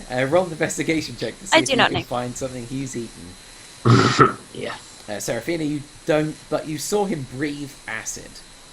So Okay. you have a sense that there's probably some method by which he creates acid to breathe. Okay. Timfer, looking inside this large dragon, give me 1 or 2 seconds, and I will find out what you find. Yeah. We're just gonna go for it.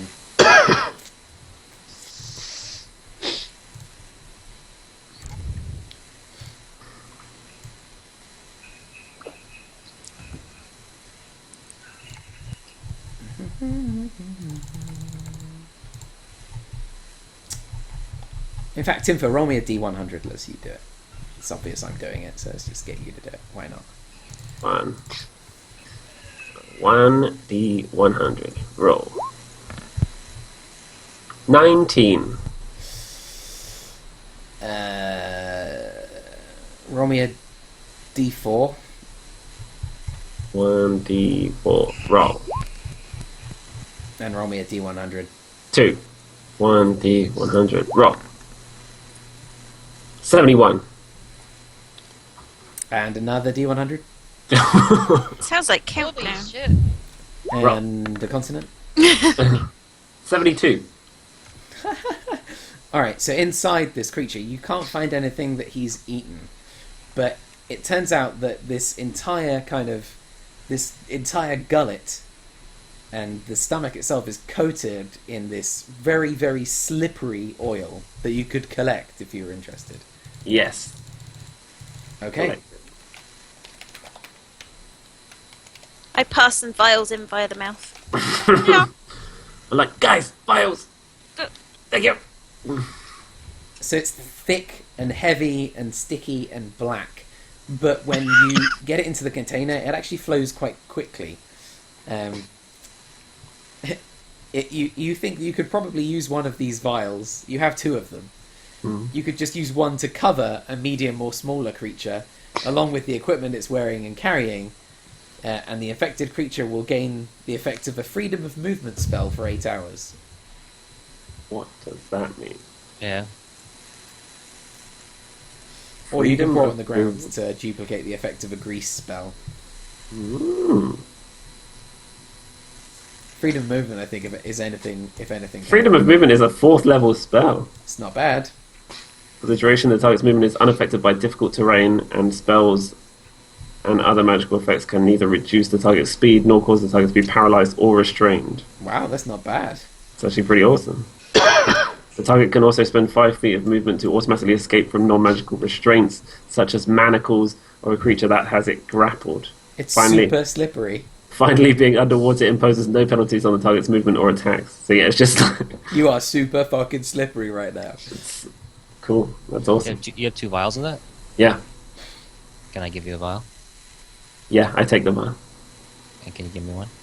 No. Please? Oh, no. Serafina, was there something you wanted to do? I want to see if I can harvest something I could make Alright. poison with. Nature. Either from this one or I nature checked this one already. Can I nature check the green one? Yeah. Because that had the poison breath. Yep. Go for it. And then we'll do a survival check, I guess, to carve the shit out of it. Yay. Okay. Are we considering this a short rest? Yes. Yeah, roll them hit dice if you wanna. 14? Yeah, so the green one Yeah. has fucking. I'm pretty sure. Sorry, 2 seconds. Let's go find out for you.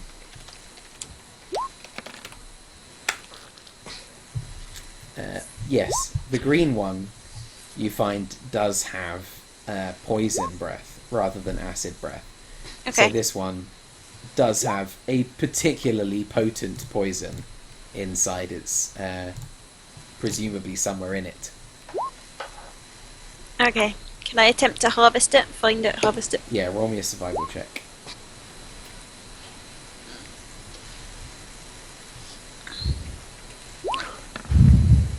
Fuck. 4. So close to the 19. So, unfortunately, as you're kind of looking around, you find the kind of poison sac, but unfortunately it's empty. So you are unable to kind of elicit any poison from the young green dragon. Okay. Can I try on the black one for the acid? Yes, go for it. Is that survival again? Yes.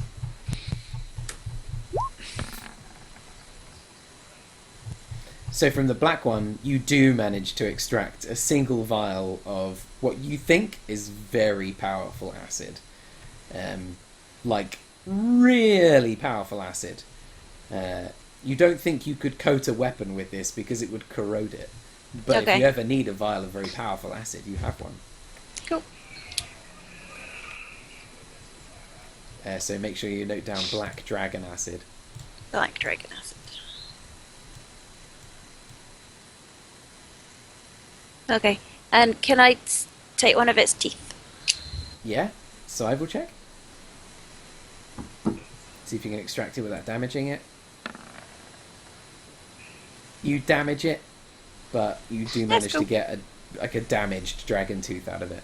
It's a souvenir, it's fine. Got it. I'm going for the green one as well. Like, most of these teeth are already damaged anyway, so it's not That's like fine. you damaged it, more like you found a damaged one, you can't find another one. The, Blagathus's massive mace crushed this thing's face. Cool. You guys watch as Rath kind of climbs to his feet on the back of this black dragon. He's like, "Well, I would like to claim this one. I was gonna do something amazing on the back of this creature. It's gonna be, you just have to have faith that I was gonna be amazing." That's God that's, damn it. That's fine, Rath. Blagathus kind of looking to Joseph and the lightning damage that you can see the kind of marks on your armor from the blast, and Blagathus is like, I got carried away. I just want to say sorry about that. I do feel bad, but I am glad that we have felled this disgusting creature, and there's no telling how many more are in the area. We need to leave now and quietly.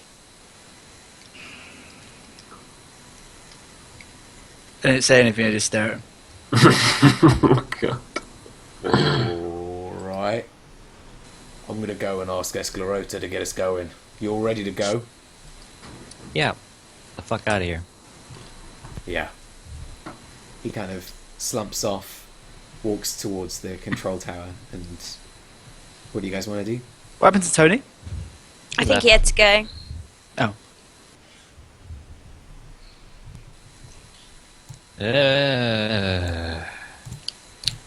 I'm gonna go look for someone who has any skill with gems.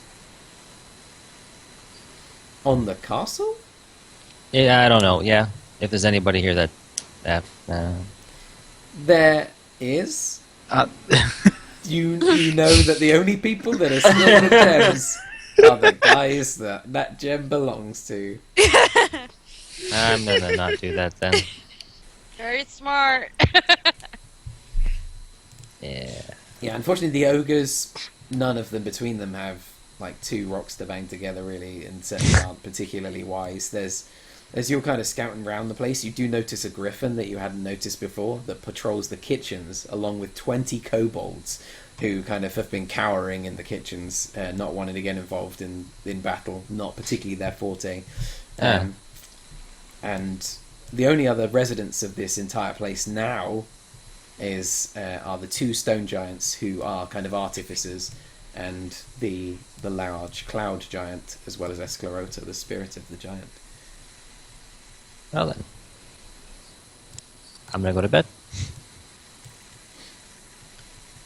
Blagathus, you feel the castle lurch and lift, and you hear this grinding sound as the castle takes to the sky and begins kind of winging round to the north and just moving up into the air as quickly as its little power can carry it, but it's extremely slow.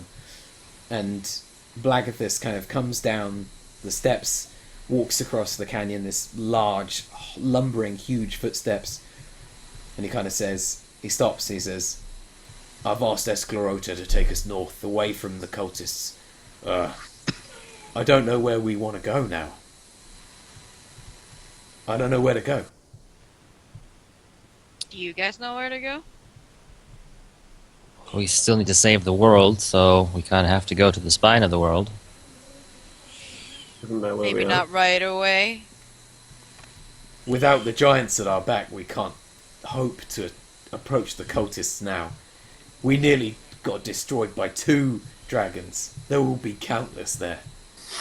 But the cultist army isn't at the spine of the world. The whole point was for us to pick them up and take them there. Yes, we were supposed to pick them up and bring them here to pick up the giants. Right. But there's still no cultist army at our final destination. Not here. Our final destination is the spine of the world. We're at the spine of the world now. Okay, and where is the gate to hell? The gate, that is on the Forbidden Isle, which is what Right. we need this castle to reach. Well, And how far away is that? needed. It's across, out into the Sword Coast, into the sea itself, quite some way out. It's surrounded by tempestuous winds and storms. The seas are treacherous. This castle was the only way the cultists had of reaching that place. So there's no army there for us to worry about if we just go there. The Forbidden Isle, Yeah. supposedly it is protected, though I don't know by what. I know it's protected by the storms that surround it, but supposedly there is some creature on there. I don't know what kind of creature or what is there that protects the Hellgate, but the cultists needed an army to approach it. That's why we were picking up the army. That's why they needed the giants. And we were going to go to the Forbidden Isle and face that creature, open the Hellgate, and try and get Tiamat back from the 9 Hells. We could go to the Forbidden Isle if you know where it is. You, you, So No. we kind No of idea. need an army now, don't we? Severin knows where it is. I don't. yeah, Where's he's dead. Severin? Valrifax might have known where it is, but he's dead. Severin is with Okay. the rest of the cultists. Just a suggestion, but I think we have allies in Waterdeep. Yeah, we Yeah. might Surely- need to do that. Waterdeep is too far. Well, the cultist army's not going to get there. How far is Waterdeep from here, Cabs? By your estimation, probably. It didn't take us like weeks and weeks to. Oh, yeah, it'll take I'm a weeks. portal. Oh, holy I mean, shit. you're in a castle that can fly, so you know difficult terrain and shit isn't a problem. And it definitely flies faster than you can walk. It flies faster than horseback. It flies faster than the wagons, but it will still take weeks to get to Waterdeep. Jesus. What's the closest major city then? The closest major city is you ask Blagathus. He kind of strokes his beard and he says, Icewind Dale was the closest city to here. It's to the west, slightly to the north, near the great moving ice. How far? Day wise, how far? Maybe 4 days from here. Not far. Can I recall any information about Icewind Dale? Yeah, roll me a history check. Can we do that? Yeah, anybody can do that.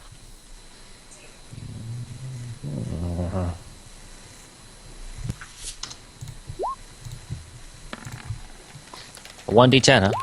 Oops. It was good though. Yeah. That was not.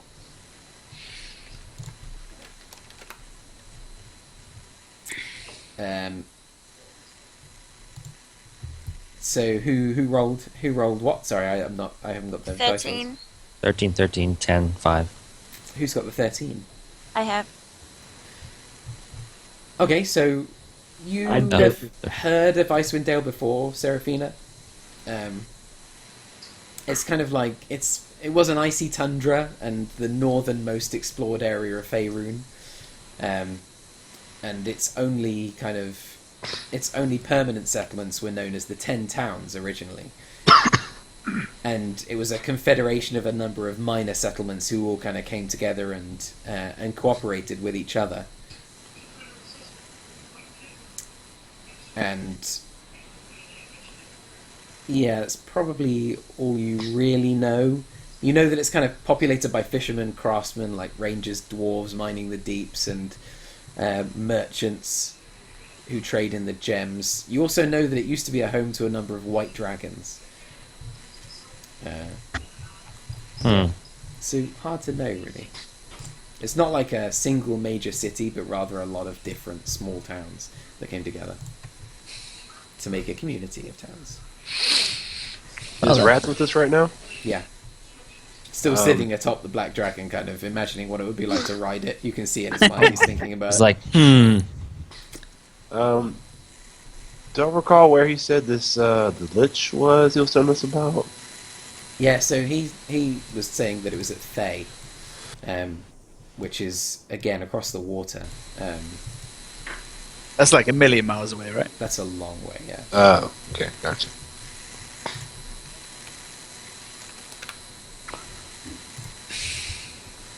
well, this Can I is sneak a word with Uref? Yeah, so Thay's near the Sunrise Mountains, a long way away. In fact, to the east rather than the west. So Which way was Yeah, you can talk Waterdeep? to Rath, yeah. Waterdeep is southwest from you currently. Icewind Dale is to the west and slightly to the north. You get colder as you go north, and Icewind Dale's up there. Okay. Uref, can we talk privately? Yes. Can we just go... all the ogres, like, most of the ogres are dead, right? Oh, good shitload of the ogres are dead. Fuck, there's Yeah. only like a handful of them still remaining, and they're currently kind of moving their dead. Okay. Yeah, I just know so- wherever there aren't ogres, so probably either go on like Resmirs. It's actually not difficult to find a place because there are so few of them left. Everybody's dead. yeah. I just say, Uref, Yes. I think I had a good, solid plan, Yeah. but now with no giant army, I'm not sure that plan is a plan anymore. So, perhaps your plan might bear some thinking about. I'm not sure we have a use for Blagathus anymore. I invite Ronan in this conversation too. Because he hates me. Well, What do you think? Alright. What do you think? well, I doubt he'll do any harm, being that most of his kind are dead now. So I don't see him as a threat, honestly. So I don't think there's any need to harm him. I don't imagine. That make any sense? Yeah, you're probably right. I mean, you can't go scour the earth or whatever with 4 of his kind left or whatever. So I don't know. But as far as our plan, I don't know what we should even do next. Okay. I think you're right. Perhaps I was just being hasty, And greedy. not It's thinking things through. It's okay. But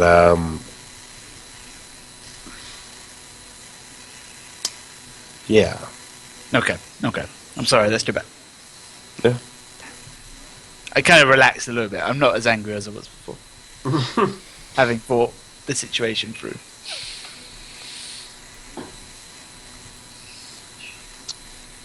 Well,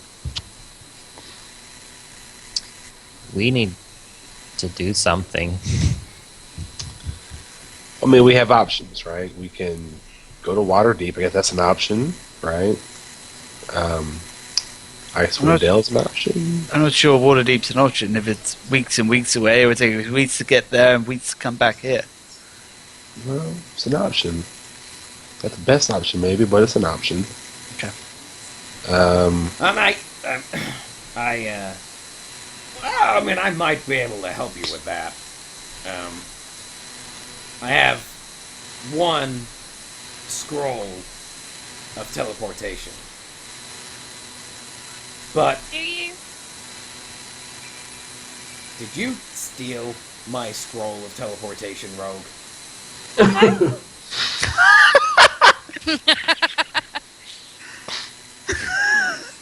I got my eye on you. What does it look like?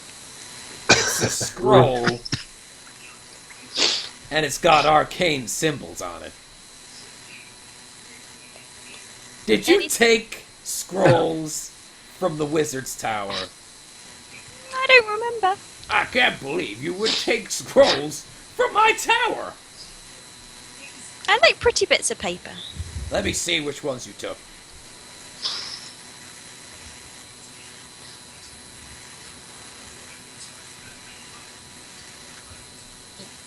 Let me see which ones... Seraphina, let me see which ones you took. What kind of writing? Colour wise. Purple. Let me see which ones you took.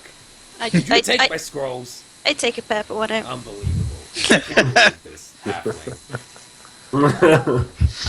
That's it. That's the scroll. It's a teleportation scroll. It'll get us wherever we need to go. The problem is you have to know the runes, the circle of runes of the location you need to go. You need a scribe teleportation circle like the one that I have on the castle. You need to know where you're going. Like got the it. like the ones I saw in my dream? What did you see? I saw a circle of runes in the room where they were sitting. Could you remember what those runes look like? Isn't that descriptive? Things are gonna get fucking weird.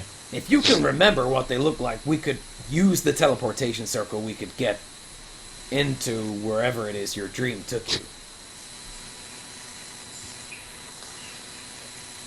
Oh, Although, I don't have more than one, so I'm not sure that we could get back. Can you buy these scrolls? And they're not cheap. Well, we have money. We have 18,000. Oh, if we could find a wizard of some renown, I'm sure we could find a way back. And you Do we know need the to runes come for the castle? I know the runes for this castle. Yeah, I inscribed them. They're in the wizard's tower. Let's do it. Just a thought. Right? Yeah. Worst case scenario, we buy a boat and sail to the Forbidden Isle. I don't know where it's at, though. Do we? I mean, we'll just buy another teleportation scroll and come back to the castle if we need to. It only says That'd a be fun. circle of runes on the ground, so... Can I, like, use time to figure out if I remember more about those runes? Yeah, you'd have to remember those runes in a reasonable amount of detail, which might take you some work Yeah. and a good roll. A good roll. Or what if we teleport to Thay, help, you with your problem, Rath, and then maybe we could come back with some really powerful red wizards and kill the beast. That would be awesome. That would be awesome. If we could An go army to of Thay wizards? now. Kidding? Oh, honesty. Yes, if we could go to Thay and fight Saz Tam, free Thay from his rule, then I'm sure that the Red Council will deploy all kinds of aid in our battle against the cultists. And I bet you guys How sure are you? kinds of teleportation scrolls, right? Huh. If we, and if they survive, I mean, if they're still alive now, and if we survive, then I'm sure they will help. Can I... See, I don't think he's lying. Yeah, I do. Stare. I want to insight check him. Insight I check- put on my yeah. fedora hat, my fedora of truth telling. Yeah! Oh, yeah. Nice. As you watch Greyheart just pop on this fedora. Now, you didn't give me a card for this, and you didn't tell me exactly what it Shit, does. I didn't do the apart fedora from feature. So yeah, you get advantage on insight checks while you're wearing it, but you take damage if you lie while wearing it. And once okay. you've put it on, you can't take it off until your next long rest. Ooh, this could be interesting. You can't Oh, lie. We shit. can ask you all sorts of stuff. But while you're wearing it, you get advantage on all insight checks. Bam, bam, bam, bam, as many as you want. But you also Yeah. take damage if you lie. Well then. 13. I'm also. So, Greyheart, as you place this fedora on your head, you have to bear in mind that the place you bought that from was all of those items were like that. Like Seraphina's ring of invisibility, but you're naked when you come back. You have a sense that he is desperate to get to Thay, and there's a bit of you that wonders if he'd say anything to make sure that you'd go, because he needs your help that badly. But you don't get a sense that he's lying. Can Because I... he's desperate to do something. Yeah. Can I try and recall some sort of information about red wizards? Yeah. History check. Does that sound like something they would do? Okay. History check. It's my history. 13. So from what you recall of Red Wizards, you know that the Red Wizards used to be the rulers of Thay. Thay was ruled by the Red Council, and the greatest of their number, Saz Tam, was a great wizard. And you know that each of the wizards of the Red Council are responsible for different schools of magic. They're like the greatest wizards of Thay in each school of magic. And Saz Tam was the school of necromancy. And Of he course. is a lich. Became a lich. He became so powerful. And as Rath has been saying, that he overthrew the Red Council, became a dictator or a despot of the freaking country, and drove it into increasing darkness, particularly as he allied himself with the demon that had become resident there, as the whole country just went from being something that was about the arcane and about exploring the unknown to something that was about darkness and despair for the people there and exploring the unknown depths of dark magic. And from what you recall, the Red Wizards were, pious and, self-aggrandizing and self-interested, but generally good-ish.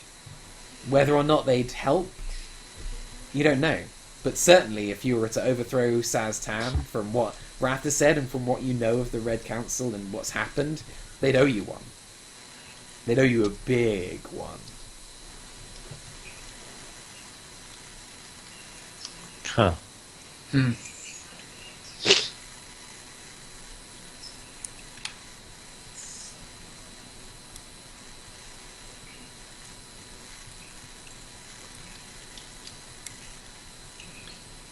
Who's up for an adventure? I am. Let's do it. Yeah, we should go. Yeah. Yeah. We promised we'd help them. Let's Let's do it. It'll take the cultist army much, much longer than weeks and weeks to get to the Forbidden Isle if they all have to go by foot and then take multiple boats out to this place. They don't know where it is. We'll be back in time.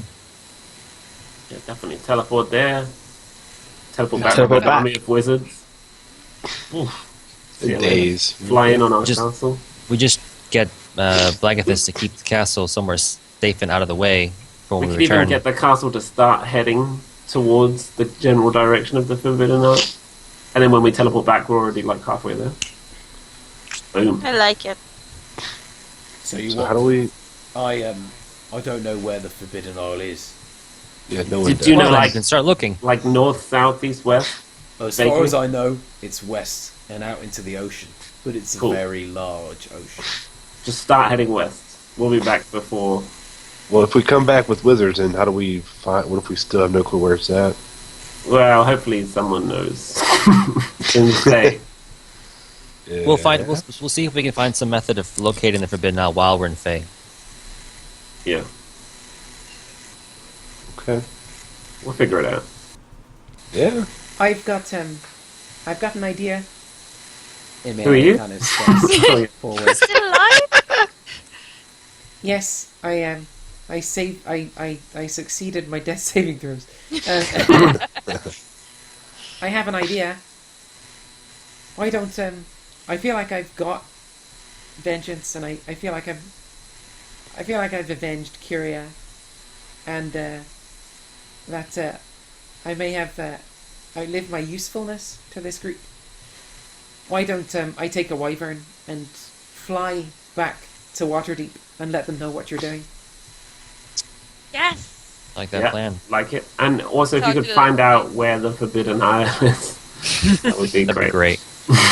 All right, I'll ask around. I don't know how I'll get back to you if you're moving around. I don't know how I'll find you, but maybe if you get a message to Waterdeep to me and let me know how to find you or how to get a message to you, and then I'll let you know what I find out.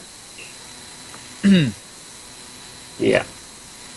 You see our previous compatriots, the dwarven chef and the guard, Tom or whatever his name was. Oh shit. Oh yeah. If you see them, let them know that we're okay and that we will return for them and our fucking wagon. What's the dwarf's name? Lie. Lie. Lie. Lie? Yeah. yeah. Lie Gunda Lie. something. I Gunda something. I'll find him. He has a How does he I even shouldn't know her have done that. name? We traveled together for weeks in the fucking wagon. I She's don't know his obviously name. forgotten. Imiani wasn't on the wagon, was she? Well, Yeah. you can't remember his name. You're expecting me to know? You're the damn. Lie Anguston. Was his Uh, name. Don't forget to talk to the Lady of Waterdeep. Yeah. Oh, your DM knows the name. Don't worry. I know the name. What? By Eggleston. It's role playing here. No, I know it's Does good. she know? Joseph was just he was thinking. No, it's just I was joking with Greyheart over here. Yeah. So Imeane kind of in a kind of somber moment, really, just kind of thanks you, and outstretches a hand to kind of shake Greyhearts, who's closest to her, really. I She just kinda- walk up and hug her. Oh, you grab her from behind, and she's like, "Oh, thank you, Callie." I shake her hand and I say,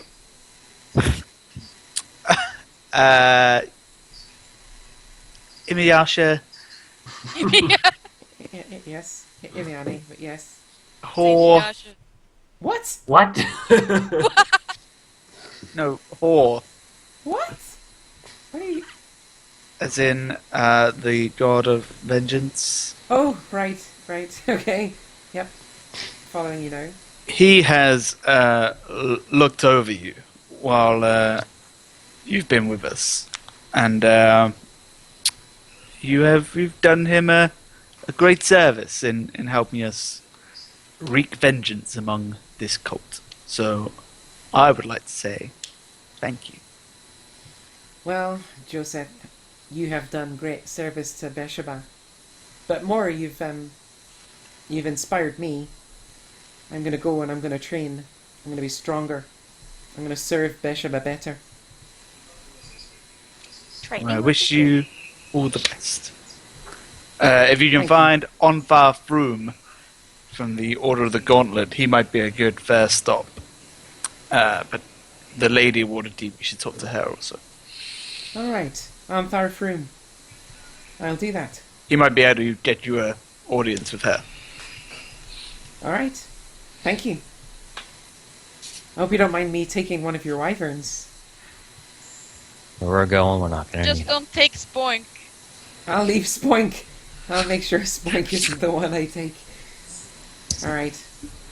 Well, goodbye. I'll see you soon. Good luck. You too. We're gonna need it. She disappears off and jumps on a wyvern. Pretty badly injured as she is. She kind of jumps on the back of a wyvern and immediately just kind of takes into the sky. Yep. So, you want me to take the castle west, into the sea, and wait? Yep. Yeah. Keep the castle safe. Keep yourself safe. And we'll return with some red wizards at our back. Make sure that you come back with a lot of red wizards, because I'm not sure what's on that isle, but if they were bringing dragons, we're gonna need a lot of wizards. We'll get the wizard. Will there be more red wizards than there are? I trail off. I don't say. Don't want to piss him off. Rath, ready when you are. Right. You just have to give me just 1 minute, and I'll, wait a minute, I've turned Scottish for a second. That's not fucking seeming. Sorry about that. I'll just, I'm gonna go and, just give me 5 minutes. I'm gonna just get these runes on the ground, and, we'll get sorted and started, and we'll hop on in. Just, have a rest. I'll need a minute. Do you have any sort of plan when we get there? Well, no. The teleportation circle's gonna... it's gonna kind of get us right into the Red Council. Unexpectedly, when I left... Very unexpectedly, and they were extremely displeased at my leaving. The last letter they sent me was rather threatening. I'm gonna arrive with a small force of armed people. I'm not sure they're gonna welcome me. But we'll give it a whirl and see what happens. Do we need to get some real rest before we do this? Yeah, I was wondering that, and a good hearty Yeah. meal and all that sort of thing. And I'll give you some time to prepare. We can put the wyverns back in there. Alright. Well, Alright. we only got to do this once. We've only got one of these scrolls, so, let's get it right. Yeah. You can prepare yourself and make sure we're, I'll go to die. the right place. Sounds good. Would it be a good place to have a long rest and stop? Yeah, I think so. So, you guys, you take a long rest, you tend to the wyverns, you watch as the ogres and the giants deal with their dead, effectively burying them in the tomb, what has become a tomb beneath the castle, and throwing the dragon carcass off the side of the castle, just lobbing it off as the castle drifts west. And you guys, you're ready to teleport after a long rest? Yeah. When you awaken, come down. You've got good quarters now. You take Resmir's, and there's lots and lots of space to sleep, and there's loads of places up in the castle main to sleep in. And by the time you come down, Rath has already inscribed these runes, arcanic runes, in the surface of the ice, deep into the ice. These proper, deeply inscribed runes. And he asks you all to kind of stand with him in the center of this massive circle. He's like, "Hey, you sure you're ready for this?" Are you? Well, no. Well, let's give it a shot. And he presses his hand to the ground. And he says, "I choose Thay." And this huge portal just balloons and opens in front of you. And there's a flash of light. And we'll find out what happens next time. Murder.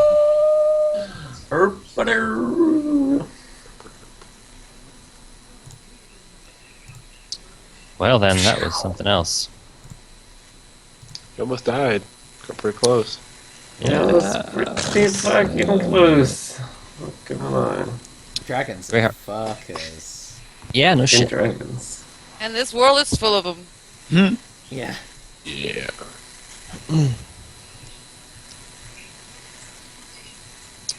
Huh. So, XP. XP, you get, between you, 11,500 experience for the Black Dragon. Whoa. Wait. Each? There. No. Okay, I was gonna say, what the hell? Yeah. And 3,900 between you for the Young Green Dragon. It's 2,200 each. Nice. Not That's a a lot. bad haul.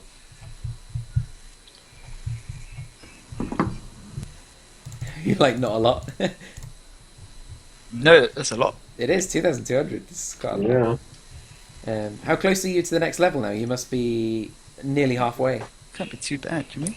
Yeah, I think it's like, what, 22 next time? 24? What are you at? 16? 18? 20. 2,200. Oh, fuck, really? Yeah, No? so What? yeah, 2,300's Yeah. the next level up. And what are you at? 20? 20, yeah. 20, yeah. 20,200, yeah. Shit. So you're pretty Yeah. fucking close to level 7, you guys. That's a short level 6. Well, We just you've need to been- keep you've- killing Well, dragons. we have You've been fought killing 3 big dragons, yeah. enemies, yeah. Yeah. So basically what you're saying is that we shouldn't play the campaign, we just go hunt dragons. Yes. No. It backfires when you die, though. Yeah. Yeah. High risk, high reward. That got a bit close for Tinfer for a moment, didn't it? That was a bit scary. Oh, Jesus. I got you, buddy. Yeah. It was pretty insane. If he'd have just taken off, I would have died. Or like Yeah. anything, literally anything. Or even had just another round. Well, level 7's gonna be good. Level 7 is... Oh, level 7's great. As you start to kind of creep up towards kind of... I think it's...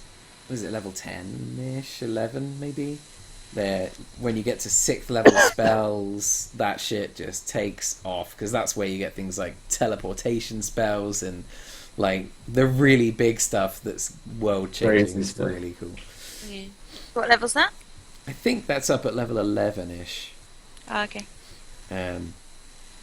Yeah, you're going through the kind of... You're getting really powerful kind of stage. And then, like, it goes on. And then you get to kind of literally world-changing spells and skills up at level 19 and 20, where You're assassinating kings and dragons, and Mhm. Tiff is like casting wish spells. Yeah. Literally changed the way the world works.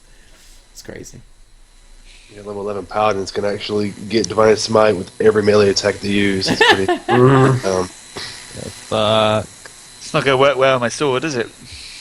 No. I have to do something about that. Plenty of time to figure it out. So, Dota? Yep. I need food, then Dota. No, you're not playing Dota. I'm Same. going to bed. Food. I'm eating. Oh, Tooth is all over it. I'm already there. Can we like 30, 40 minutes, Tugs? Oh, Bill, I don't have like 34 minutes. Sorry, bro. I've ate all day. I'm starving. I'm the Yeah. next. When are we playing next? Oh, Or that's a good do question. we need Tony to decide? Well, He said we were Monday saying next week. 15th, potentially. Yeah, Monday the 15th, Tony's around, and it's a weekday, so it would work well. We need Who to works for change me? the other one. Toogs, you around? Yeah, I should be. I don't see why not. We were thinking the other game on the 15th, but we'll just move it. Because I think it's harder to get you 7 in, and me, Yeah. 8 of us together at once. So the 15th works. Can people not do next Sunday then? It's Nice Valentine's ass Day, so some Valentine's people Day. can't do it. Yeah, Valentine's. Yeah, I mean, yeah, 15th is fine for me. Mondays are easier for me. Do you want to do 7 o'clock? Our time, like GMT? Yep. Alright, 7 o'clock Yeah. GMT, Monday the 15th. Somebody tell Tony and let's go! Before Jim goes, today's your nan's birthday. Just a reminder. Cool. Yeah. Don't forget to say Bye, hi to our guys. viewers. Say hi to Hi, them. viewers. Hey viewers! Bye, viewers. Hope you enjoyed it. Bye, Come guys. back and watch episode 18 of Yay! Commit to the Roll! Insane. Okay, bye. Bye! Bye, guys. Bye. Everybody.